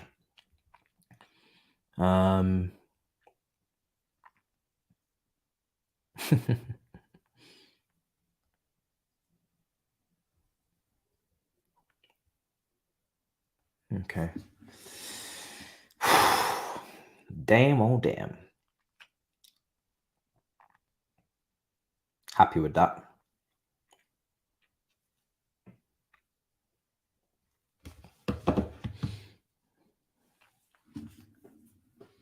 Ball in, Kepa claims, and we're back in business. Enzo needs to come on. Someone's saying. Yeah, Cassidy looks huge next to Gilmore. Two completely different opposite sides of the spectrum in terms of height on a football pitch. Cassidy versus Gilmore.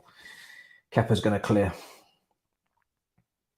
And Nkuku, really well done there. Cassidy, Sterling. He's got Gusto on the overlap. Shoes him, good. Gusto. Nobody really in there. I like to see Cassidy getting into the box there with that height. Gallagher does very well there. Gusto again. Cassidy, he's got his arm up. We opt not to cross, but Cassidy is a giant in there. Might give us a bit of aerial threat. Gallagher, Sterling, unlucky. It's better from Gallagher. Much better. Chalobah, go on, good. Ref, come on. That's a free kick. Yeah, Cassidy's huge, man. Cassidy's huge. Absolutely massive. Mudrik's not touched it. No, not yet. But listen, give it time. Cucurella, nearly got caught napping. Put Santos under a lot of pressure there.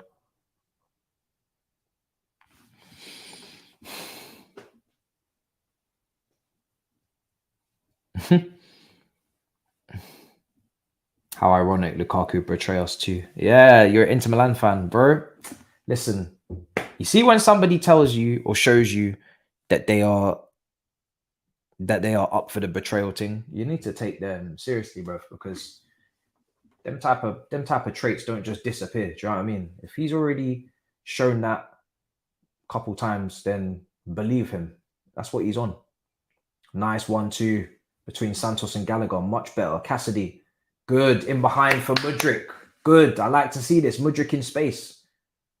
It's not a great cross. Cleared away.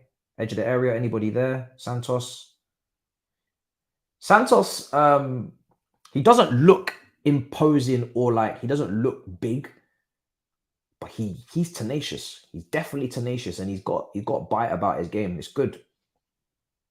I don't see him getting bullied, so that's a positive, because I wasn't really sure before we saw him in a Chelsea shirt. I didn't really know, because we see him going up for headers and whatnot for Brazil under 20s, but there's a difference between under 20 football and grown-ass men football. So, but it's good to see that he's putting his weight around. Ball in, cleared. Matoma. Oh, Gallagher, great block. Brilliant from Gallagher. That's the type of tackling we need to see from Gallagher. That's the one side of his game that we have to be seeing is the tackling. Have to be seeing it. That was a big block. Santos reminds you of a younger Casemiro. Funny enough, when I was speaking to a tactical manager who covers a lot of Brazilian football, but also covers the US men's national team and a bit of the MLS, I think.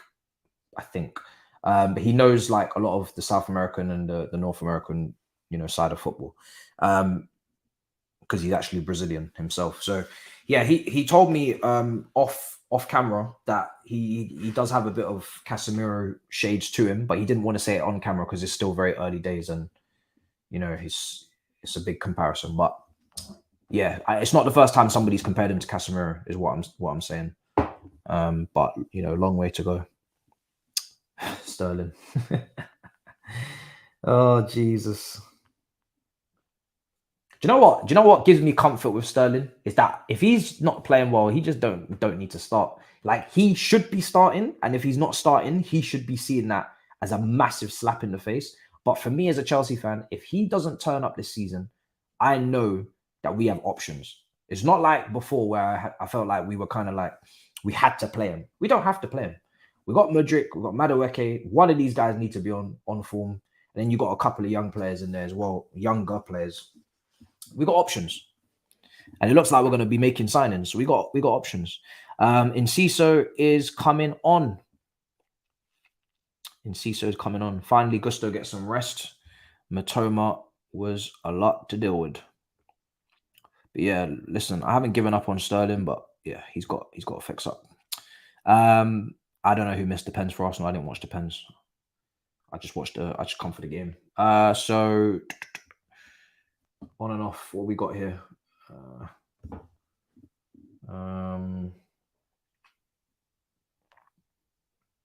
What was changed? Cassidy, Nkuku, Mudryk, Sterling, Santos. Did we make a substitution?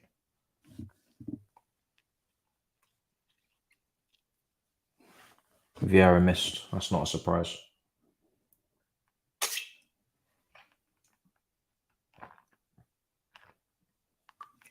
If I could have predicted somebody to miss, Vieira would have been very high up my list. Very high.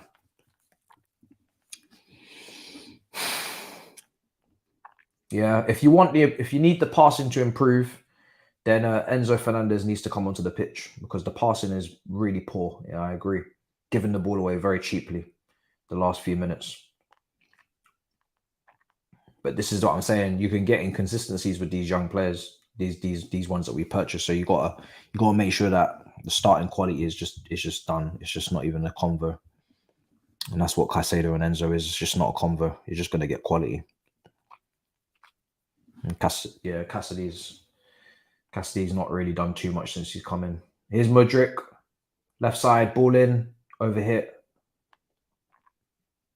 Yeah, Cassidy's a little bit all over the place at the moment. Needs to settle himself. They're playing through us way too easy there. Look at that. They've played through us very easily, man. Santos is the only one off the ball that's actually gonna stop them. Jesus, look at that. Right across the box. Right across the box, man. If I speak on this team and manager, says JML.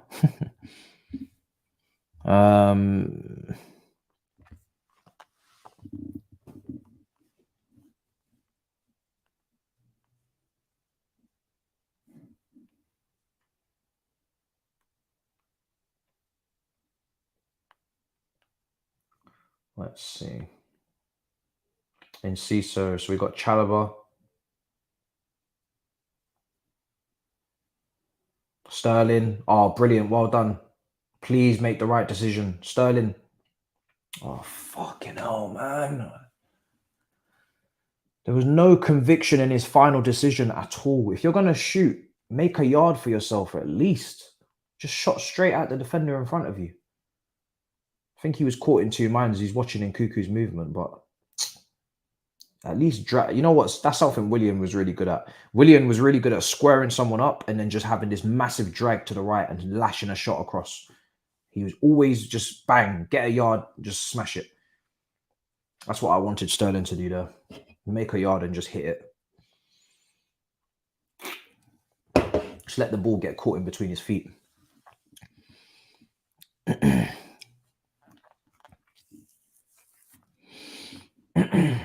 Here's Kepa. What the fuck is that, man? Honestly, what kind of pass is that into the midfield? Blood clot. Bruh, get me Angelo. Get me Angelo. But do you see the problem is, yeah, for me, again, like I said, I need another goalkeeper. I don't even care anymore that we're not going to get a world-class one. Well, I do care, but I've already held that. But we have to get another goalkeeper, bro, because I just can't be dealing with Kepa the whole season unchallenged. It's just not, it's not for me at all. It's not for me. Still can't believe how average Mudryk is. It hurts me. Is Enzo coming on?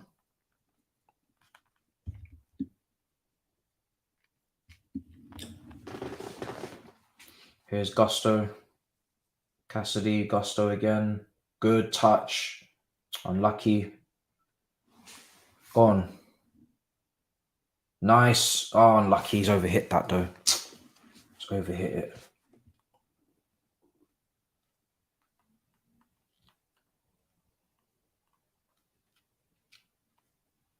Enzo's coming on. Quality's coming on. Thank God.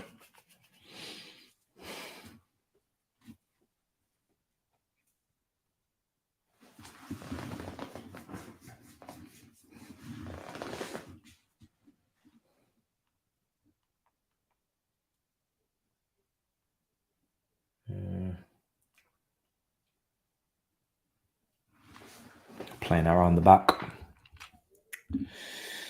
Whew, it's a sticky one. It ain't easy. Angelo coming on. 58 minutes gone.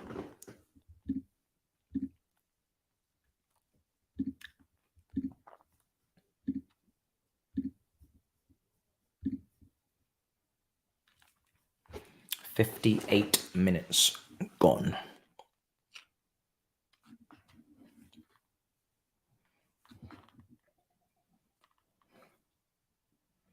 Here we are. Playing it around the corner, left side now. Here comes Brighton on the attack in Ciso. Good defending. Gusto's defensive capabilities today have been on point. Defensively, he's on point today, Gusto. Really is. It's really, really good. I'm actually less bothered about him going forward than defensively. Defensively is my big thing for him. He's got to be on it defensively, and he has been. Going forward, I have faith that he's gonna be good. But I think defensively, I needed to know that he could defend. After I've been seeing Aspie get cooked. Oh, second yellow, red card. Imagine you're getting sent off in a friendly. That's mad. That brother got sent off in a friendly. It's not so friendly. Damn. How does this man do that? Look at that. Oh, that's a horrendous challenge, bro. What the fuck is this guy doing? Of course you're going to get booked. Why are you doing that on a yellow card? That's just pure idiocy. This guy's just absolutely slammed into Cassidy on a yellow card. What is he doing? Yeah, man. Off you go, bro. Bruv. Man said it's Summer Slam. It's Summer Series, bro. It's not Summer Slam. I think he's very confused. I think he's a very confused young man. Man thought he was on WWE on the roster. Yeah, man, he got sent off. Van de Heck, bruv. Van Heck, bruv. Van Hecky. Van Hecky got sent off for slamming Cassidy into the floor. You better stay in America, bruv, and join the wrestling team. It's gone crazy. We need to win now. I'm playing against 10 men, not really trying to hear it. Need to be beating them now. Shouldn't be drawing with 10 men, can't lie. You don't see many people get sent off in pre-season. I'm telling you, that was a very special moment.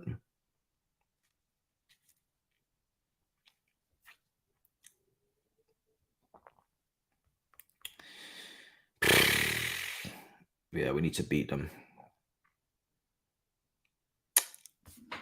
Ball in. Yeah, there's definitely something wrong with that tackle. Yeah, I don't know what you're talking about there, bro. Because it wasn't a tackle. It was a body slam.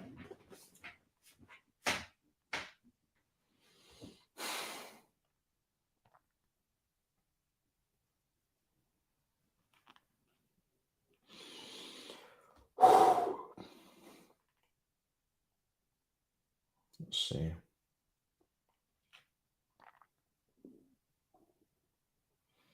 61 minutes gone. Should not really be getting dominated by them in possession with 10 men. So I'm expecting that to get changed. But when Enzo comes on, it really shouldn't be happening. So it really should not be happening.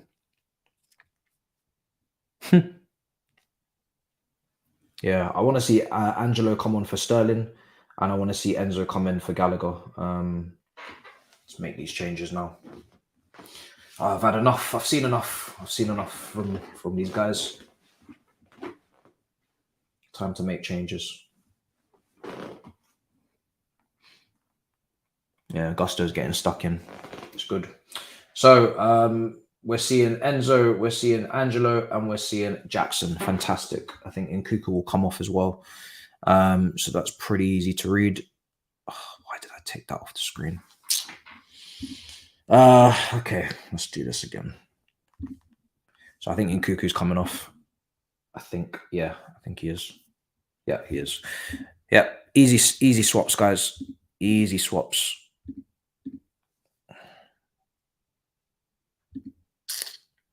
Oh, I've messed up because I took it off the screen. I can't edit it now.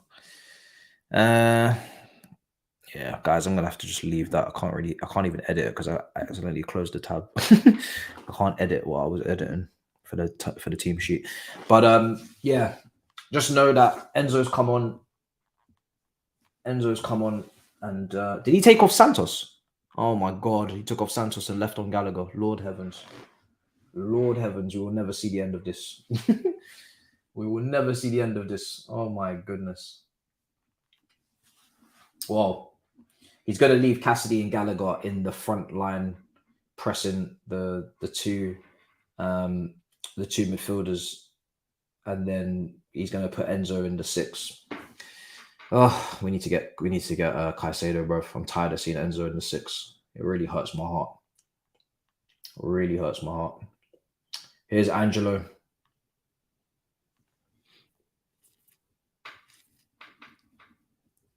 Mudryk. Here's Cucurella, Mudryk, Jackson, beautiful. Oh, wonderful. Jackson, oh, beautiful. Mudryk, oh, beautiful fucking fool. Oh my fucking God. Oh my God.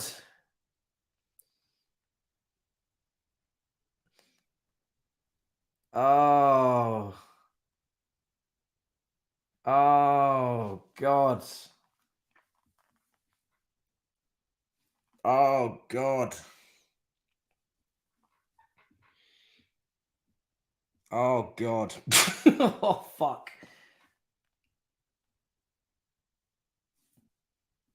Oh, that was tasty.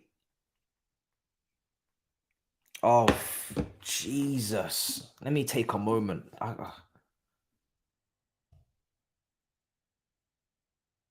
Oh, that was nice. That was nice.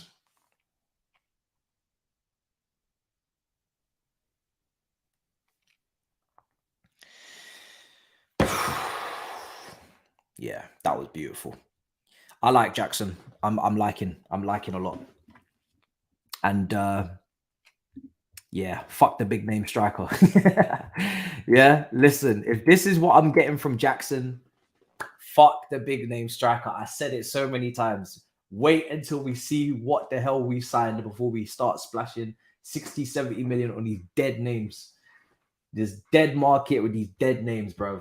Big up Jackson. Please be the truth. Please keep doing this. Please. Please don't let this be a fluke. Jackson, that's 2 assists in the last 2. 2 assists in the last 2. This is what I've always needed in my striker position. Somebody who can link up the play. Somebody that can actually play football. This is what I've been asking for. Because if you can play football, other people will score goals. This is what I'm trying to say, bro. If you can play football and you can link up, other people can score too. It's not just you that has to score. If you can't play football, then you have to be serviced and you have to score. But now everybody's going to share the love. Everybody's going to have to share. Yeah, man. That was lovely from Jackson and Mudryk. That was beautiful. Wonderful link up. Jackson's link up is looking tasty. Very, very tasty and tidy. That was nice. That was very, very fucking nice, man. I am absolutely blown away with that one. I can't lie. That was beautiful, guys. That was beautiful. And you know what makes it even more fucking beautiful is the fact that it was Mudryk that just lacked. Oh, he just cut across it, just spun it into the bottom corner with no mercy. And that's what I needed. That's what I needed. Good tackle from Colwell. Took a bit of a risk there. I need Mudryk this season to show that he can put the ball in the back of the net. Because some of the misses that we saw from Mudryk last season was really, really, it was potent. It was very potent, very, very strong, very strong. So now I just want to see some better ball striking technique and some crisp finishes, and then we'll be on our way. Iceman was bashing Jackson. Why? I remember. But this is what I'm saying. It's like, why? Give a brother a chance. You know, that's all I was just saying. Just give him a chance, bro. We've signed a striker. People are saying we need to sign a striker. We have signed a striker. You know what I'm saying? We've signed a striker. It might not be the striker that you wanted, but let's actually see how that striker does before you say you sign another striker and put that new striker on the bench. Do you know how crazy that is? To say that we should just bench a striker that we haven't even seen. That's crazy. It's absolutely blasphemy, bro. Absolutely blasphemy. You can't just sign a striker who's on red hot form, crazy momentum. And to be honest, that's all you have on him. You only have momentum and form, because he doesn't have this big catalogue of years and years of bodies of work. So you need to actually take that confidence and use it, because that's all you've got. So you have to give the kid a chance. We signed all these big name strikers for big money. They've all flopped. So I'm here for it, bruv. I'm here for it. Guy's confident. He's working hard. He's fucking quick as shit. Great link-up play so far from what I'm seeing. Lovely stuff. Lovely fucking stuff, bruv. Lovely jubbly. Yeah? We're trying to get top 4. Don't forget. Or top 5. We're not trying to win the quadruple, bro. We don't need to have fucking Haaland regen right now, bro. We just need to just get back to doing the basics. I watched Man United qualify for the Champions League with Wout Weghorst, and people are telling me we can't do it with this brother. Nah, man. Man was watching Wout Weghorst, bro, up front for Man United. Nah, I'm sorry. If they can handle it, we can handle it, bro. We can handle it. What a beautiful, beautiful goal. So happy for those two, man. It's great for Mudryk. Great for Mudryk. And once Enzo's on the pitch, Mudryk with the training from Poch, we should be seeing Mudryk running in behind into space a hell of a lot more than we did last season. Because Enzo's going to spot him. That was lovely, man. That's made this all worthwhile. It's been a bit of a tough game, but That goal there was absolute. We're taking that. We're taking that and cashing that, man. Cashing that check.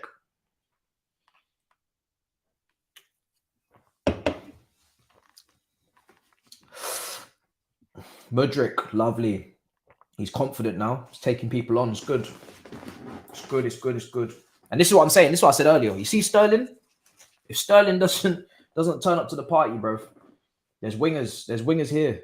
We got wingers. We just need a couple of them to turn up. The other ones, you know what I mean? If you want to be on the bench, then so be it. Here's Cassidy. Oh, that's very good. Go on. Jackson. Oh, my. It's another assist. It's another fucking assist. Well done to Gallagher as well. It's another assist. Oh, my God.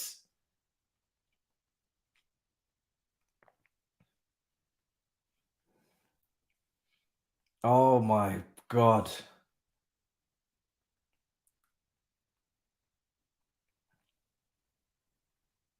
Oh my God. You see me, yeah? Oh, Jackson. Big up Gallagher for the finish. Good finish. Good finish. That's what I'm saying with him. He needs to be in the box, bruv. Fuck all this first phase shit. Put Gallagher in the box and just let him finish them chances, bruv. That's his second goal in 2 games as well. Good stuff. He needs to be. I hope Pochers is not going to put him in the first phase again, man. Stop wasting everybody's time. Put him in the box. That's better. At least then he can get some goals. At least. That's much better. Because he can press. Cool. Do that. Just be in the box and score, bruv. Bruh, I'm happy, bruv. I'm very happy. This has been good. This has been good.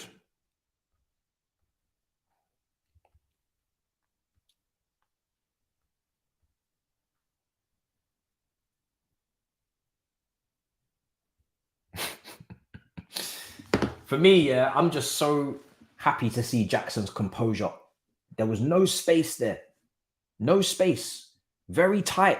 And he still managed to calm himself down, be composed, and quickly find a little bit of, his awareness. This guy could have been, it's very easy for a new player of his age.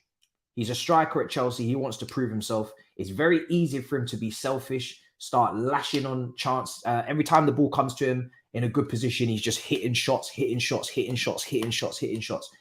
I am so fucking happy to see, and I'm going to say this in my review, that Jackson is not selfish and Jackson is not thinking, oh, I need to just shoot. He's thinking about what's around him. He's assessing the situations and he's picking the right pass. And he'll get his goal when it's his time to get his goal. He's not wasting his energy trying to just spam shots. No, he'll get his goal when he gets his goal. This brother's composed as fuck. He's showing better awareness and vision than some of the midfielders that we've had, bro. This is brilliant. This guy ain't spamming no shots. He's just here for the team right now. It's brilliant. Brilliant. Cucurella is inverted. Yeah, I'm seeing it. Centre mid. Keep an eye. Keep an eye. He's inverted. And it's a good thing too, because I want Colwell playing that pass out to Mudryk. Just completely bypass Cucurella. Just completely bypass him.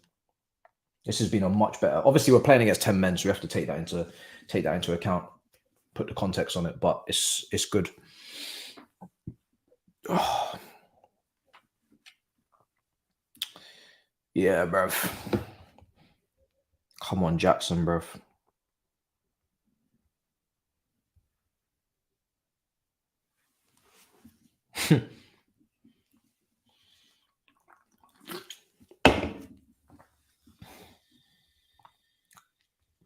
Looks like a talent. I can't lie. You're looking like a talent. We take it again to the next game with Jackson. We take it again. And can you imagine what kind of chaos we could cause now with Nkuku, who scored 2 in the last 2, Jackson, who's got 2 assists in the last 2. Bruv, if we can get these 2 on the pitch together, by the grace of God, bruv. Oh, my days. The potential could be crazy. I need to see these two play together, man. Jackson with Nkuku just off of him. Oh my days. Make it happen, please. People are screaming, Jackson, what's going on? Has he scored? There's no way, bro. Who is this guy? Bro, there's no way he scored.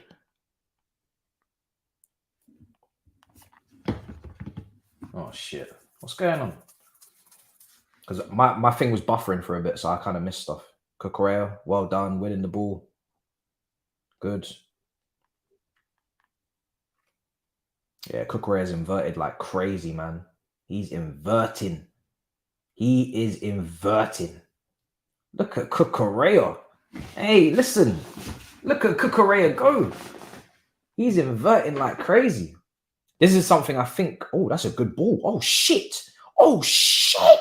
Oh, my fuck. Oh, my fucking God. Oh, my God.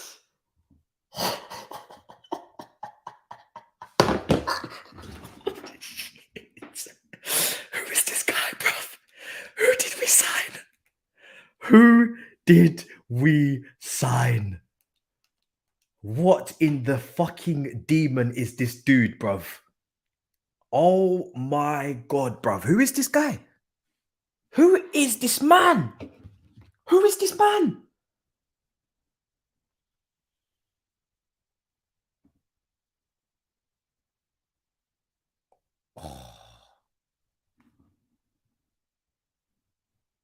Oh my God. I need to chill. I need to chill.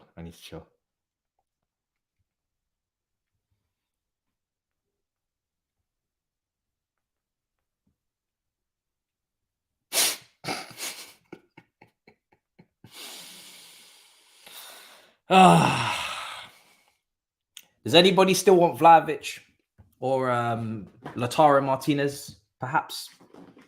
Maybe any of these guys? Anybody still want these guys? Oh my God. Oh my fucking God. That finish was brazy. I love it. 1-on-1, cold, top corner, hold. We've given away a penalty. I didn't even see that. I can't lie. I'm too gassed with Jackson. I don't give a fuck. I haven't even seen what happened with that penalty. I'm gonna have to see the replay. Apparently, Colwell has made a really bad tackle on that one. We've conceded there 4-2. I've not even changed it to 4-1 in the first place. I need to go back and see that. Wow. Yeah, I'm still gassed on Jackson, bro. I can't lie. I'm still gassed on Jackson. I need to see that replay. Whoa. Yeah, that's a bad tackle. It's a bad tackle. No need for that as well.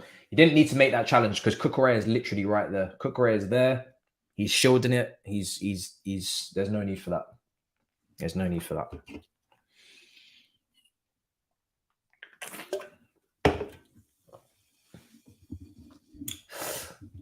You know, Brighton fans are going to run away with that one because he's given them a goal. But listen, here's what it is. What a fucking player Jackson looks like he is. Wow.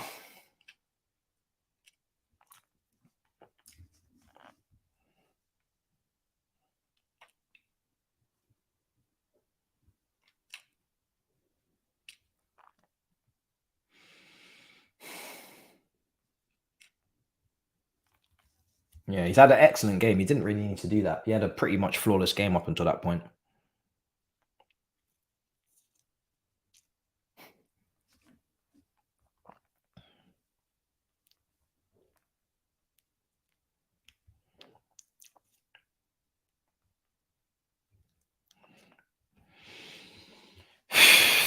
Wow. What a day. What a day. This is what I have been wanting in a striker. And they seem to have found it. They seem to have found it, bro. Wow. Colwell subbed off for Humphreys, I'm guessing, isn't it? Yeah. Oh, wait, no. Lewis Hall. subbed off for Lewis Hall. I think he's still pissed about giving the penalty away, to be honest.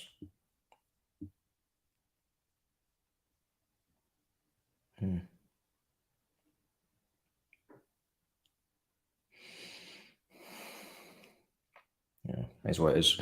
I think Cucurella will go to centre back, yeah, and he'll go to centre back, and Hall will go to left back. Wow. I'm still going off adrenaline for Jackson. I can't lie. My game is over. I'm done. I'm done, guys. I'm finished.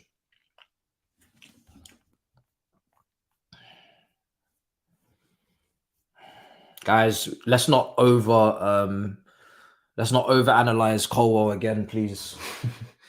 Let's not do that. Gave away a penalty. It is what it is. Made a mistake. We move. Too much micro-analyzing going on right now. Yeah, mad.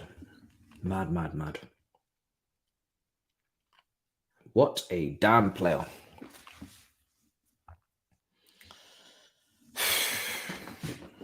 Bro, do you know how crazy it is for him to come in and have that kind of impact in such a short space of time? This guy literally only just come on and just mash work immediately. Completely mash up the place. Mash up the place.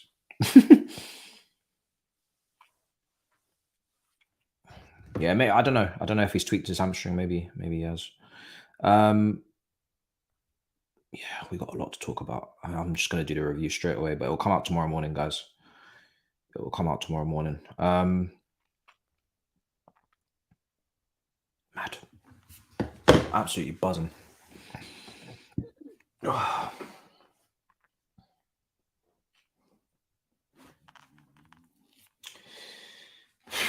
We can't ask for much more than that, though, from the forwards, right? You wanted confidence for Mudryk, you're getting it with the goal. Confidence for Jackson, you're getting it in these two games. In Cuckoo, the same thing. Angelo, for sure. So it's really just Sterling. Ian Matson, plenty of confidence. It's just Sterling, really. Even though Sterling did get an assist for Gallagher last game, but I'd say Sterling is the one that is lagging a bit behind in terms of his own performance.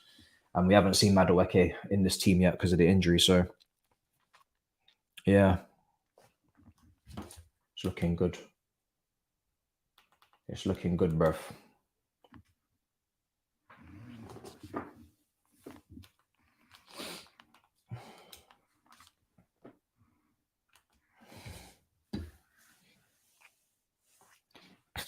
Don't give Jackson. No, I'm not going to do a live review. Absolutely not. Done way too much streaming today. It will be a video. The video will come out tomorrow morning. So I'm going to record it now after this is done. But yeah. People are saying don't give Jackson the 9. I think the 19 shirt is a good shirt for him. It's not because again, like you want to earn the 9 as well. I think we need to get to a point where you're bona fide, you're bona fide, clear, top striker, and you've already proven that over seasons. Then you take it. I think 19, Diego Costa's old number, give it to him, and fuck the 9 for a bit. Give him 19, or you can give him 11 as well. But there could be others that get that. But yeah, 11 looks good for him. 19, 11, I'm cool. I'm easy. And I'm not even worried about 9 curse because I just don't believe in the curse. But I just think the 9 shirt is like, we should make it be to something that you have to actually aim for. If you want to be the 9, let's put some work in. A couple of seasons. Let's go. 11 like Drogba. Yeah, Jackson's done very well. It's fair to say he has come in and done a serious job.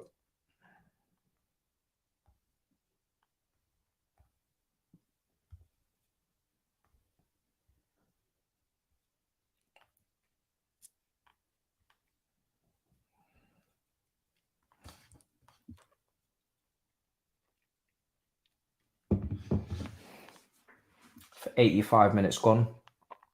By the way, I have to say that pass from Cucurella was ridiculous as well. Serious pass. Serious pass. And that's something in his game that's actually there that we haven't unlocked yet. Is his passing. He showed in his debut against Everton that he's got some crisp on the ground passing, and that's probably why Man City were interested in him in the first place, to play in that Ake position and to play those passes. So I think, look, we know there's a lot that Cucurella can't do. We know that he can't really shoot. We know that he can't really cross. But I think in terms of defending and in terms of passing, we should be able to get something from this guy. So let's see how it goes. But that was a really good pass. That was a really, really good pass. That was when he inverted. Really, really good pass. I think wouldn't be surprised if Lewis Hall ends up going out on loan. I'll have to see.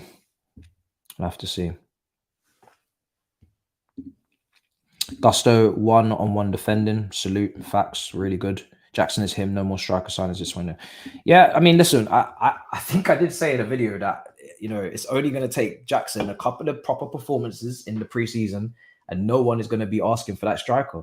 And I was, you know, a lot of people are like, we have to get a big name. We have to get a big name. And if, like I said, if Harry Kane was on the market and we could actually get him, cool.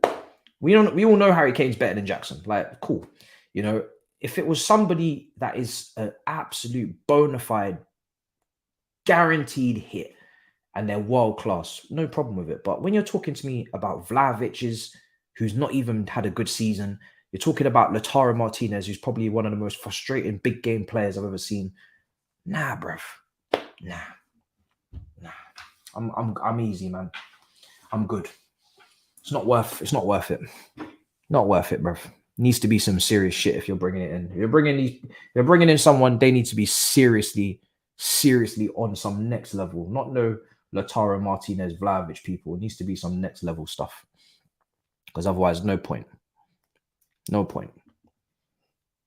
These men can come in and flop the same way. No problem. That's being cleared.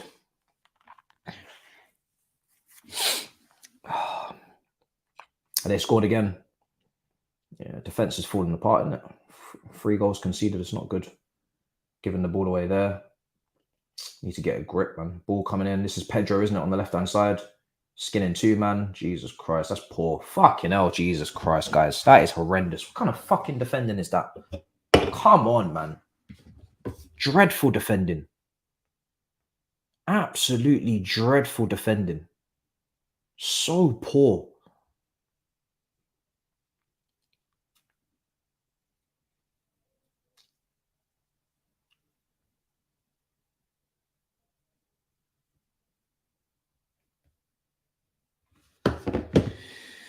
Oh, that's bad.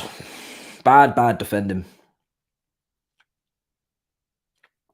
Yeah, that was good play from Pedro. Horrible defending. That's some of the worst defending I've seen since the preseason started, I think.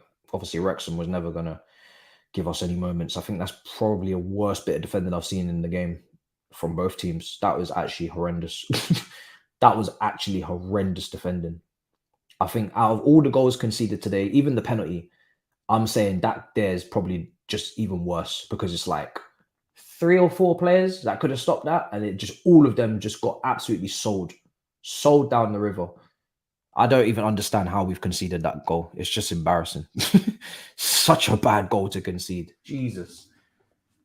These guys need to tighten up, man. That's so bad. So poor. Humphreys, Chalobah, Cucurella, everybody got sold down the river there. Very, very poor. Not good. 6 minutes have added on. These lot should not even think about it. Just don't even think about it, guys.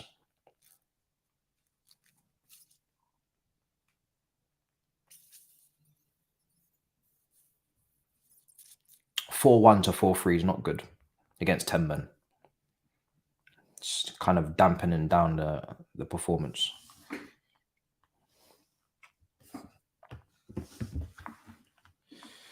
But do you know what? It's good though. You definitely can say the players got a workout today. They got tested big time. Manager's going to learn a hell of a lot. So it's a very good preseason game. If you're talking about getting and extracting information and fitness out of this game, then it's a 10-10, absolute 10-10. This is a proper good test. Very good game. Whatever happens. But yeah, we just need to control the game a little bit here, you know. Mudryk is still going for the 5th. Jackson's hold-up play is really good, guys. Said it against Wrexham, but I'm saying it again. Really good hold-up play. Colwell's off the pitch.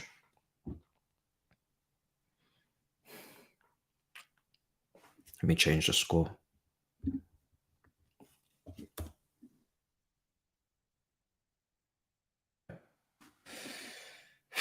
Clipped over the top.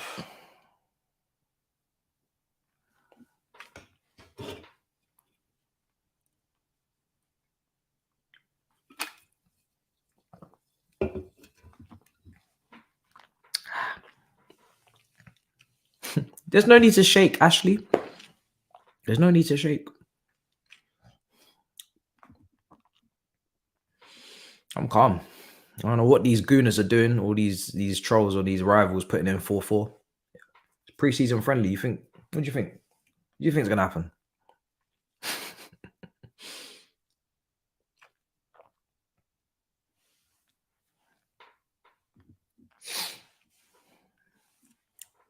These guys must think it's a Premier League game.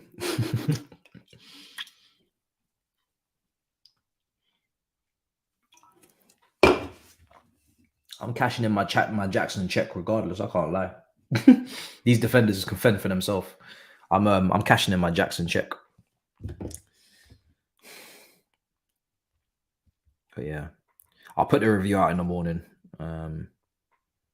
Get a good video put together there. Make sure you're subscribed if you haven't already, guys. Big up. If you're just joining us, I just went past the 55k. Next up is the big 60. Let's go. We're pushing. A couple minutes to go in this game.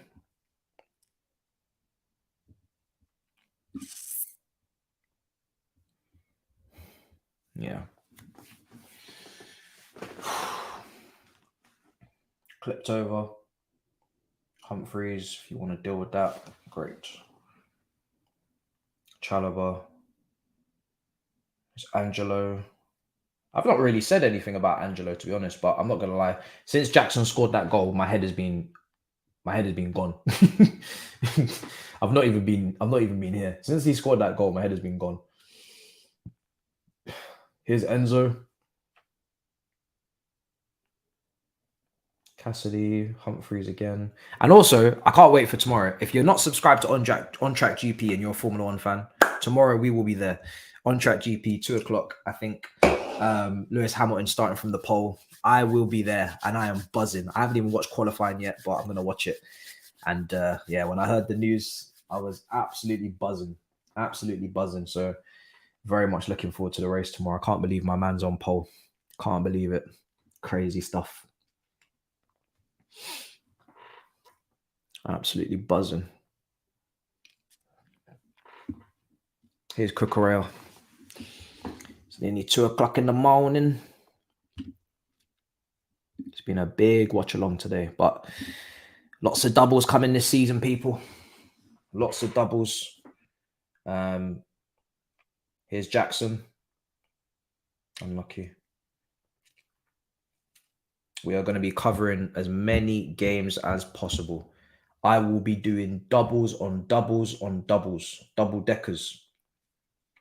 If I see 4 lit games at 2 different times, I'm going to do 2 games at once and then another 2 games after that at once to make it 4 games in the 5 hours. That's how I'm moving. Because I'm going to have the second TV back in here and we're going to be doing like we did for the Bundesliga final day of the season where we just watched both games and it was brilliant. So we're just going to be on a madness, guys. Angelo, more exciting than Sterling.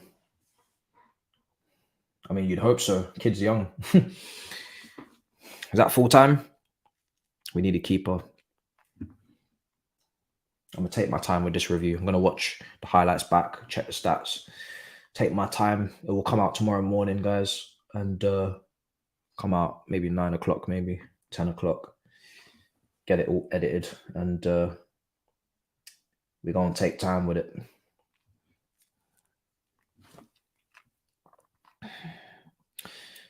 What we thought we needed, we still need.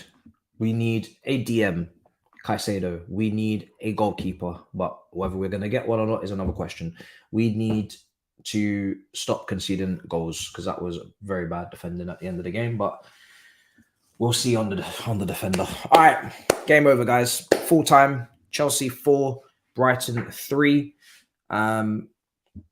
Really, really good points to take from that. Some negatives as well, but listen, I think for a preseason game again, I can't have any complaints because you want to learn lessons, you want to make mistakes now, get them out of your system, and you definitely want to get some goals as well. Considering what we're like as a club, definitely get some goals. You know, if this season's going to be full of 4-2s and 3-4s, and we're going to make sure we qualify for the Champions League, make sure we try and win a cup, but we're going to have some entertaining games, I will take that, you know. I'm going to take that over what we saw last season, which was absolutely boring, 0-0s, no goals, no nothing. So yeah, if we're going to have some fun, then young, energetic team and do a madness, then I'm here for it. Just go through some comments before we close out. Subscribe if you haven't already. Smash up the likes. We're coming towards an end. Much appreciated. Big numbers today. It's been a long show, but it's been worth it. We've got a lot of good info out of these games. Thank you, brother. Much appreciated. Thank you. And again, you know, we're going to learn more. We're going to learn more. Certain players that maybe didn't play so well today, they'll have another opportunity against Dortmund and against Fulham. But the longer we go through the preseason period, the more we need to make conclusions, make decisions, and start to pick and choose who we're keeping and who we're loaning out, in particular, some of the young players, and obviously get the signings over the line. So, you know, there a lot of them after the next game, they'll be running out of time. Then I think, you know, you've got 2 games now. You're going to probably get one more, some of you. And then after that, we need to start preparing for Liverpool. So let's just take a look at the fixtures because this season don't last forever. Youngsters, as much as they would love it to. So next up, Newcastle, sorry. So Newcastle is on Thursday. We will be there, 1:15 a.m. UK time. Then we play Fulham at home. Fulham in the summer series. So this is the summer series. So Fulham in America, they're on the Sunday. Maybe they got one more week. Which is this week coming up. Those 2 games, if they're lucky, they get both of them. But after that, it's a wrap. Dortmund, Thursday, 3rd of August. That is Liverpool prep. I'm not seeing another fixture. So I don't know if we're going to squeeze another one in there because there's 10 days in between Dortmund and the Liverpool game on the 13th of August. It says TBD, so maybe that could be live on TV, so it might even be getting changed. I don't know what's going on there on Google, but there's 10 days between Dortmund and Liverpool. I don't know if that is going to stay like that. I don't really see why it should. You could probably sneak in another game there, maybe a local one or something closer to home, because 10 days with no game doesn't really make sense. I think you can put a game in the middle there. But yeah, I think once the summer series is over, guys, in America, and we go to Dortmund onwards, we need to be thinking about Liverpool, I think. So I think these young players like Angelo, Lewis Hall, Cassidy, Ian Matson, all these guys that are kind of really, really fighting for these last spots in the squad. They got 1 week. And after that, then we've got to make decisions, I think. So let's see how it goes. De Zerbi can hold that. Yes, he can. I mean, to be honest, he needs to just stop talking about us. To be honest, publicly, it's not really too much to ask. But I think he's doing it on behalf of Bloom. Man of the match, Jackson. I agree, 100%. 100%. He's the one that, you know, when it's all said and done, that's the first name you're thinking of from this game is definitely going to be Jackson. Angelo, I was still in the clouds mostly, but happy with what I saw. Again, if we're going for Kudus, are we going to be able to keep Angelo? Hopefully, but we have to also give minutes. It's not just keep everyone and don't play them and then they stagnate, stifle, and don't go anywhere. So if we're going to keep Angelo, we need to make sure that he's probably got one person ahead of him, which is Madueke on the right wing. And then after that, he can actually legitimately get chances if Madueke is not performing in that position. I don't know where Sterling's going to play. I don't know what wing he wants to go for. Got left wing. Mudryk scored today. Looked good. Right wing. Angelo's looked good there. Madueke is still going to come in, playing there. Maybe Madueke could play left wing. I think he played some time for the under-21s at England, but Sterling needs to pick a wing. He needs to pick a flank and put some performances on that flank. And you know, there's Matson and Mudryk on one flank, and there's Angelo and Madueke on the other flank. So it's 5 players for 2 spots. With no Europe, you probably don't need 5. You probably need 4. If you was in Europe, maybe you could say 5, but we're not in Europe, so you could definitely say 4 is max. You got Nkuku behind the striker. Jackson is the striker. He is him. Boria will back him up, and Kudus will go between the two. So then it's just midfield spots. So there's not really much space, guys. It's not really much space for some of these guys, but we'll see. A lot of people happy with Angelo, it seems. Keep Angelo, Santos, and Cassidy. Santos should play with Enzo. Santos went out and we couldn't hold 10 men Brighton.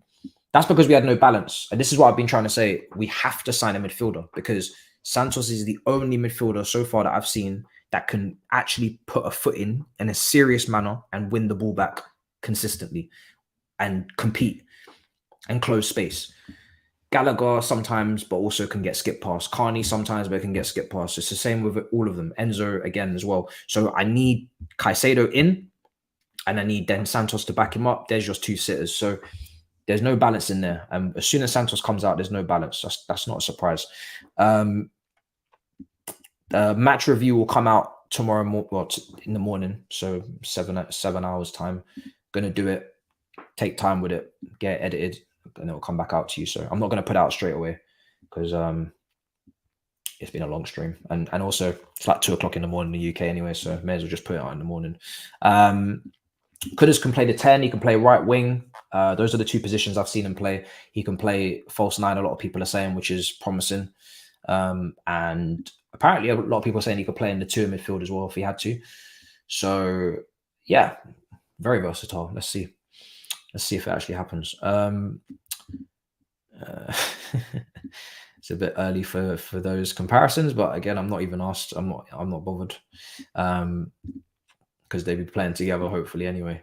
Let's see. Credit to Cuckoo, looked top in the inverted left back. Yeah, he didn't play there for that long. He was inverted for like 2 minutes, played that pass, and then obviously had to go centre back or wherever. So yeah, good to see because he has to do that. You know, I think, I don't know what video it was, I said it, but he has to invert. Like you've got Chilwell who's underlapping and overlapping, but let's be honest, Chilwell underlapping is really where it needs to be because he ain't really hitting Reece James crosses anyway. Like he's a better shooter than crosser, so he better off just be underlapping and trying to get goals. Let Mudryk hug the touchline and do what he's doing. You've got Cucurella to invert. You've got Matson, who is basically now looking like a winger with what we've got. And you've got Lewis Hall, who he looking like he probably got on loan. I like Lewis Hall. I think he was really good at left back, but I think just the sheer amount of players we've got in that position is going to struggle to get a spot. So yeah, we'll see what happens, but I wouldn't be surprised if he does go out on loan. But he's only 18, so it's not the end of the world. As long as he's gets game time, that's the most important thing.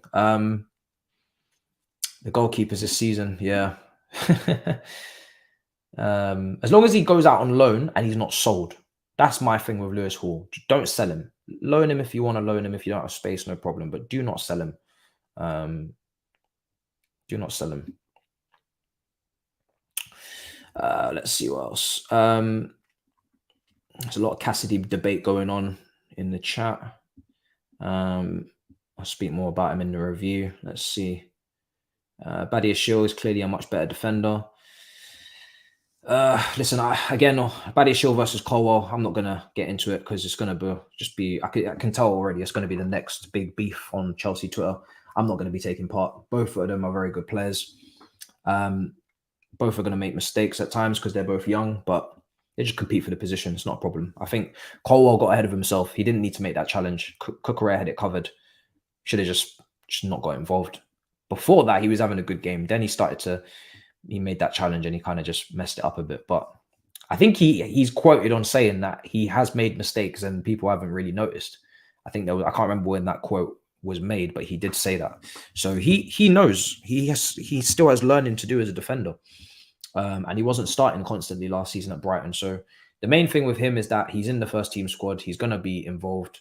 And then he has to be performing to Chelsea standard to start. And then he's competing with Badia Shield and let the best man win. That's it. That's all I need to see. Let's see. He's got a head start because Badia Shield's injured. So he should really be able to make his name. I think Gusto as well, very underrated today defensively. We have to speak on it in the review a lot, but he held Matoma up really well, considering that guy is very, very dangerous 1v1. So really impressed with him. Colwell was good. His passing was really good today. Lots of really nice passing. He just messed it up a bit with the challenge, but yeah, I'm not gonna go too mad on it. It is what it is. It's a mistake. Just don't do it when it matters. But